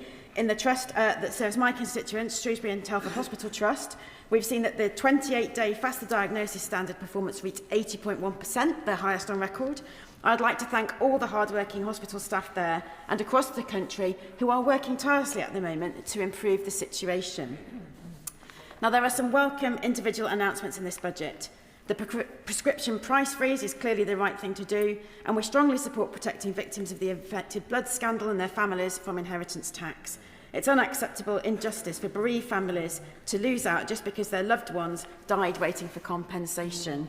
We also, Madam Deputy Speaker, support the lifting of the two-child benefit cap, because it is the type of investment that will reap savings in the future, as well as correct a moral injury. But I'm afraid, Madam Deputy Speaker, that overall this budget doesn't meet the moment. The government's treading water on its spending commitments, and hundreds of millions look to be set to drain from services to fund a medicines price hike. From the Office of Budget Responsibilities report, it's not clear whether frontline NHS services will be raided to pay higher prices for branded medicines at the behest of President Trump. On top of the billions already anticipated in the spending review, because Number 10's briefing suggests it will come from the NHS budget, yet we've just heard from the Secretary of State at the dispatch box that it won't. So I think a statement to this House at some point clarifying the details would be most welcome. Yesterday, we learned, as I was saying, that the government's capitulated to the US government and will increase the spending on medicines by 0.3% of GDP, more than the value derived from some trade deals, or from about 9.5% of its budget to 12%. And we really desperately need to understand how this will be paid for, and clearly that it won't be paid for by the cutting of frontline services. The Secretary of State has previously said that he would not allow the NHS to be ripped off by these drug companies, and I hope that he will confirm that that will be the case in the closing remarks from the Minister. Now, the life sciences sector is vital to the UK, but rather than defund vital NHS services, Liberal Democrats urge the government to take real actions to strengthen it, with a new bespoke customs union with the EU to slash red tape, along with a major boost to research and development funding so that new drugs can be bought online as quickly as possible. But NHS spending should be targeted where our health service really needs it, ending the crisis in GP services so everyone has the right to see a GP in 7 days or 24 hours if it's urgent, guaranteeing 100% of patients are treated for cancer within 62 days of an urgent referral, and ending unacceptable degrading corridor care. I urge the government to adopt these proposals without delay to protect patients and to prevent trust in our NHS from being irrevocably broken. One of the most visible symptoms of decline is our crumbling hospitals and the degrading scenes that became commonplace under the Conservatives. Those patients falsely promised a new hospital by the Conservatives will continue to be bitterly disappointed. Now, we all know that the 40 new hospitals promised to patients weren't 40, they weren't necessarily new, and they weren't all hospitals, and that there was no plan to fund them. But this government has chosen not to pledge new investment, and that means that the maintenance backlog will continue to balloon at eye-watering levels. It climbs from £13.8 billion in 2023-24 to an astonishing £15.9 billion in 24-25. The Chancellor should have guaranteed that no patient, doctor or nurse faces the indignity of substandard, broken and frankly unsafe estates. We appreciate the pressure on public finances, but holding back on these improvements is a false economy when a fortune is being spent papering over the cracks to keep substandard buildings that should be condemned limping on. The repair backlog at the sites of new hospitals is set to reach, in a second, nearly £6 billion by the time that construction is due to start. Liberal Democrats will continue to champion investment in our crumbling NHS buildings to protect patients, to protect hard-working NHS staff and to protect the taxpayer. And I'll give way. I'm very grateful to the Honourable Lady. She is outlining an extensive programme of capital expenditure on the National Health Service. We've just had the largest set of budget increases in the history of this country between last year and this year. Are the Liberal Democrats therefore proposing that we should tax the British public even further to pay for the kind of thing that she's just describing? Well, I'm sure if the honourable gentleman had listened to our leader's budget response, he would understand that we wouldn't propose taxing the British taxpayer further, that we would sign a customs union deal with the EU and create £25 billion of extra tax revenue every year without going back to the British taxpayer. The crisis in our NHS is perhaps most acute in our community services. For all the welcome promises on shifting care from hospital to community and treatment to prevention, the truth is that local health services are on their knees, with record waits to see a GP. Liberal Democrats have championed new investment, and we of course welcome the government's announcement on neighbourhood health centres. But unless we see health centres in every community, one second more, with investment to ensure everyone can see a GP within a week as a legal right and to restore public health funding, it risks being an expensive failure. I give way. I thank my honourable friend for giving way on neighbourhood health plans. St Dunstan's House Health and Wellbeing Centre and West Mendip PCN are seeking to put together a preventative approach to crime, social and mental health issues within the area of Glastonbury. So does my honourable friend agree with me that this innovative community-based project should be included in the second wave of neighbourhood health scheme applications? I thank my honourable friend for her intervention, and that kind of innovative community-led approach I think is something that we would all welcome across the country to improve local health services. Now, on the community neighbourhood health centres, 250 by 2035 is clearly a welcome step. But there are 543 constituencies in England, and many communities will remain underserved. If you take, for example, my own constituency of North Shropshire, which is part of the pilot for neighbourhood health centres, and we're grateful for that, the numbers indicate that there may be one neighbourhood health centre, but the constituency has 5 market towns spread over a large distance and with different catchment areas. It isn't one neighbourhood, and investment in our general practices is essential to ensure that people can continue to access primary care when they need it. Now, I know that neighbourhood health is not just about buildings, it's about how teams operate.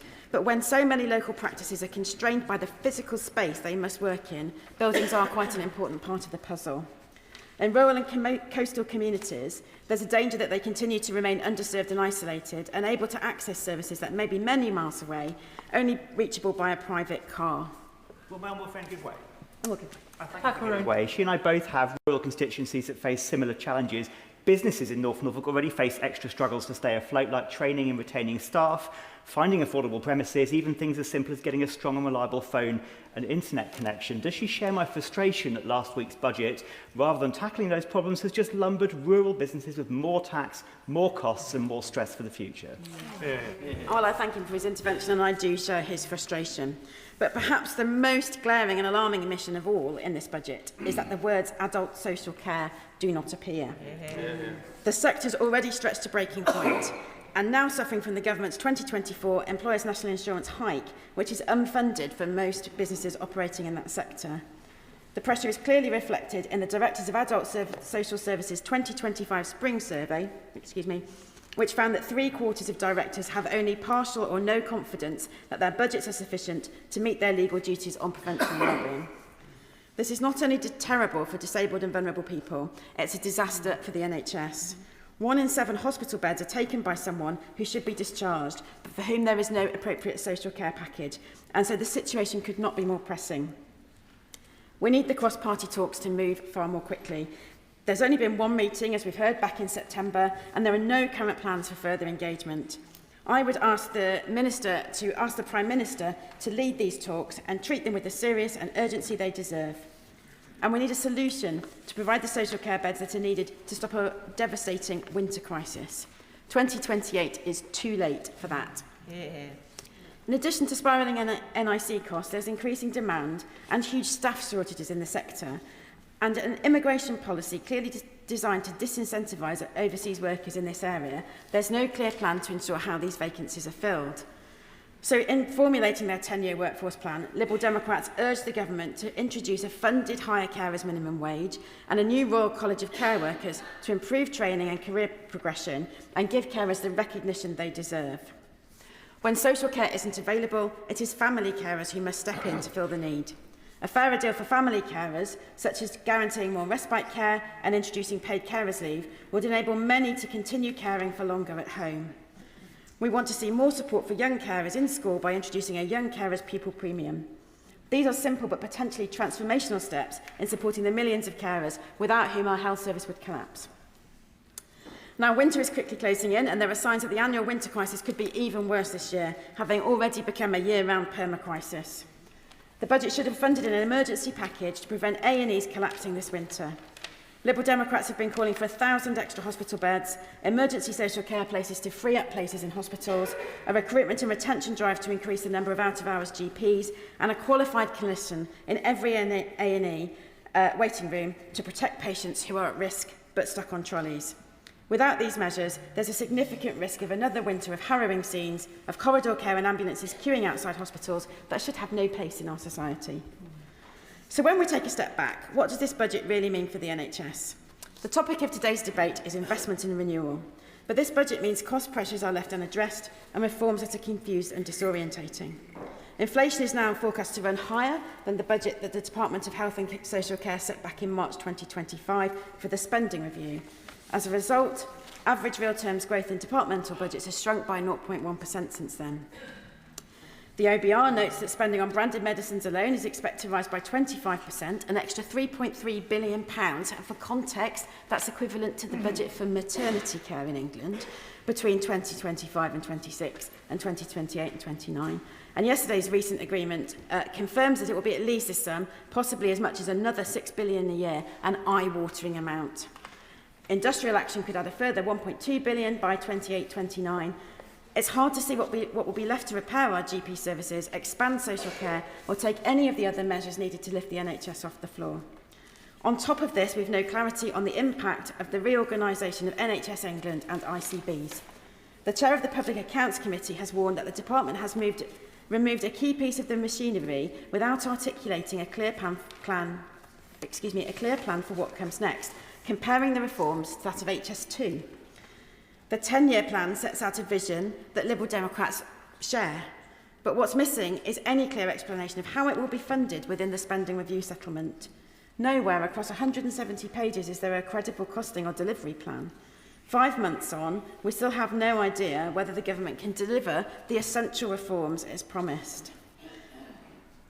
Unless the government adopts a genuine spend-to-save approach, investing now to prevent greater costs and worse outcomes later, we are at risk of seeing only managed decline, mounting pressure and the continued loss of faith in the health service.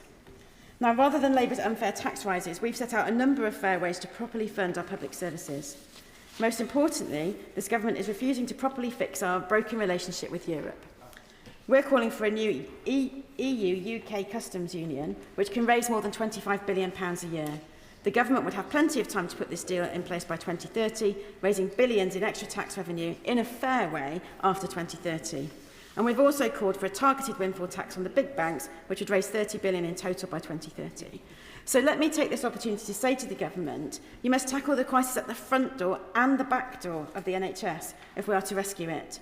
That means investing in public health and early access to community services, including GPs, pharmacists and dentists, so fewer people need to go to hospital in the first place. And it means fixing the crisis in social care to stop so many people being stuck in hospital beds.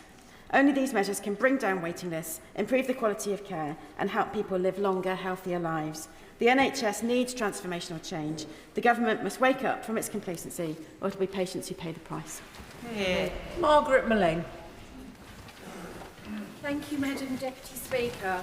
Today, as this House continues to debate last week's Labour budget, we turn a spotlight to investment and renewal. Thankfully, we've moved on since the Liz Truss budget and we're no longer talking about growing pies. This Labour government is in the business of growing the economy, which has gone up 1.5% this year, alongside less borrowing and lower levels of inflation, helping homeowners with their mortgage rates and enabling businesses to properly invest. The Conservatives and reform would take Britain back to austerity, but we've closed that door. And whilst the popular trend on social media is wandering around with the microphone and doing areas down like Dagenham and Rainham, these divisive campaigns offer no solutions. Labour are making fair choices, such as the incoming mansion tax, allowing us to reinvest in our National Health Service and building on the progress we've already made on appointments and neighbourhood health centres. As the new investment becomes available off the back of this budget, I will keep banging the drum for Queen's Hospital in the hopes of securing the £35 million needed to expand the emergency department and bring down waiting times for my constituents. Dagenham and Rainham has felt the pinch for too long, suffering a cost of living crisis where hard-working families have been pushed to the breadline. It doesn't have to be like this. We are choosing a different path, but it's not without its challenges. Madam Deputy Speaker, we knew there would be tough choices to balance the books after 14 years of a catastrophe, but thankfully some choices are easier to make for Labour politicians. Above all else, this budget was a renewal of our government's contract with ordinary working people who form the backbone of Britain, raising the living wage, minimum wage, and increasing the wages of young workers is putting pounds back into the pockets of my constituents. These measures, coupled with our action to reduce energy bills by £150, a continued freeze on fuel duty, mean that working class communities across the country will now have more to show for their hard work at the end of the month. When it comes to investment in my seat, I could talk about London's largest film studio, the state-of-the-art UCL Pearl Research Facility in Dagenham East, or the up-and-coming new rail station at Bean Park, which I am sure will be delivered under a Labour government. I could mention that only last week I welcomed the Minister for Energy Consumers to my seat for a hydrogen summit at the Centre for Engineering and Manufacturing Excellence, where they unveiled £73 million of investment in jobs and opportunities to build the low-carbon economy of tomorrow. There are lots of promising investment and growth opportunities along the south of my constituency, within the Thames Freeport area, and working with Fords, the City of London, and the Freeport and our government, I'm sure that from this and future budgets we can deliver on my election promise to bring jobs you can raise a family on back to Dagenham and Rainham. But actually for me, the real story of investment at this budget is our investment in the next generation. An investment which will lift 450,000 children across Britain, including 5,050 children in Dagenham and Rainham, out of poverty as we scrap the two-child benefit cap next April. I want to wrap up with a quote that was often cited by my predecessor. To be truly radical is to make hope possible, rather than despair convincing. That is the mission of a Labour government, and for Dagenham and Rainham, I think this budget begins that work, and thank you. Dr. Andrew Murison. Thank you very much indeed, Madam Deputy Speaker. Can I start on a positive note, and that is to commend the lines on productivity within the Red Book, and for the comments that that various ministers have made around that recently. It has to be the number one objective to getting our NHS to where it needs to be to deliver for our constituents. I have to say to the Health Secretary, numbers 2 and 3 is probably dentistry and adult social care. And on that I have heard less positive news. Dentistry in particular is still struggling from the units of dental activity created by Gordon Brown back in the day.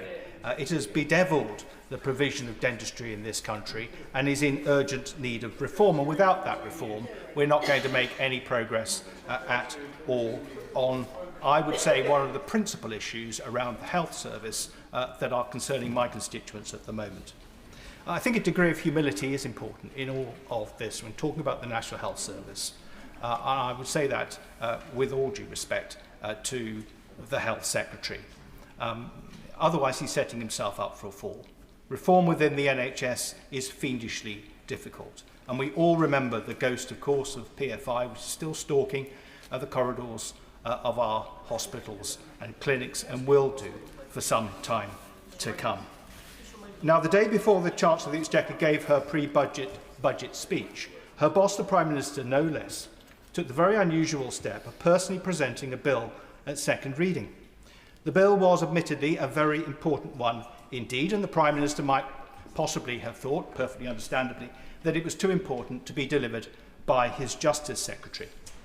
It was the Public Office Accountability Bill, which begins its committee stage today. Now, at the heart of this bill, Madam Deputy Speaker, is a new duty of candour. And despite its name, it goes well beyond the holders of public office. It carries a legal obligation to act transparently, and new criminal offences for misleading the public, and it contains a new code of conduct based on the Nolan principles of selflessness, integrity, objectivity, accountability, openness, leadership, honesty, and imposes appropriate sanctions. Now, lying is a very strong test, Madam Deputy Speaker, and you would call me out of order if I applied it to any honourable or right honourable member. But this government, through its bill, is insisting on another test. It's insisting on a test of candour. And the duty of candour is a noble principle. But nobility can't be confined to one area of the public realm.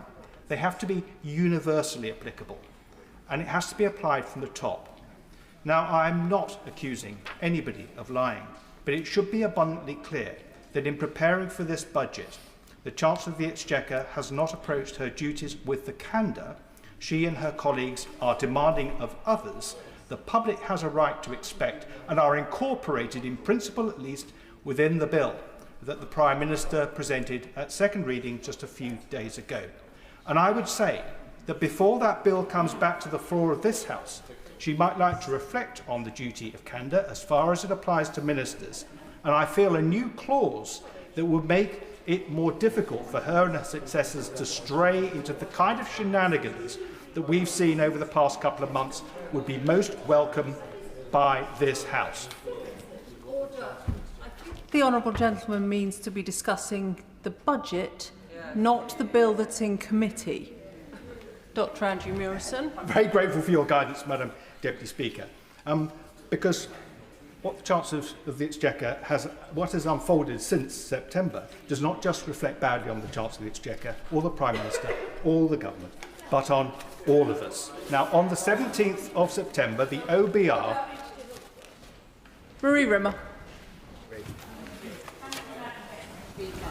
I'd like to turn to another measure in this budget that speaks fundamental fairness in our society, the high-value council tax surcharge, known as the mansion tax. Under the previous government, a Band D home in Darlington or Blackpool would cost nearly £300 more in council tax than a 10 million mansion in Mayfair. This cannot be right. Working families are paying more to support their local public services than owners of luxury penthouses. The Chancellor's budget will put an end to this. A high-value council tax surcharge will ensure that the multi-million-pound homes that have long escaped their fair contribution will now pay more, easing the burden on other households. But this is about more than domestic fairness. For decades, London's most expensive properties have served as a safety deposit boxes for corrupt wealth from around the world.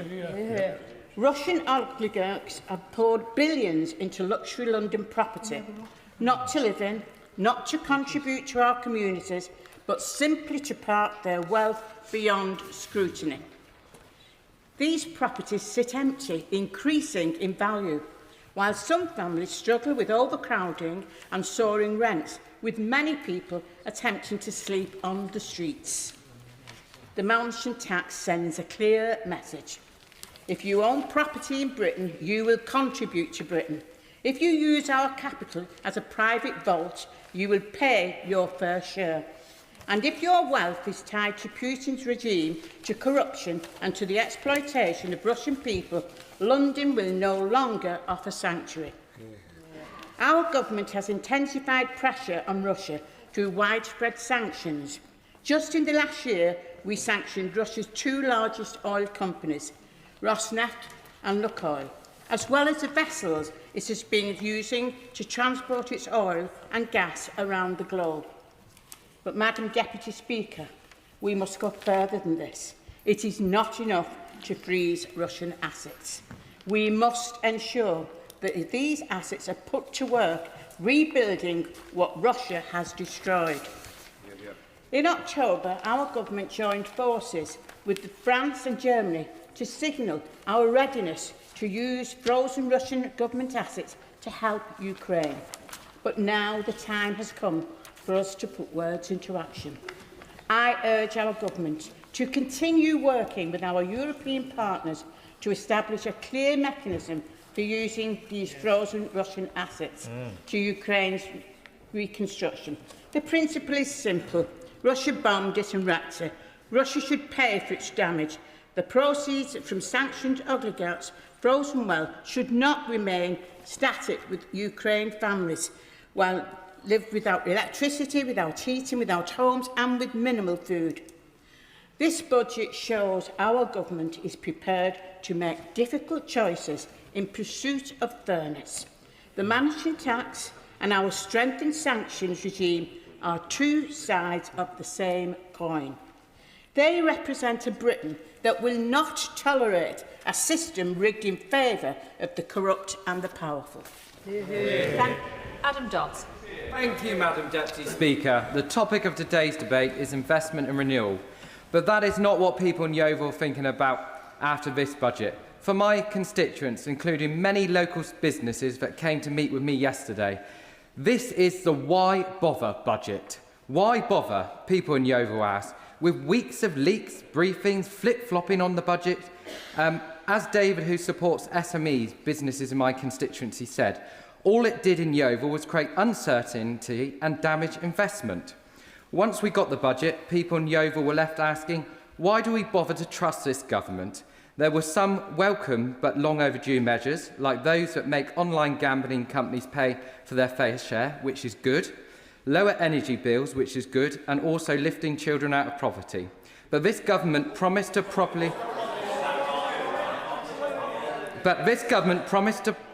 properly grow our economy without taxing working people. But the OBR is clear. The budget has almost no meaningful growth measures at all. What it does have is freeze on income tax thresholds, a stealth tax on working people in Yeovil.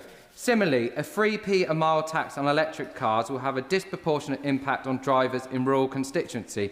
It leaves them thinking, why bother going electric at all? Over the last few days, speaking to businesses across my constituency, it's clear so many are left asking, why do we bother at all? Gareth, that owns a cow and apple, told me he asked why he bothered battling to keep his business going over the last 5 years, just for the government to take and take without even listening, let alone supporting businesses like his. Businesses like the Cake Box in Yeovil are left in an impossible position.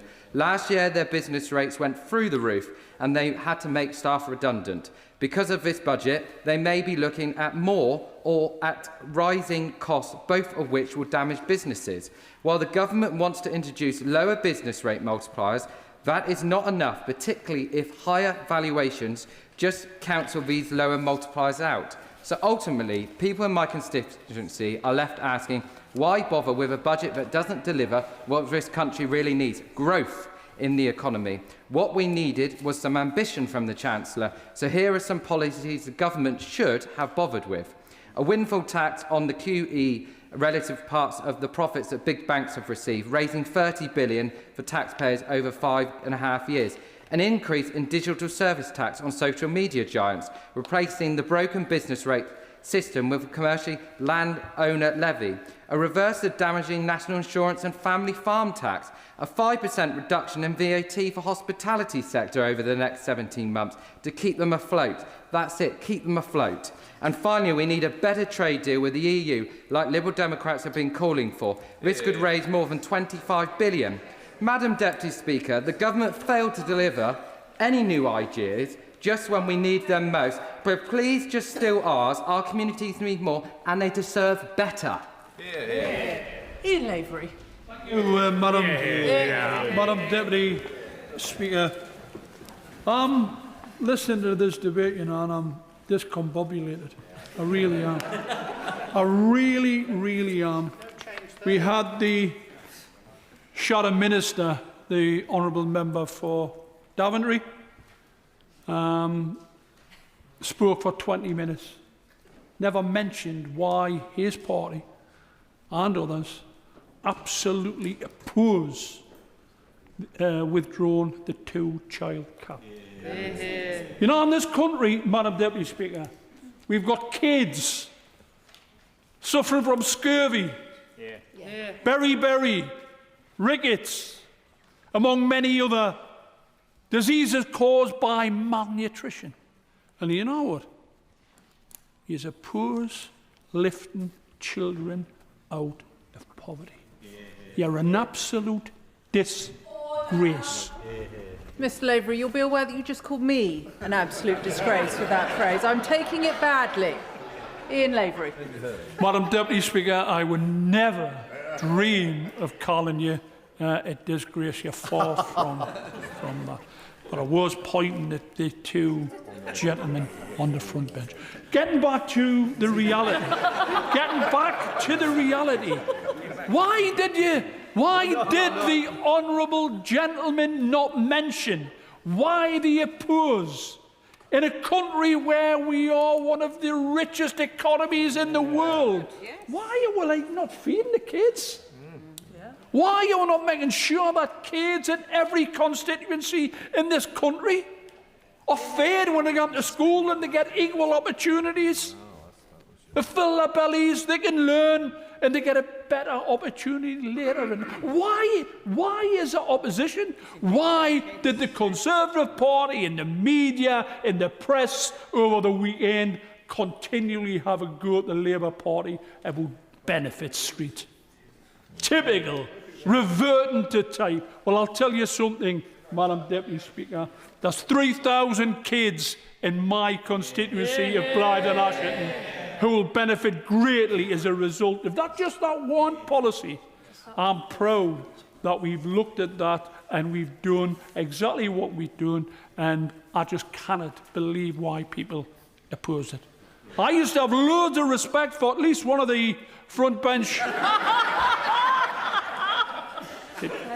Just with the time I've got left, Madam Deputy Speaker, I would like to just mention the efforts of the Labour Party front bench with regards to the inclusion of the BCSS, the pensions for many mine workers who work underground, and they've now, like the Labour Party promised in the manifesto of 2024, where the MPS have now agreed to pay the money back from the Special Reserve Fund to the pensioners themselves. It's a great move, and people will remember this, because it's 14 years when the party opposite refused to pay a single halfpenny to miners who would work their socks off in the pursuit of black coal for this country. I think there's a lot to do. We need to look at a wealth tax. We need to make sure that these billionaires and millionaires aren't left. If they want to go to Dubai, Madam Deputy Speaker, bye-bye. Nick off to Dubai. Thank you very much. Stephen Gethins. Thank you, Madam Deputy Speaker. Madam Deputy Speaker, it's good to be able to make my presentation today after a past few days of drama, when the budget is meant to be a showcase for this place. Now, the Conservatives will be well aware of past years when, of course, budgets unravel in the days just after it's delivered. But I have to say, I think we were all finding it it was quite something to see the budget unravel in the days before it was even delivered. Now, on these, there are a couple of more serious points. The Scottish Government gets most of its finances from Westminster. We continue to live in an overly centralised state. Now, what I'd like to see, and I'll say this constructively because I know the Secretary of State is a constructive person, the engagement with the devolved administrations is something that should be happening before a budget, not after a budget. And for the First Minister to offer meetings and to get no response, it's something that is unacceptable, not just for the First Minister of Scotland, but for the First Ministers of Northern Ireland and Wales, who should be afforded a similar courtesy. On the question of the Chancellor, now, we've had a lot of silence from Scottish Labour about the Chancellor over the past few days. A lot of silence. The OBR, now, is she about to disagree? Are going to disagree with her Scottish leader? Please, I'd love to hear it. Melanie Ward. The honourable member, I thank him for giving way, and he just said he hadn't heard much from Scottish Labour MPs about the Chancellor. So let me take this chance to put on record my thanks and the thanks of my constituents to the Chancellor for making sure that this budget gave £20 million to Kirkcaldy to begin the renewal of our town after almost 2 decades of his party's rule in Scotland. The money she talks about, we would have had that had we remained in the European Union and had access to the European regional funding that she doesn't want anymore. And I'm astonished there's a split within the Labour Party over what happens to the Chancellor. Now, I'm glad that the Chancellor may have the Honourable Lady's confidence. But when we hear from the BBC, even the BBC reporting, we were misled. Now, the Chancellor holds a serious post. I think we can all agree with that.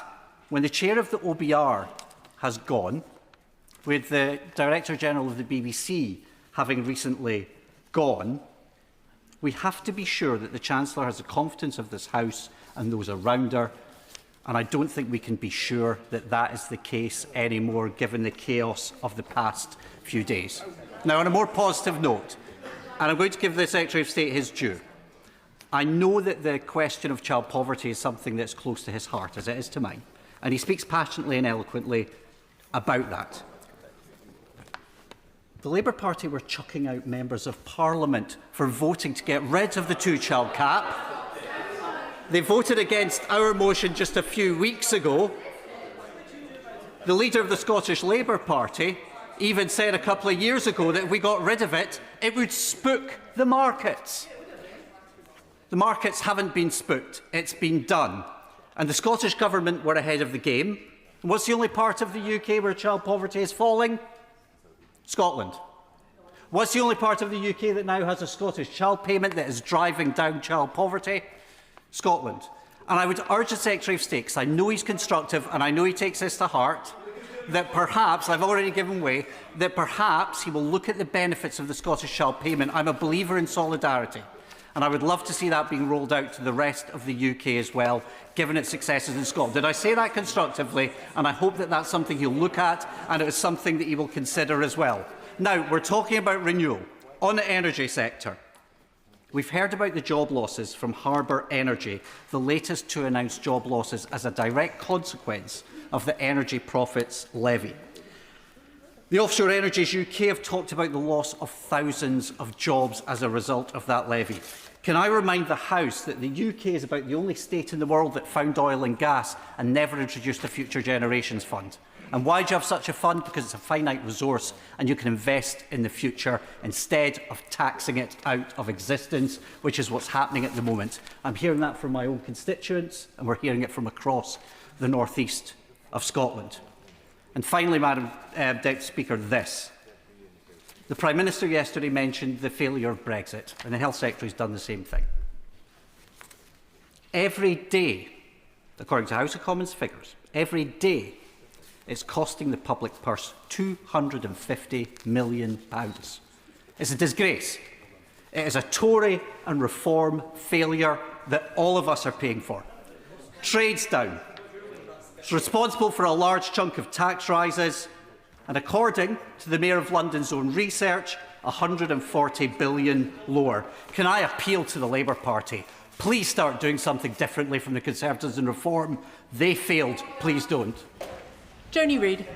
Thank you, Madam Deputy Speaker. Nobody is more pessimistic about Scotland's future than the SNP. And the first, John Swinney has been working extremely hard these last couple of days to make sure no inappropriate celebrations are held. One of his complaints that was covered in the press today is that Labour are only cutting energy bills by £150 and double that for the poorest households. So, Madam Deputy Speaker, we on this side of the House are not pessimistic when it comes to Scotland's future. We're optimistic, and more than that, we're backing that optimism with cold, hard cash. £10 billion of additional funding for Scotland has been announced since the Labour Party took office in July last year. That's money that's available because in the United Kingdom we pool resources and we share strengths. Money that can be used to improve our schools. Once our greatest pride, they have slid down the international league tables. It could be money come from Labour budgets that can be used to deliver significant improvements in the NHS, and yet under the SNP waiting times keep on rising. It's money that could be tackling crime, something that is needed given the alarming rise in violence in many... Yes, I will. Further to the previous speaker's remarks about Scotland, where do pregnant mothers have to make a 200-mile round trip to give birth? In my constituency in Scotland, and wouldn't it be great if some of this money was spent to make the maternity service fair for mums? I couldn't agree more, and more than that, they need to deliver on their promise after promise after promise that they've made about the NHS, and absolutely failed to deliver any improvements, despite the fact that they've been given a record settlement. The money is out there, but under the tired and wired SNP, the ideas to use it effectively are not. Madam Deputy Speaker, it's my belief that Labour's victory in Scotland's general election rested on the support of three core groups. The first were young families and couples paying their first mortgage. I've met hundreds of such families on the doorstep in East Kilbride, Straven and across our villages.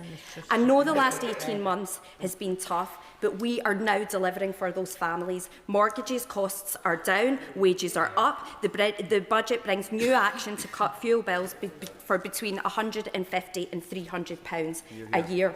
Our second key group of supporters were people in work but who relied on benefits to help pay their bills. For 14 years, they were soft targets for austerity and denounced by the right-wingers as scroungers. Despite so many of them working every hour they could, they increasingly struggled to support themselves and their families. So many were desperate for help to arrive, and help has now arrived. And I am proud to support this redistributive budget.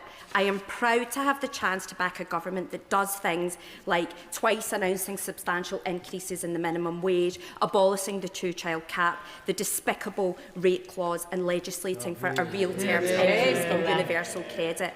The last measure alone will directly benefit 450,000 households in Scotland. And the third group of that voted for us back in July last year are those aged between 18 and 24. Hundreds of thousands of young people who the SNP government have completely ignored. They're not the ones who live in Glasgow's West End or Edinburgh's Morningside.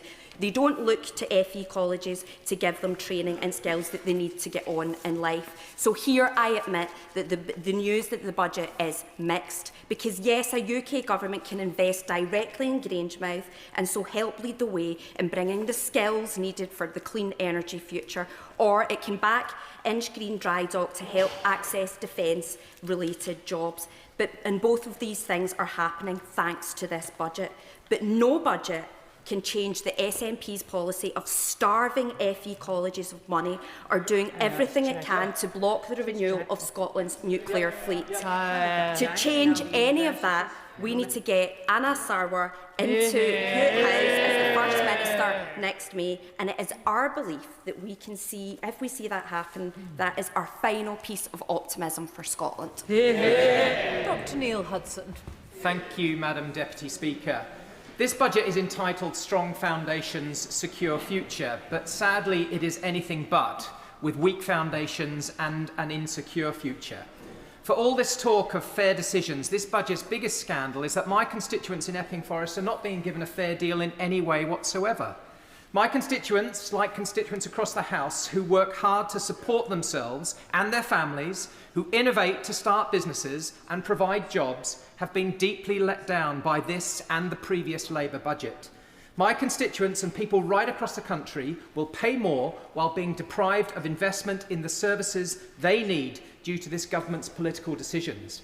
My constituents and those of the Health Secretary himself were promised by Labour a full rebuild of Whipps Cross Hospital, as started by the previous Conservative government, with the Health Secretary then going so far as saying he supported the Whipps Won't Wait campaign before the election. As soon as his government were elected, he changed his tune to Whipps Must Wait. And as a result, Whipps Cross now faces a £170 million backlog in maintenance costs due to the government's delay. This rebuild and that of Princess Alexandra Hospital in Harlow, again promised by Labour, are needed by my constituents now. Now, folk in Epping Forest also have some words for the Transport Secretary.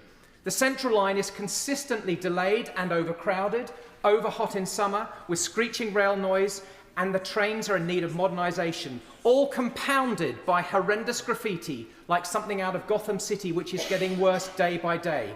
If we want investment, could the Transport Secretary perhaps have a word with the Mayor of London for investment in the Central Line and deterrence for graffiti? All of these decisions that the government has made before the government inflicted before last week, none of which they have reversed with this current budget. The government's plan to jeopardise the heart and lungs of Epping Forest, its precious green belt, under the misleadingly termed grey belt, is completely at odds with our constituents' environment and natural beauty. We need the right homes in the right places, but not this top-down approach. Now, the rise in national insurance contributions in last year's budgets mean that businesses in Epping Forest face a dilemma: stop hiring new staff or freeze pay for existing staff. And this cannot go on moving forward. While the government chooses to be ambiguous when it comes to spending, it can be very clear where they can make savings. They could save £1.8 billion by cancelling their flawed policy on digital ID, or they could save £35 billion on their flawed Chagos Islands policy. Labour are also now waging a war on motorists by hiking fuel duty and disincentivising electric and plug-in hybrid car drivers with a mileage charge. This cannot be sustainable moving forward. What we have seen with this government are political choices from a desperate Labour government, and it is sad that they have completely disregarded our Conservative plans that would help our economy, like scrapping stamp duty or abolishing business rates for retail, hospitality or leisure businesses. In conclusion, Madam Deputy Speaker, the people of Epping Forest and the UK deserve better than the retrograde decisions made by this Labour government, and we need to push back against this high tax and low delivery budget. Gerald Jones. Thank you, Madam Deputy Speaker. I rise to welcome the budget and to speak in favour of it.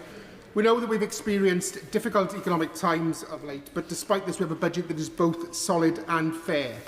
Wages are growing more since the start of this Parliament than since 2010, and we've seen interest rates down 5 times since the general election.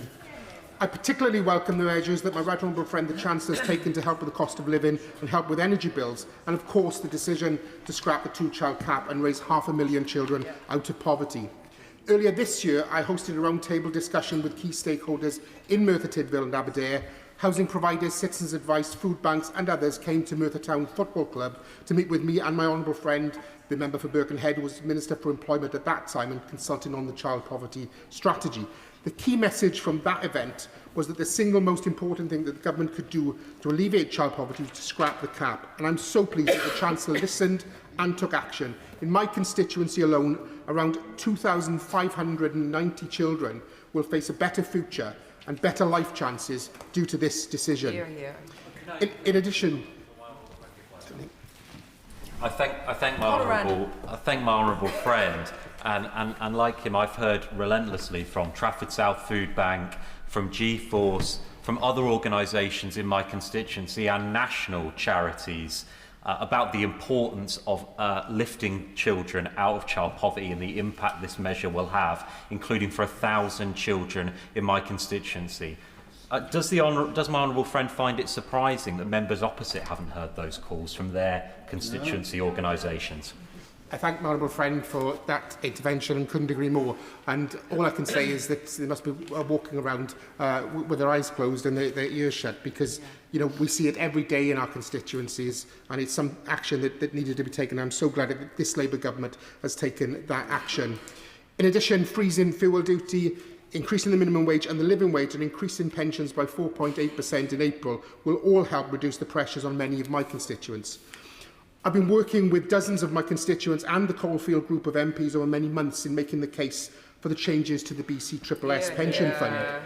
The £2.3 billion transferred back to the pension pot will mean around £100 a week for around 376 BCSS members in Merthyr Tydfil and Aberdare, and builds upon the decision in last year's budget to right a similar injustice with the Mine Workers Pension Fund. Mine workers powered our country and many Welsh communities for decades, and I'm proud that it is this Labour government that is doing right by them. Madam Deputy Speaker, certainly. I thank my honourable friend for giving way, and just on the note of the BCSS move, I wonder if he joins me in recognising the 290 people in my constituency who will benefit from this, and also in paying tribute to the work of Billy Ogg in my constituency. Billy from Kingseat, who has done so much to campaign for this change alongside so many other former coal board staff. Gerald Jones. I absolutely do join her. There's so many people that have worked hard for this, and it's people in our constituency that have wanted this, and it will make such a difference to them and their lives and their prosperity. And I absolutely welcome the decision and join her in congratulating her constituent. Madam Deputy Speaker, fuel prices in some parts of my constituency are often 10p per litre higher than in other parts of the constituency, and in some cases in the same chain. Asda, for example, in Merthyr Tydfil is often 7, 8, 9, 10p per litre dearer than the Asda in Aberdare, which is just bizarre. And they're not the only company that does this. I've written to the suppliers asking for an explanation, and when those explanations were not satisfactory, I've also written to the CMA urging them to take action and undertake a local inquiry.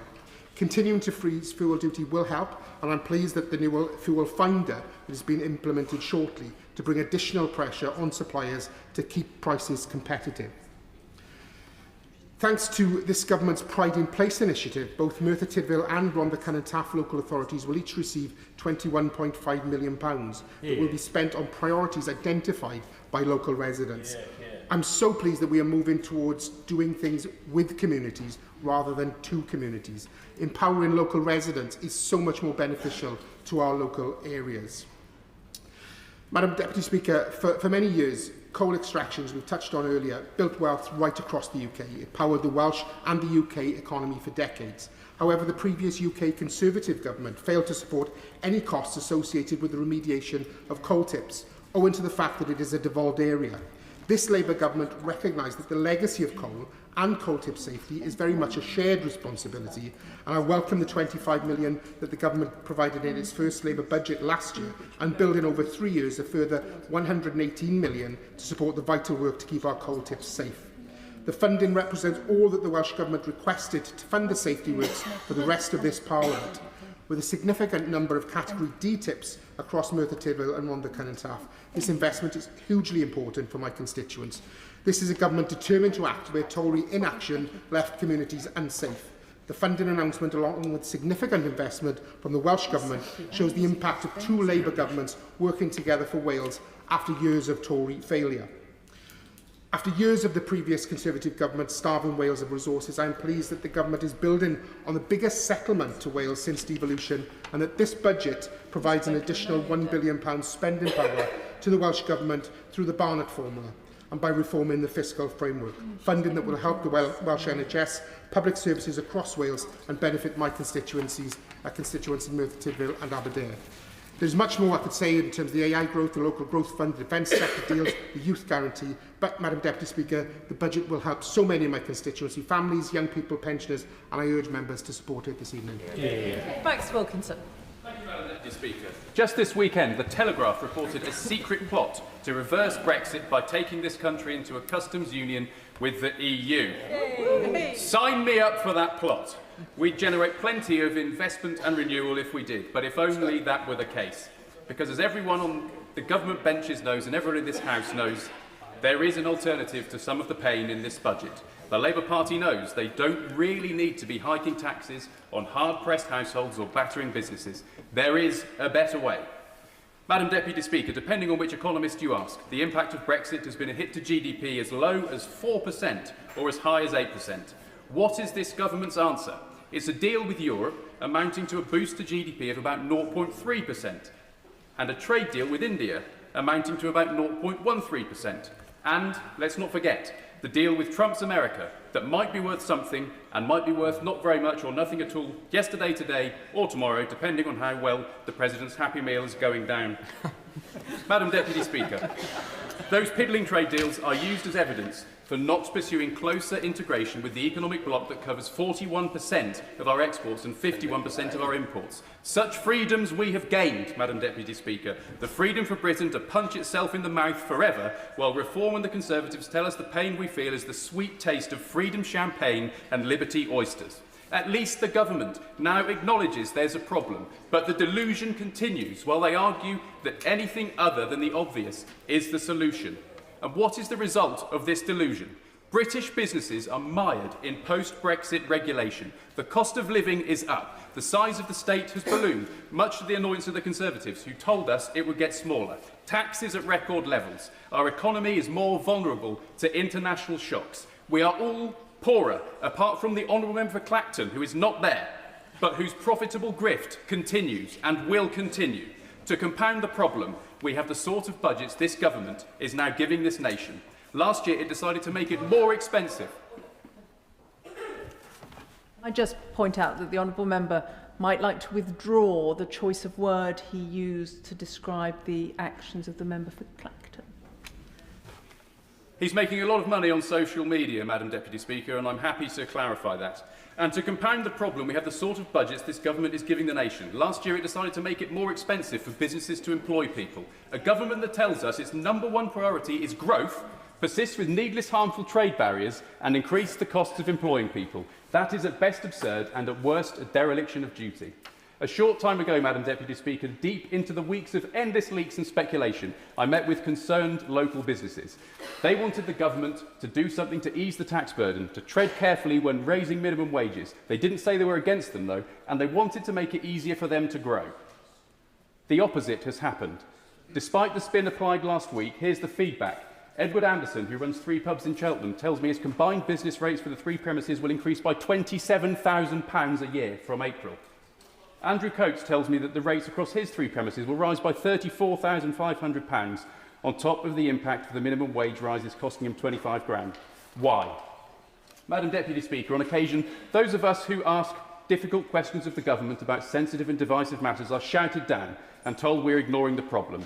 On this matter, the government is absolutely ignoring the problem and the ministers know it. Without properly dealing with the consequences of Brexit by striking a new trade deal with Europe, a customs union leading to single market access and stronger realignment in future, this country is going to continue in the slow lane. And while this government continues to be willfully ignorant of the impact of its actions on the private sector, this country will continue in the slow lane. If the number one priority for this government truly was prosperity, they'd unleash the opportunity of a trade deal with Europe and make it easier to do business here. Thank you, Madam Deputy Speaker. This budget is a good budget. And as a proud Welsh MP, I'm pleased to say this budget delivers for the people of Wales. This budget cuts the cost of living, invests in frontline public services and strengthens our plan for growth. Wales's frontline public services will be the big beneficiaries of the Labour choices at the heart of this budget. By asking those with the broadest shoulders to bear their fair share of tax, getting debt falling and restoring stability to the national finances, the Welsh Government will benefit from the largest financial settlement in the history of devolution. Whilst the Conservatives chose to impose real-term cuts on Wales, this Labour Government is choosing to invest in Wales. I greatly welcome the additional £505 million in funding for Welsh schools, hospitals and other public services delivered through this budget. I also welcome reforms to the Welsh fiscal framework, as committed to in our manifesto, which will provide £425 million in additional spending power, with borrowing limits for capital projects increasing every year. These are important steps to righting the historic wrongs of how Wales has been funded. After 14 years of Conservative failure, Wales has the highest child poverty of any devolved nation in the UK, with almost a third of Welsh children growing up in poverty. This is a stain on our national history. But this budget reverses this trend. Decisions made by this Labour Government will see child poverty in Wales falling once again. The scrapping of the 2-child benefit cap is one of the biggest steps we will take in our mission to end the injustice of child poverty. Labour choices will see 69,000 children in Wales, more than 1 in every 10, lifted out of poverty and benefiting from greater financial security. Scrapping the cap is not only the right thing to do, it is economically essential. Poverty and inequality remain a massive drain on our economy and our national potential. People in Wales know this instinctively. Fairness is a key national value. It's who we are. The Conservatives and Reform don't get this. That's why they don't understand Wales. Madam Deputy Speaker, this budget also rights another historic wrong, as we've heard already from the Honourable Member for Merthyr and Aberdare. And I'm thankful to the Chancellor for listening to him and other Coalfield MPs like myself in returning the investment reserved of the British Coal Staff Superannuation Scheme to its members. Having met BCSS members recently at the Newbridge Memo, I know how significant this £2.3 billion change will be. One of the people I met at that meeting was Alan Watkins, who worked at Oakdale Colliery in my constituency for 24 years. He started when he was just 16 years old, working at the pit until it closed in 1989. He's now 76. People like Alan have had to wait far too long for justice. Thanks to this change by this Labour Government, this wrong will finally be righted. My thanks to all the scheme's members and the trustees, especially Bleddyn Hancock, for his persistence and his never giving up over decades of work. Madam Deputy Speaker, as Chair of the IPPG for Semiconductors, I'm proud that this budget will see an additional £10 million being invested to strengthen skills in the Welsh semiconductor cluster, the world's first compound semiconductor cluster and a real success story for Wales and my constituency of Newport West and Islwyn. Much like the two governments working together at each end of the M4, I hope to see also more joint working between Network Rail and Transport for Wales, because, as we know, the additional investment that the Labour government already announced of £445 million in Wales rail infrastructure, including 5 new stations in South Wales, will be beneficial to all across South Wales. But I would urge the Network Rail and Transport for Wales to go further and working to deliver these ambitions. This budget follows a long Labour tradition of being prudent with a purpose. It is based on Labour choices with Labour values running through it. And our purpose is clear: action on the cost of living, investment in our public services and delivering future growth. I commend this to the House. Adrian Ramsey. Thank you, Madam Deputy Speaker. This budget was billed as a plan for renewal, but in Waveney Valley, renewal is measured in what people actually feel. Lower bills, better services, affordable local food, the protection of our irreplaceable natural environment. Yet Kevin, a trustee of the Waveney Food Bank, told me a few days ago that demand continues to grow, reflecting hardship nationwide. Trussell reports that around 14 million people, including 3.8 million children, faced food insecurity last year. Scrapping the 2-child limit in universal credit is very welcome indeed, something I've long called for, but it alone cannot tackle structural poverty. The budget raises £26 billion, but most is held back to expand fiscal headroom rather than easing household pressures. Threshold freezers hit low and middle income families, creating a disproportionate burden on ordinary households, while the wealthiest are still not paying their fair share. Opportunities to tax extreme wealth have been missed, and this decision punishes the many to protect the privileges of the few, while families and public services continue to struggle. Take schools which face severe financial pressure. Head teachers in my constituency of Waveney Valley report cutbacks to subject options and support services, and recruitment and retention remains challenging. Special educational needs are under particular strain. SEND has doubled in demand, with deficits rising from £6.6 billion to £13.4 billion in 3 years, and councils warning of insolvency. Thousands of children face long waits for assessments, and schools must meet needs without sufficient staff, training or funding. Urgent action is needed to stabilise SEND and schools funding to improve access and support. The budget was also a missed opportunity for farmers already struggling with rising costs and succession pressures. Agricultural property relief remains capped at £1 million per person, hitting ordinary family farms rather than the people I know the government's trying to target, which is those buying up farmland to avoid tax. So along with experts such as Dan Needle, I've argued that the APR threshold should rise to around 10 million to clamp down on tax avoidance without penalising family farms that make little money day to day. Core farm costs have also been frozen. The environmental land management schemes continue to remain underfunded, complex and difficult for smaller farms to access, preventing investment in nature restoration, climate resilient practices and improved animal welfare. The SFI incentive remains closed to new applicants, stalling access to properly funded schemes essential for environmental protection and a secure food supply. The budget promises 250 new neighbourhood health service centres, which I very much welcome. They could restore rural services, and I look forward to seeing them in my market towns across Waveney Valley. But there's no clarity on what this will mean for dentistry, which is already at a crisis point, and also financing the health centres through public-private partnerships raises concerns and questions about long-term costs given the failures of PFI. Public investment must serve patients, not private profit. So in conclusion, this budget makes promises with some welcome elements, but does not deliver the scale of renewal that our country needs. Public services are stretched, farmers are struggling, schools and councils face unsustainable pressures, and families across Waveney Valley continue to battle hardship. Kevin at the Waveney Food Bank hopes that one day he'll be able to close the food bank for good. But on the basis of this budget, there's a long way to go with that. Law. Thank you, Madam Deputy Speaker. On the matter of today's debate, investment and renewable, can I firstly express my delight at the establishment of a local publicly owned investment fund for Cornwall, because it is only by investing in the SMEs and supply chains that underlie our most promising industries that we will ensure that the benefits of growth are spread throughout our communities.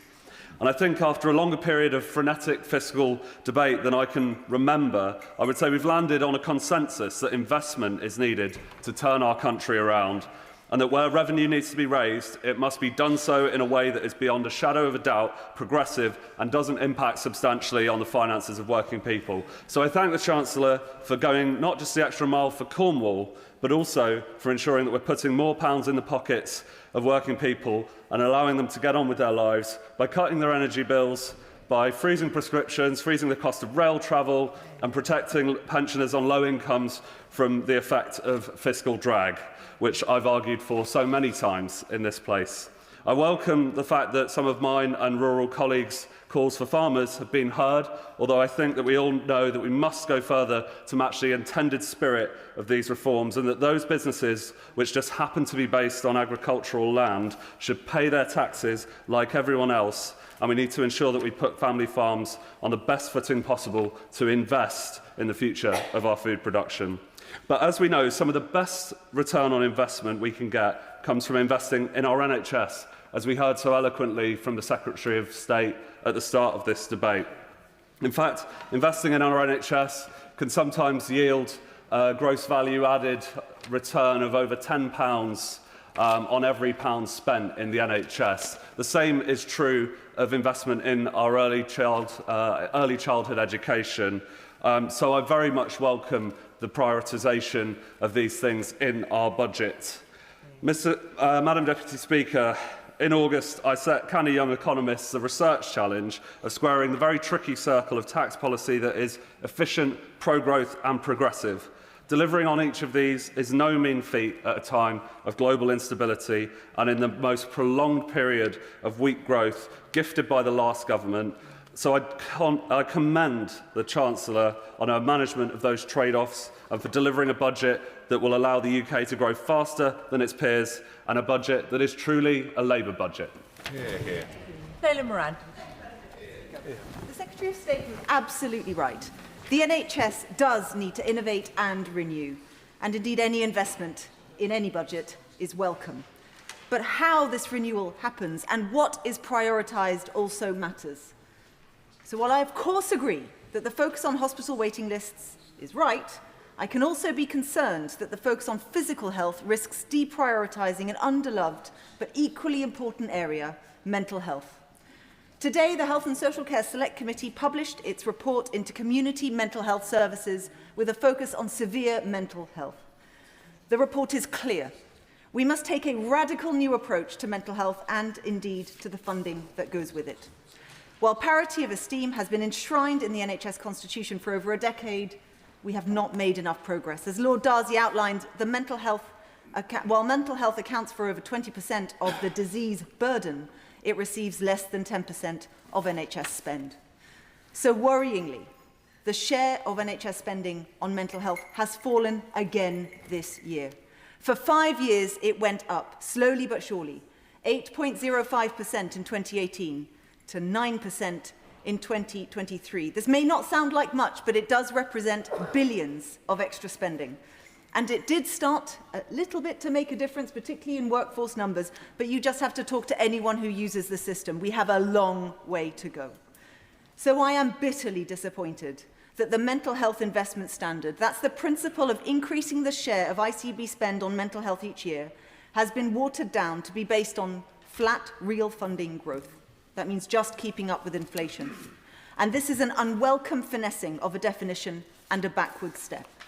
The committee urges the government to change course and further to enshrine the original definition in law. And why? Why spend all this money? Well, there are so many reasons.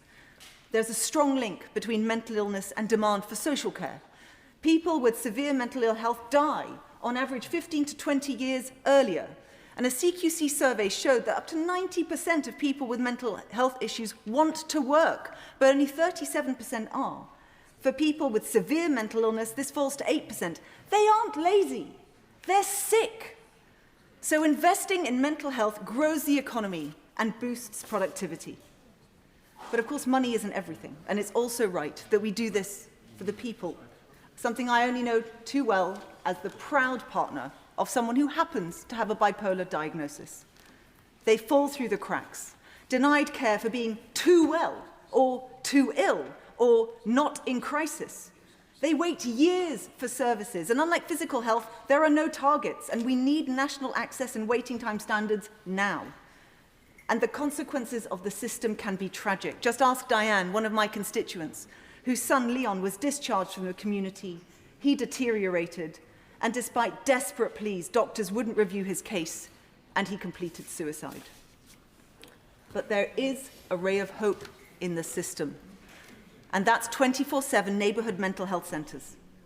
These are open access centres with integrated, holistic models, rooted in communities, everything that our experts by experience ask for. And one staff member said, this is a place that helps people make them feel that they're a skilled person, not an ill person.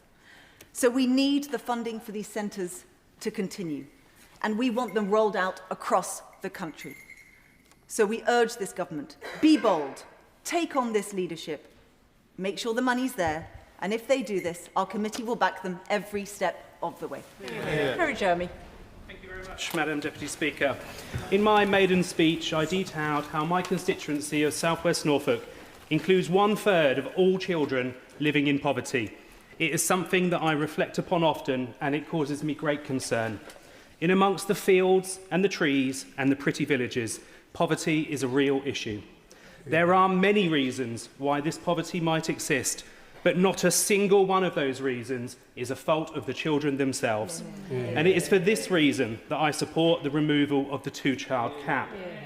I welcome also the above-inflation increase in the state pension, because pensioner poverty is of great concern too, particularly in a rural area like mine, where we struggle with low wages and poor quality housing.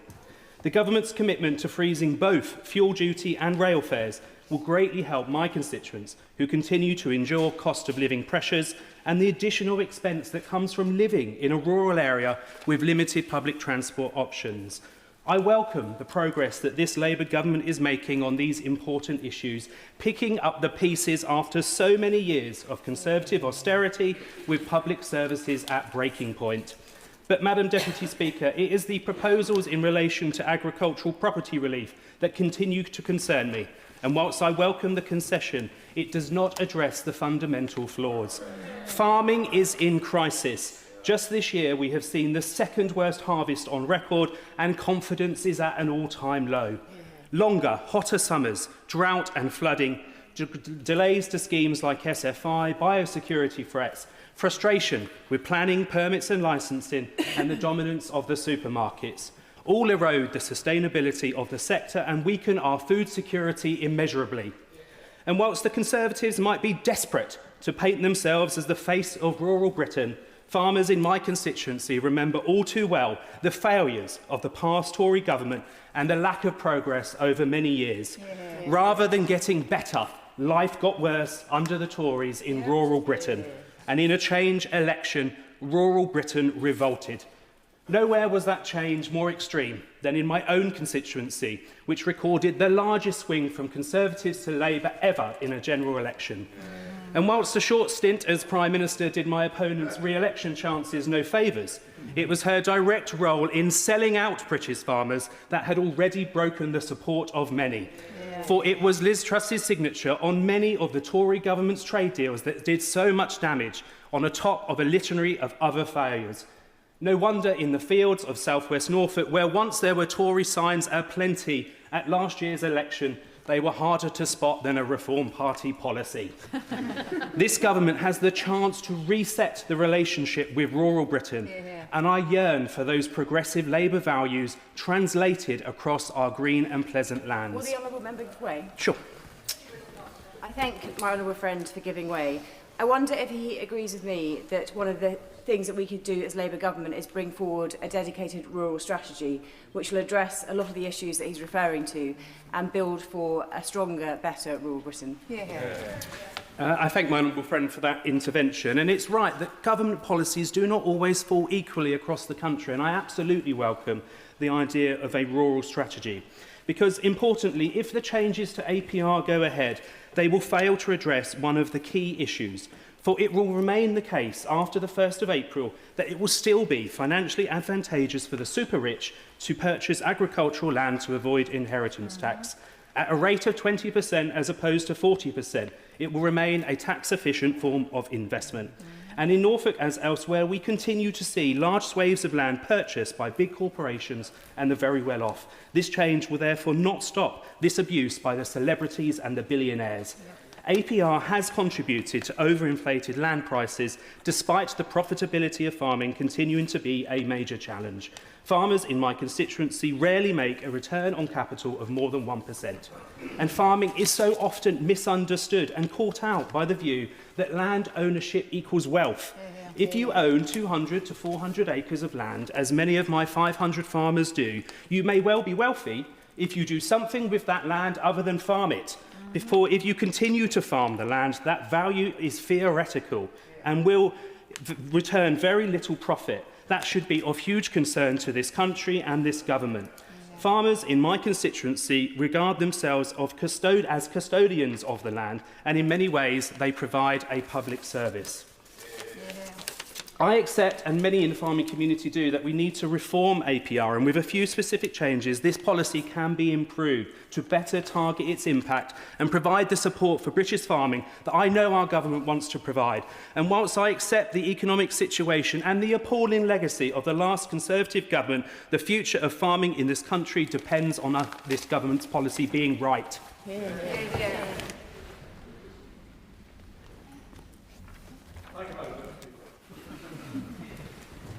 Last week, I had the pleasure of visiting a very remote part of Wester Ross, a new part of my constituency, and I visited with the intrepid Olivia and Susie from my office. We went first of all to Bad Lurch on the south side of Little Loch Broom, and there I spoke with the crofter, Lisa Stewart. I spoke across the wall of her croft, and she was initially rather startled when I appeared, partly because I was dressed like this, and I think she mistook me for a Mormon missionary.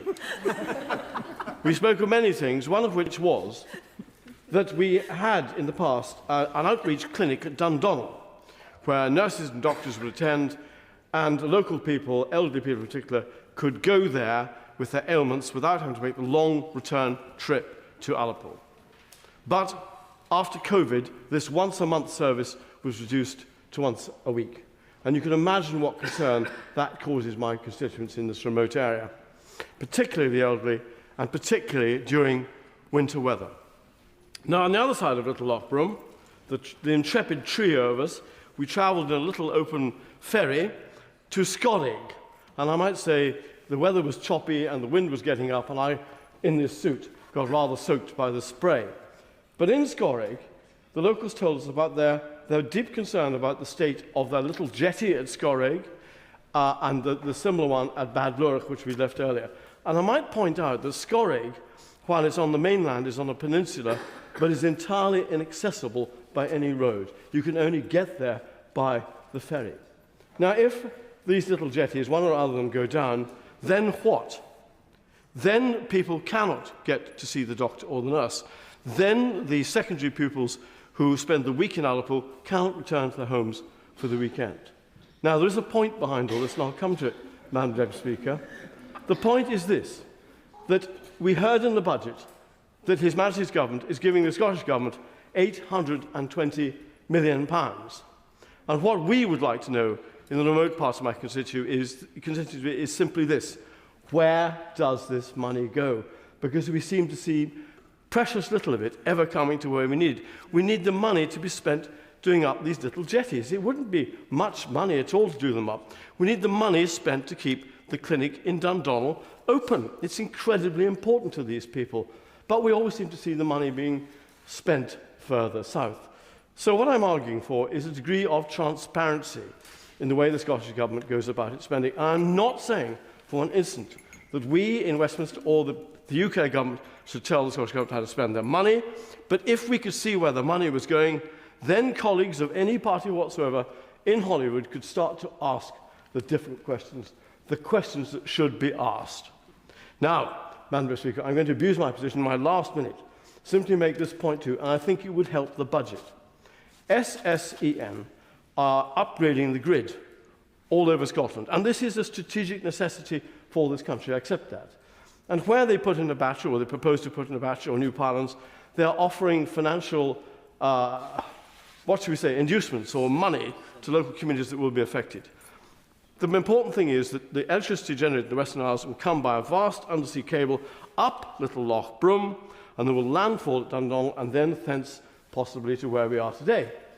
But the communities either side of that loch, with the cable in the middle of it, Bad Lurch on one side and Scorrig and others, will receive not a penny. And I hope SSEN are listening to us, because I think there's a moral argument that they should take into account these communities as well, and that money would be of enormous assistance to the UK's budget, the Scottish budget. I thank you. Conor Naismith. Thank you, Madam Deputy Speaker. My constituents want to know that decisions taken in the budget are fair, that they are necessary to tackle the long-term challenges this country faces, and that they align with their priorities in their lived experience in daily life. And I think that this budget achieves that, and I want to talk about some very specific measures, beginning with the two-child cap. I have been incredibly frustrated with the level at which the opposition have sought to have this debate about the two-child cap. I think they should hang their heads in shame that they try to present this as an argument between people who work and those who don't, because 60% of the families who will benefit from the abolition of the two-child cap are working families. And I don't think we talk often enough in this place about the fact that 33% of those who claim universal credit are in work. They go out to work every single day and earn their poverty. That is the record of the Conservative Party in government, and they should apologise for it. Then let's talk about the 40% of people who do not work. Many of my constituents have, will have worked at one stage or another and find themselves unemployed for reasons that are outside of their control. Conservative MPs prior to the last election at least had the opportunity to place bets on their future unemployment. My constituents did not manage to do the same, and I think they should reflect on the fact that many people find themselves in that situation through no fault of their own. There were many other measures in the budget aimed at tackling the cost of living for my constituents. Increases to the minimum wage, reductions in their energy bills. And I want to place on record in particular my thanks to the Chancellor for listening to my calls to delay the implementation of changes to the employee car ownership scheme. I heard from many constituents working at Bentley Motors in my constituency about how this would have left them hundreds of pounds a month out of pocket. I'm proud to have advocated on their behalf alongside the Unite Trade Union in making that case, and I thank the Chancellor for listening. I want to also, just briefly in the time I have remaining, touch on investment, and I was delighted to hear the Chancellor in her budget statement recommit to investing in Northern Powerhouse Rail. This is vitally important to my constituency as a proud rail town in the north of England. I would just urge the government to be bold in the announcements that they make on this subject, and make sure that we leave open the option for a broader strategy of north-south connectivity as well as east-west connectivity. Delighted with the investments we've made in the NHS. We're already seeing the benefits of that with reduced waiting times and improved patient experience. And finally, Madam Deputy Speaker, on high streets, I thank the Chancellor for listening to my calls for steps to tackle those dodgy vape shops dodgy shops on our high street. My constituency was the subject of a recent BBC undercover investigation on this very subject. I'm really, really proud that this government is taking action to tackle that. The government has made fair choices in the budget, right choices in the economic circumstances, and I'm proud to support them. Brian Matthew. Thank you, Madam Deputy Speaker.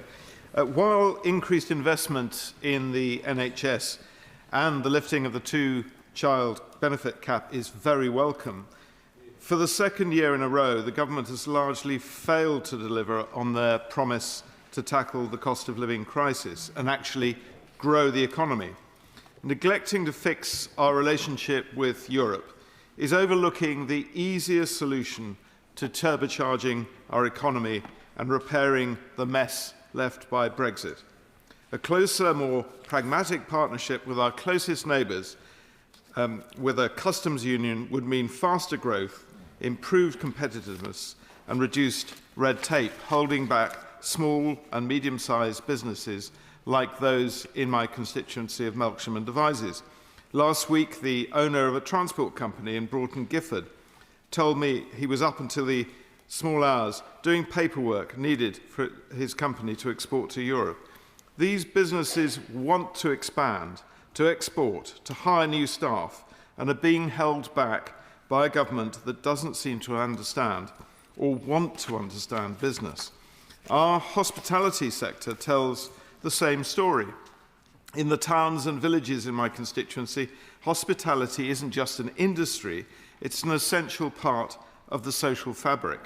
Having visited a number of outstanding pubs in my constituency, including the British Lion in Devizes and the Lamb in Urchfont, I've spoken to the landlords, staff and customers. They're being squeezed with high energy costs, pressures from supply chains, staffing shortages and rising prices. Wadsworth, a family-run independent brewer and pub company based in Devizes and the producer of the much-loved 6X, are facing increased charges of thousands of pounds with their tenanted pubs, who will, despite the reduced multiplier, be paying an increase of 76% on their business rates, paying on average an extra £12,900 over the next 3 years, with some paying much, much more. And this will likely lead to pub closures and job losses. And I would remind the Chancellor that a closed pub pays no taxes. So not only a nail in the coffin of one of our most valued assets, namely the great British pub, a major shot in the foot for the Chancellor and her government. The Liberal Democrat policy to cut 5p on VAT for the hospitality sector would have helped these businesses not only survive, but ensure that people can afford the little things that brighten up life. A pint after work, fish and chips on a Friday, a meal with your family shouldn't break the bank. This low-growth, high-tax budget is punishing people, hitting them with stealth taxes on their wages and failing to tackle the actual problems our residents and businesses face, failing to reverse the unpopular and self-defeating farm inheritance tax, or at least raising the threshold so that it protects working family farms. The Lib Dems wanted this to be a budget that was forward-thinking, going for growth, with a deal for Europe, saving our high streets and helping families with the cost of living. It was instead, sadly, a missed opportunity, squandering the chance to deliver the change that is needed. Thank you. Andy McNay. Madam Deputy Speaker, our fiscal framework is not working. This is a structure that's supposed to manage compliance with our fiscal rules and so deliver stability and confidence, yet we're seeing quite the opposite. Our current framework's leading to speculation, policy volatility and short-termism. So I want to ask the question, is there a better way? The fundamental problem with the current framework is that it requires the OBR to make binary pass-fail judgments on whether the rules will be met, using highly uncertain forecasts of what the economy might look like in 2029. To compound this, the OBR is only allowed to count the impacts of policies that have a high degree of certainty and evidence. This means for anything new and innovative, it's likely only the costs and not the benefits will be included.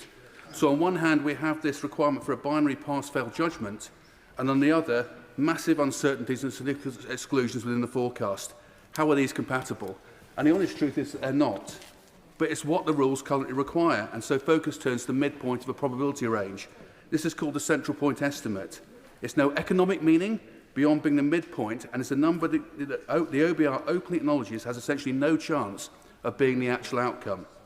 Yet, it's used as if it is the forecast, giving rise to statements such as the Chancellor has £9.9 billion of headroom. Taken at face value, such statements fundamentally misrepresent the inherent uncertainty. And this forced pass-fail system and excessive focus on point estimates has real-world consequences.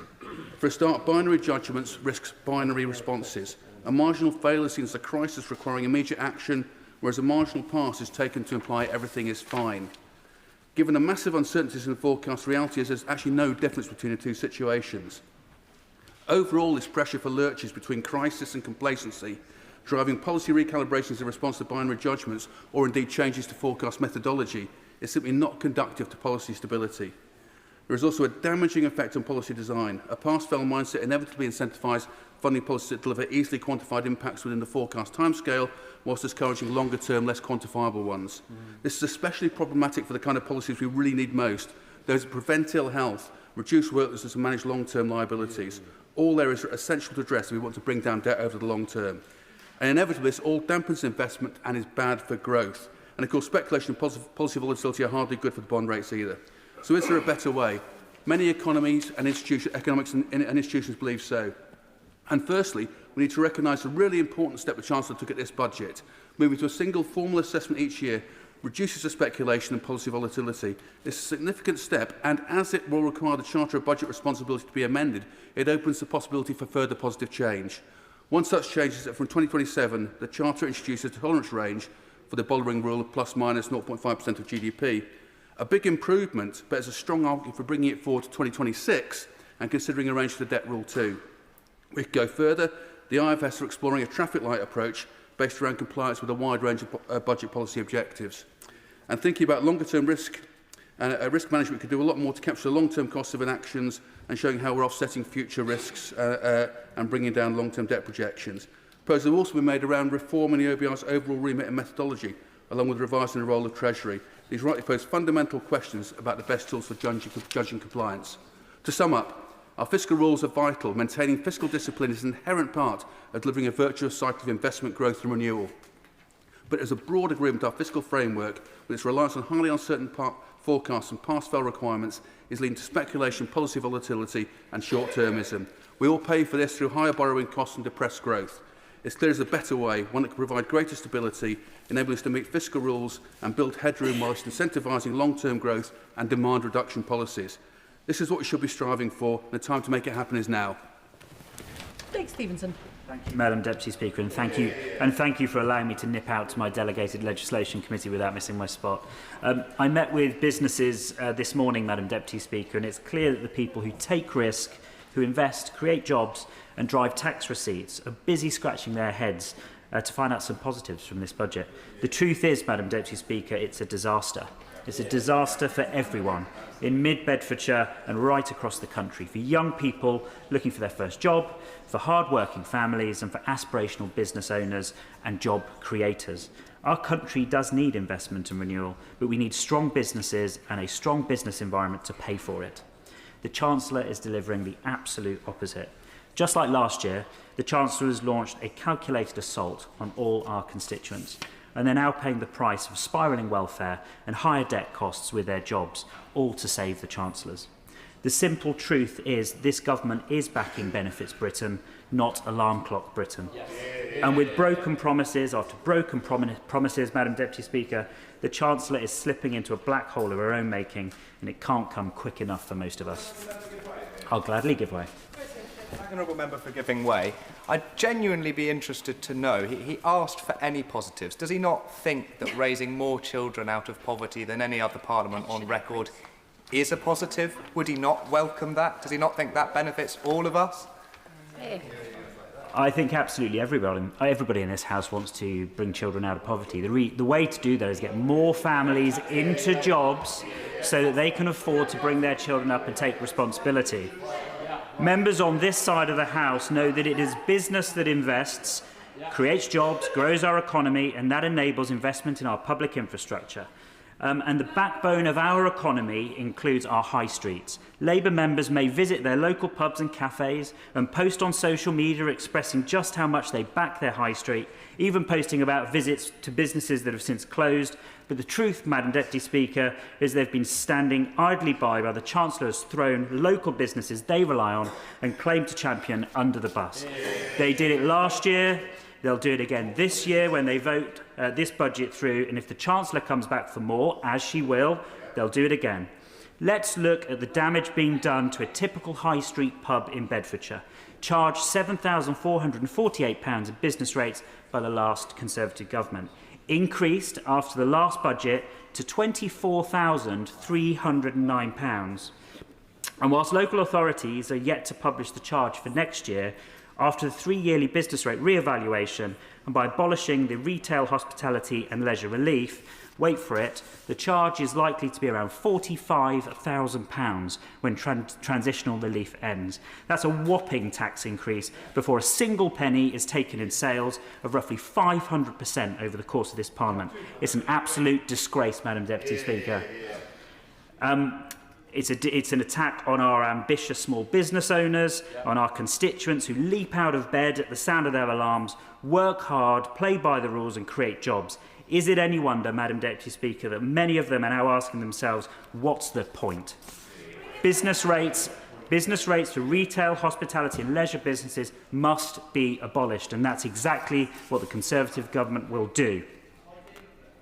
And who's paying the price for this? It's the very working people the government pretends to support, especially young people starting out, as I did, washing dishes in the pub, waiting on tables and working in local shops. Whilst members opposite pat themselves on their backs with smiles all around for increasing the minimum wage, they're doing so whilst crushing jobs. It makes absolutely no sense to do this at a point when the market can least afford it. Unemployment is through the roof. 1 million 16 to 24-year-olds and rising are not in education, employment or training. This is an absolute scandal, which this government's economic plan does nothing to fix. It does, it makes it worse. Indeed, my honourable friend is absolutely right. It makes it absolutely worse. The benefits of an increased minimum wage are meaningless for those who don't have a wage. We should be investing in a brighter future for young people on aspiration, hard work, investment and wealth, and it's only the Conservatives that have planned to do that by bearing down on welfare spending, cutting taxes and repealing every job-destroying, anti-business, anti-growth measure in the Employment Rights Bill, by kick-starting young people's working lives with a £5,000 first jobs bonus. I have no time.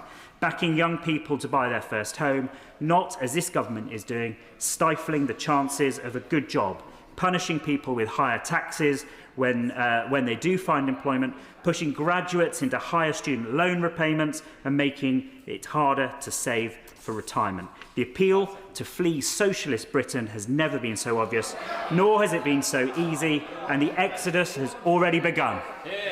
Tony Abans.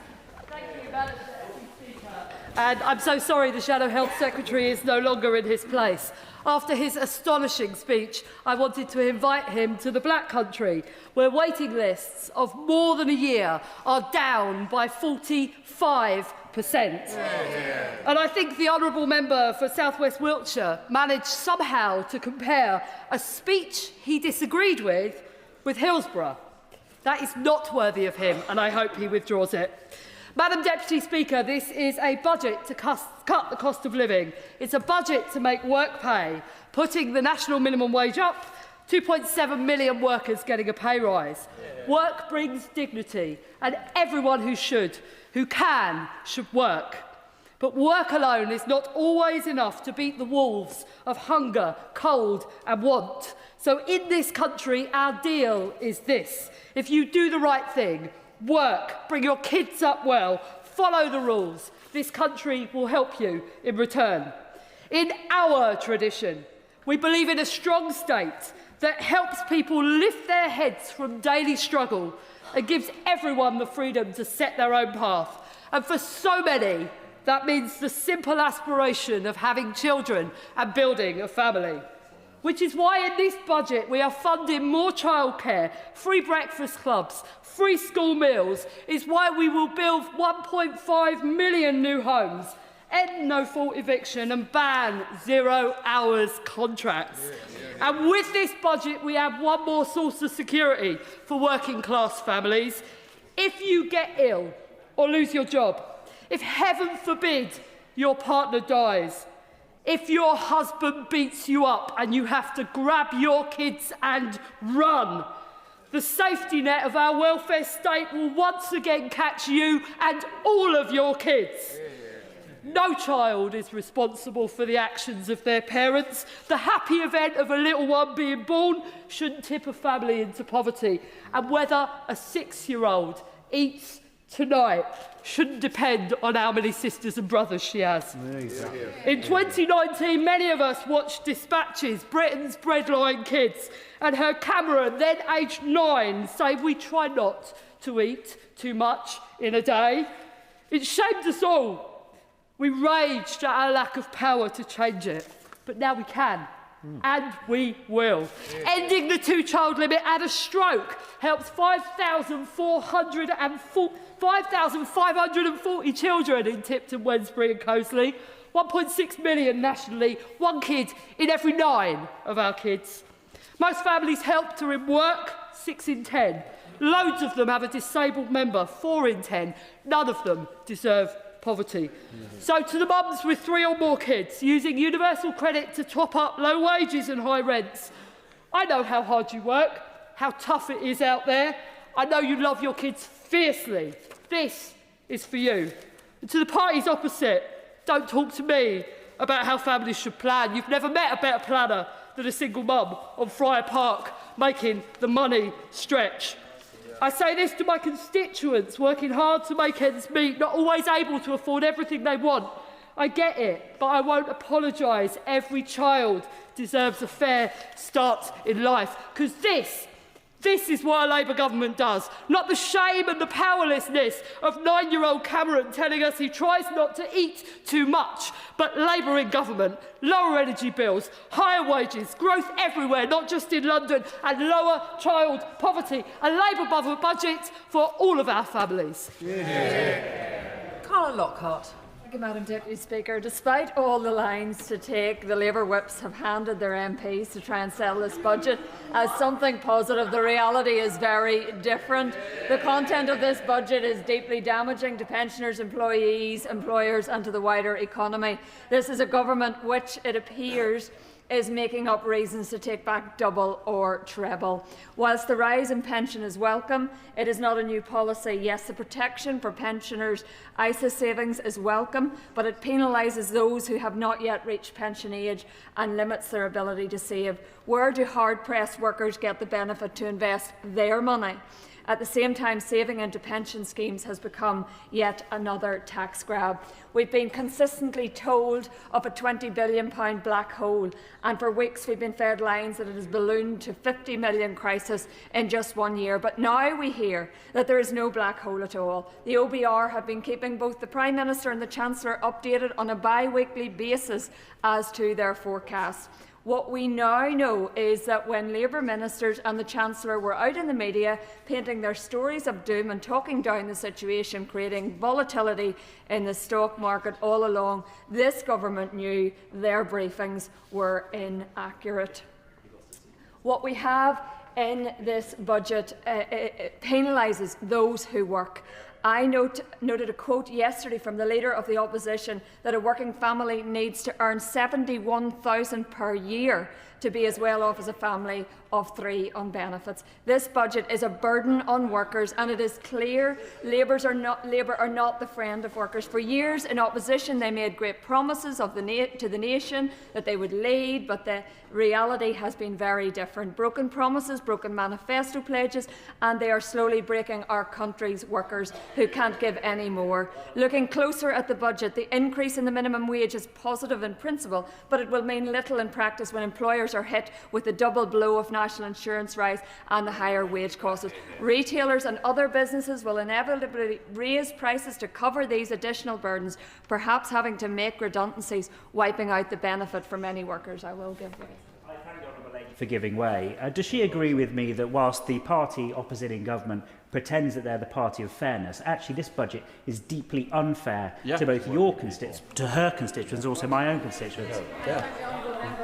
The poorest will become poorer while workers are asked to pay more to support people who come here from overseas and go straight onto benefits with little incentive to work. The system is more lucrative not to work than actually to contribute. It is time this government put British citizens, British workers and British employers first. It is time for the Chancellor to get tough on tax avoidance and offer genuine support to those hard-pressed workers who are doing the right thing and paying their way. But perhaps the most appalling tax grab in this budget is the attack on our family farms. The announcement making BPR and APR transferable is a meaningless gesture and an insult. The family farm death tax remains fully intact. Farmers gain nothing.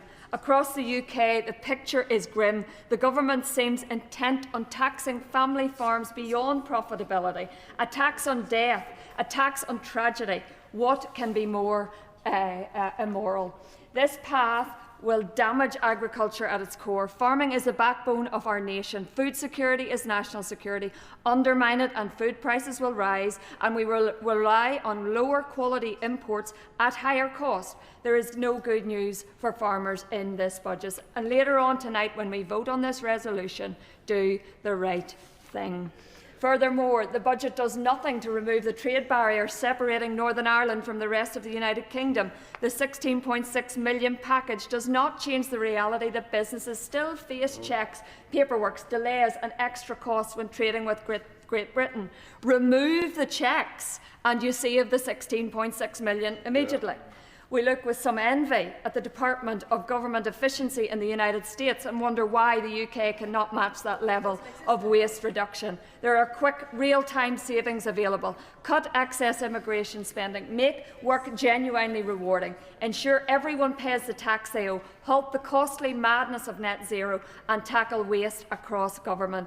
This budget offers presentation rather than substance. It fails workers, employers, farmers, policing, health, hospitality, and it fails our taxpayers. There is a clear solution. Get tough on immigration, tough on crime, tough on tax evasion, and get our country back to being the envy of the world. That is where we belong. We're into Joss. Thank you, Madam Deputy Speaker. Last week's budget marked a clear turn away from the damage and austerity of the previous government towards a fairer, stronger country that will deliver on the public's priorities. People in my constituency of Wolverhampton West have already expressed their appreciation in having a Labour budget built from Labour values to overturn 15 years of cuts and chaos. As an on-side youth champion and a frequent visitor to the Way Youth Zone, as well as schools, City of Wolverhampton College, the University of Wolverhampton, Juniper Training and the Wolves Foundation in my constituency, I welcome the increased support for young people. Lifting the two-child benefit cap paid for by tax on gambling companies will lift 450,000 children out of poverty, including more than 3,000 children in Wolverhampton West. And expanding free breakfast clubs, which includes Penfield School in my constituency, as well as free school meals, will mean that children do not go to school hungry.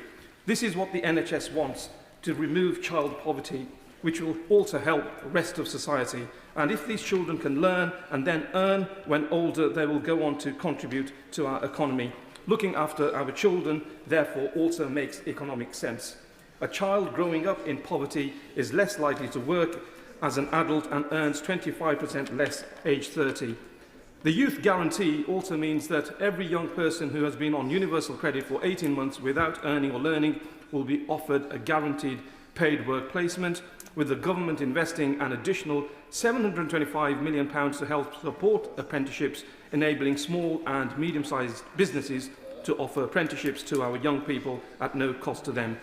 Yes, I will.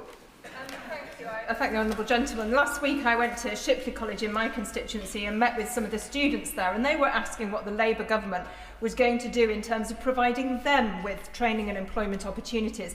Does my honourable friend agree that the giving of free training to SMEs to take on apprentices will help to deliver better opportunities for our young people in the future? I agree with my honourable friend. Not only is it very good for our young people, they will have apprenticeships, but it's also good for our businesses, our small and medium-sized businesses, because they will be able to offer these apprenticeships without costing them. Raising the minimum wage and the living wage will also help increase their spending power to contribute to the local economy. The government is tackling the cost of living crisis by also freezing prescription charges and rail fares for the first time in 30 years, bringing down energy bills as well by £150 across the country. In Wolverhampton West, I am proud that many of our hard-working businesses will also benefit by having the new permanently lower business rates, benefiting so many retail, hospitality and leisure businesses throughout Wolverhampton, fulfilling our manifesto promise and paid for by the increase in business rates for warehouses of giant online companies. This will boost our high streets and strengthen our local economy.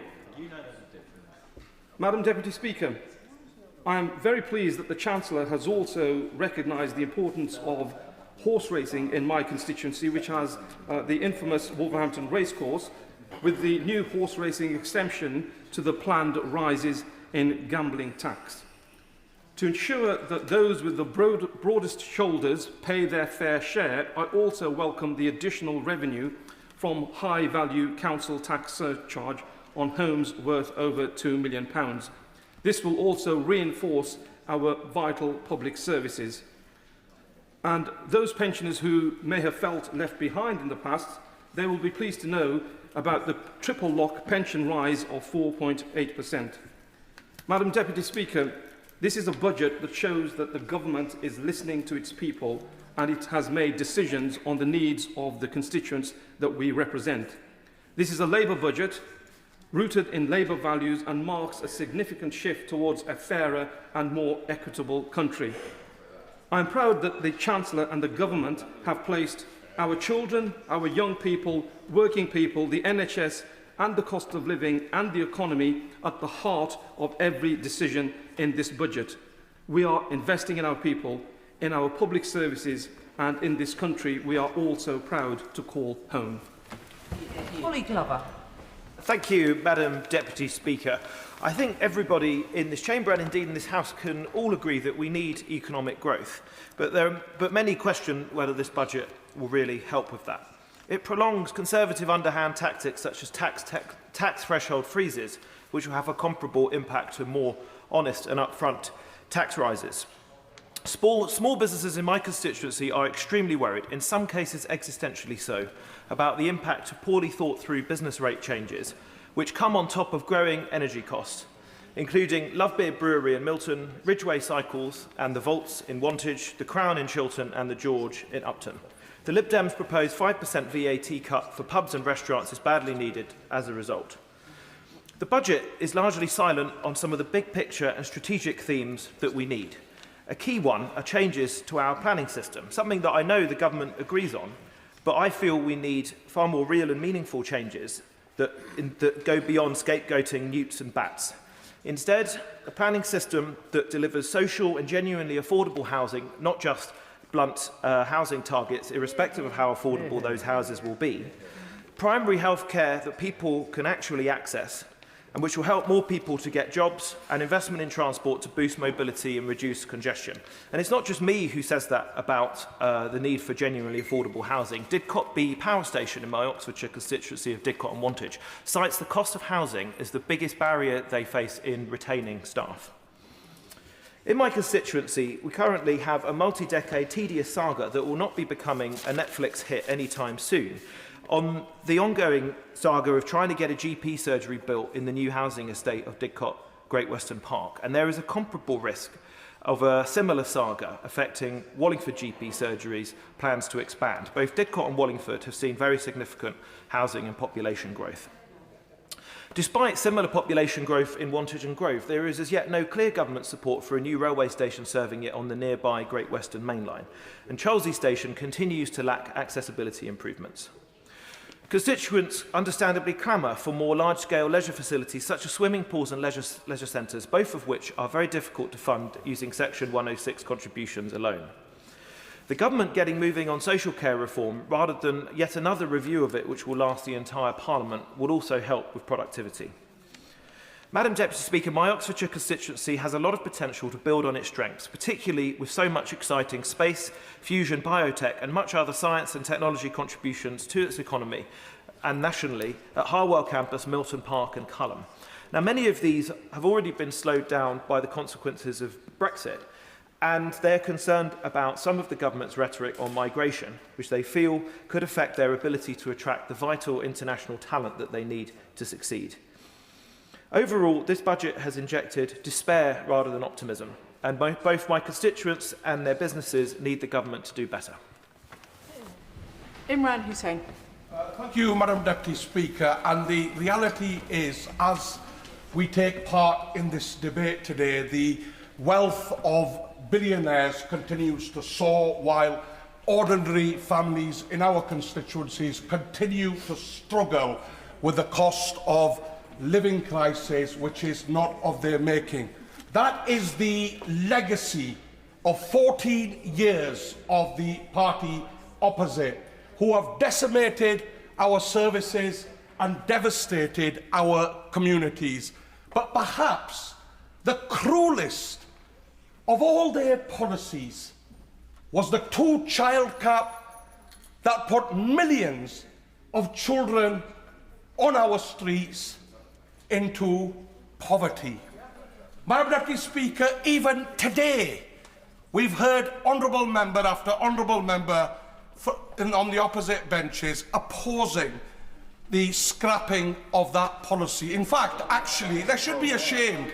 They should be ashamed. And in fact, actually, many of them have made their speeches and then run out of the chamber because they can't face the fact that it is them that put millions of children into poverty. But this budget finally abolishes the two-child cruel policy. I opposed it from day one, and it shouldn't have taken 18 months, frankly, for this government to scrap this policy, but I am pleased nonetheless that we have scrapped it. Madam Deputy Speaker, after years of campaigning, the full removal of the two-child limit is hugely welcome, and it is a clear vindication of the stand taken by myself and other colleagues.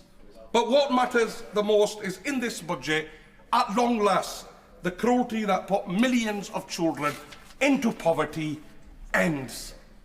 This decision will not only lift millions, like colleagues have said, millions of children out of poverty. In my own constituency, 6,300 families and 22,500 children will positively benefit. This is a huge step forward, long overdue, and a direct result of relentless pressure from campaigners and MPs who refuse to back down. And not once today have I heard tribute paid to the many campaign organisations that have relentlessly put the case forward, lobbied MPs to scrap this cap. I want to pay tribute to them, and I want to thank them for all their hard work.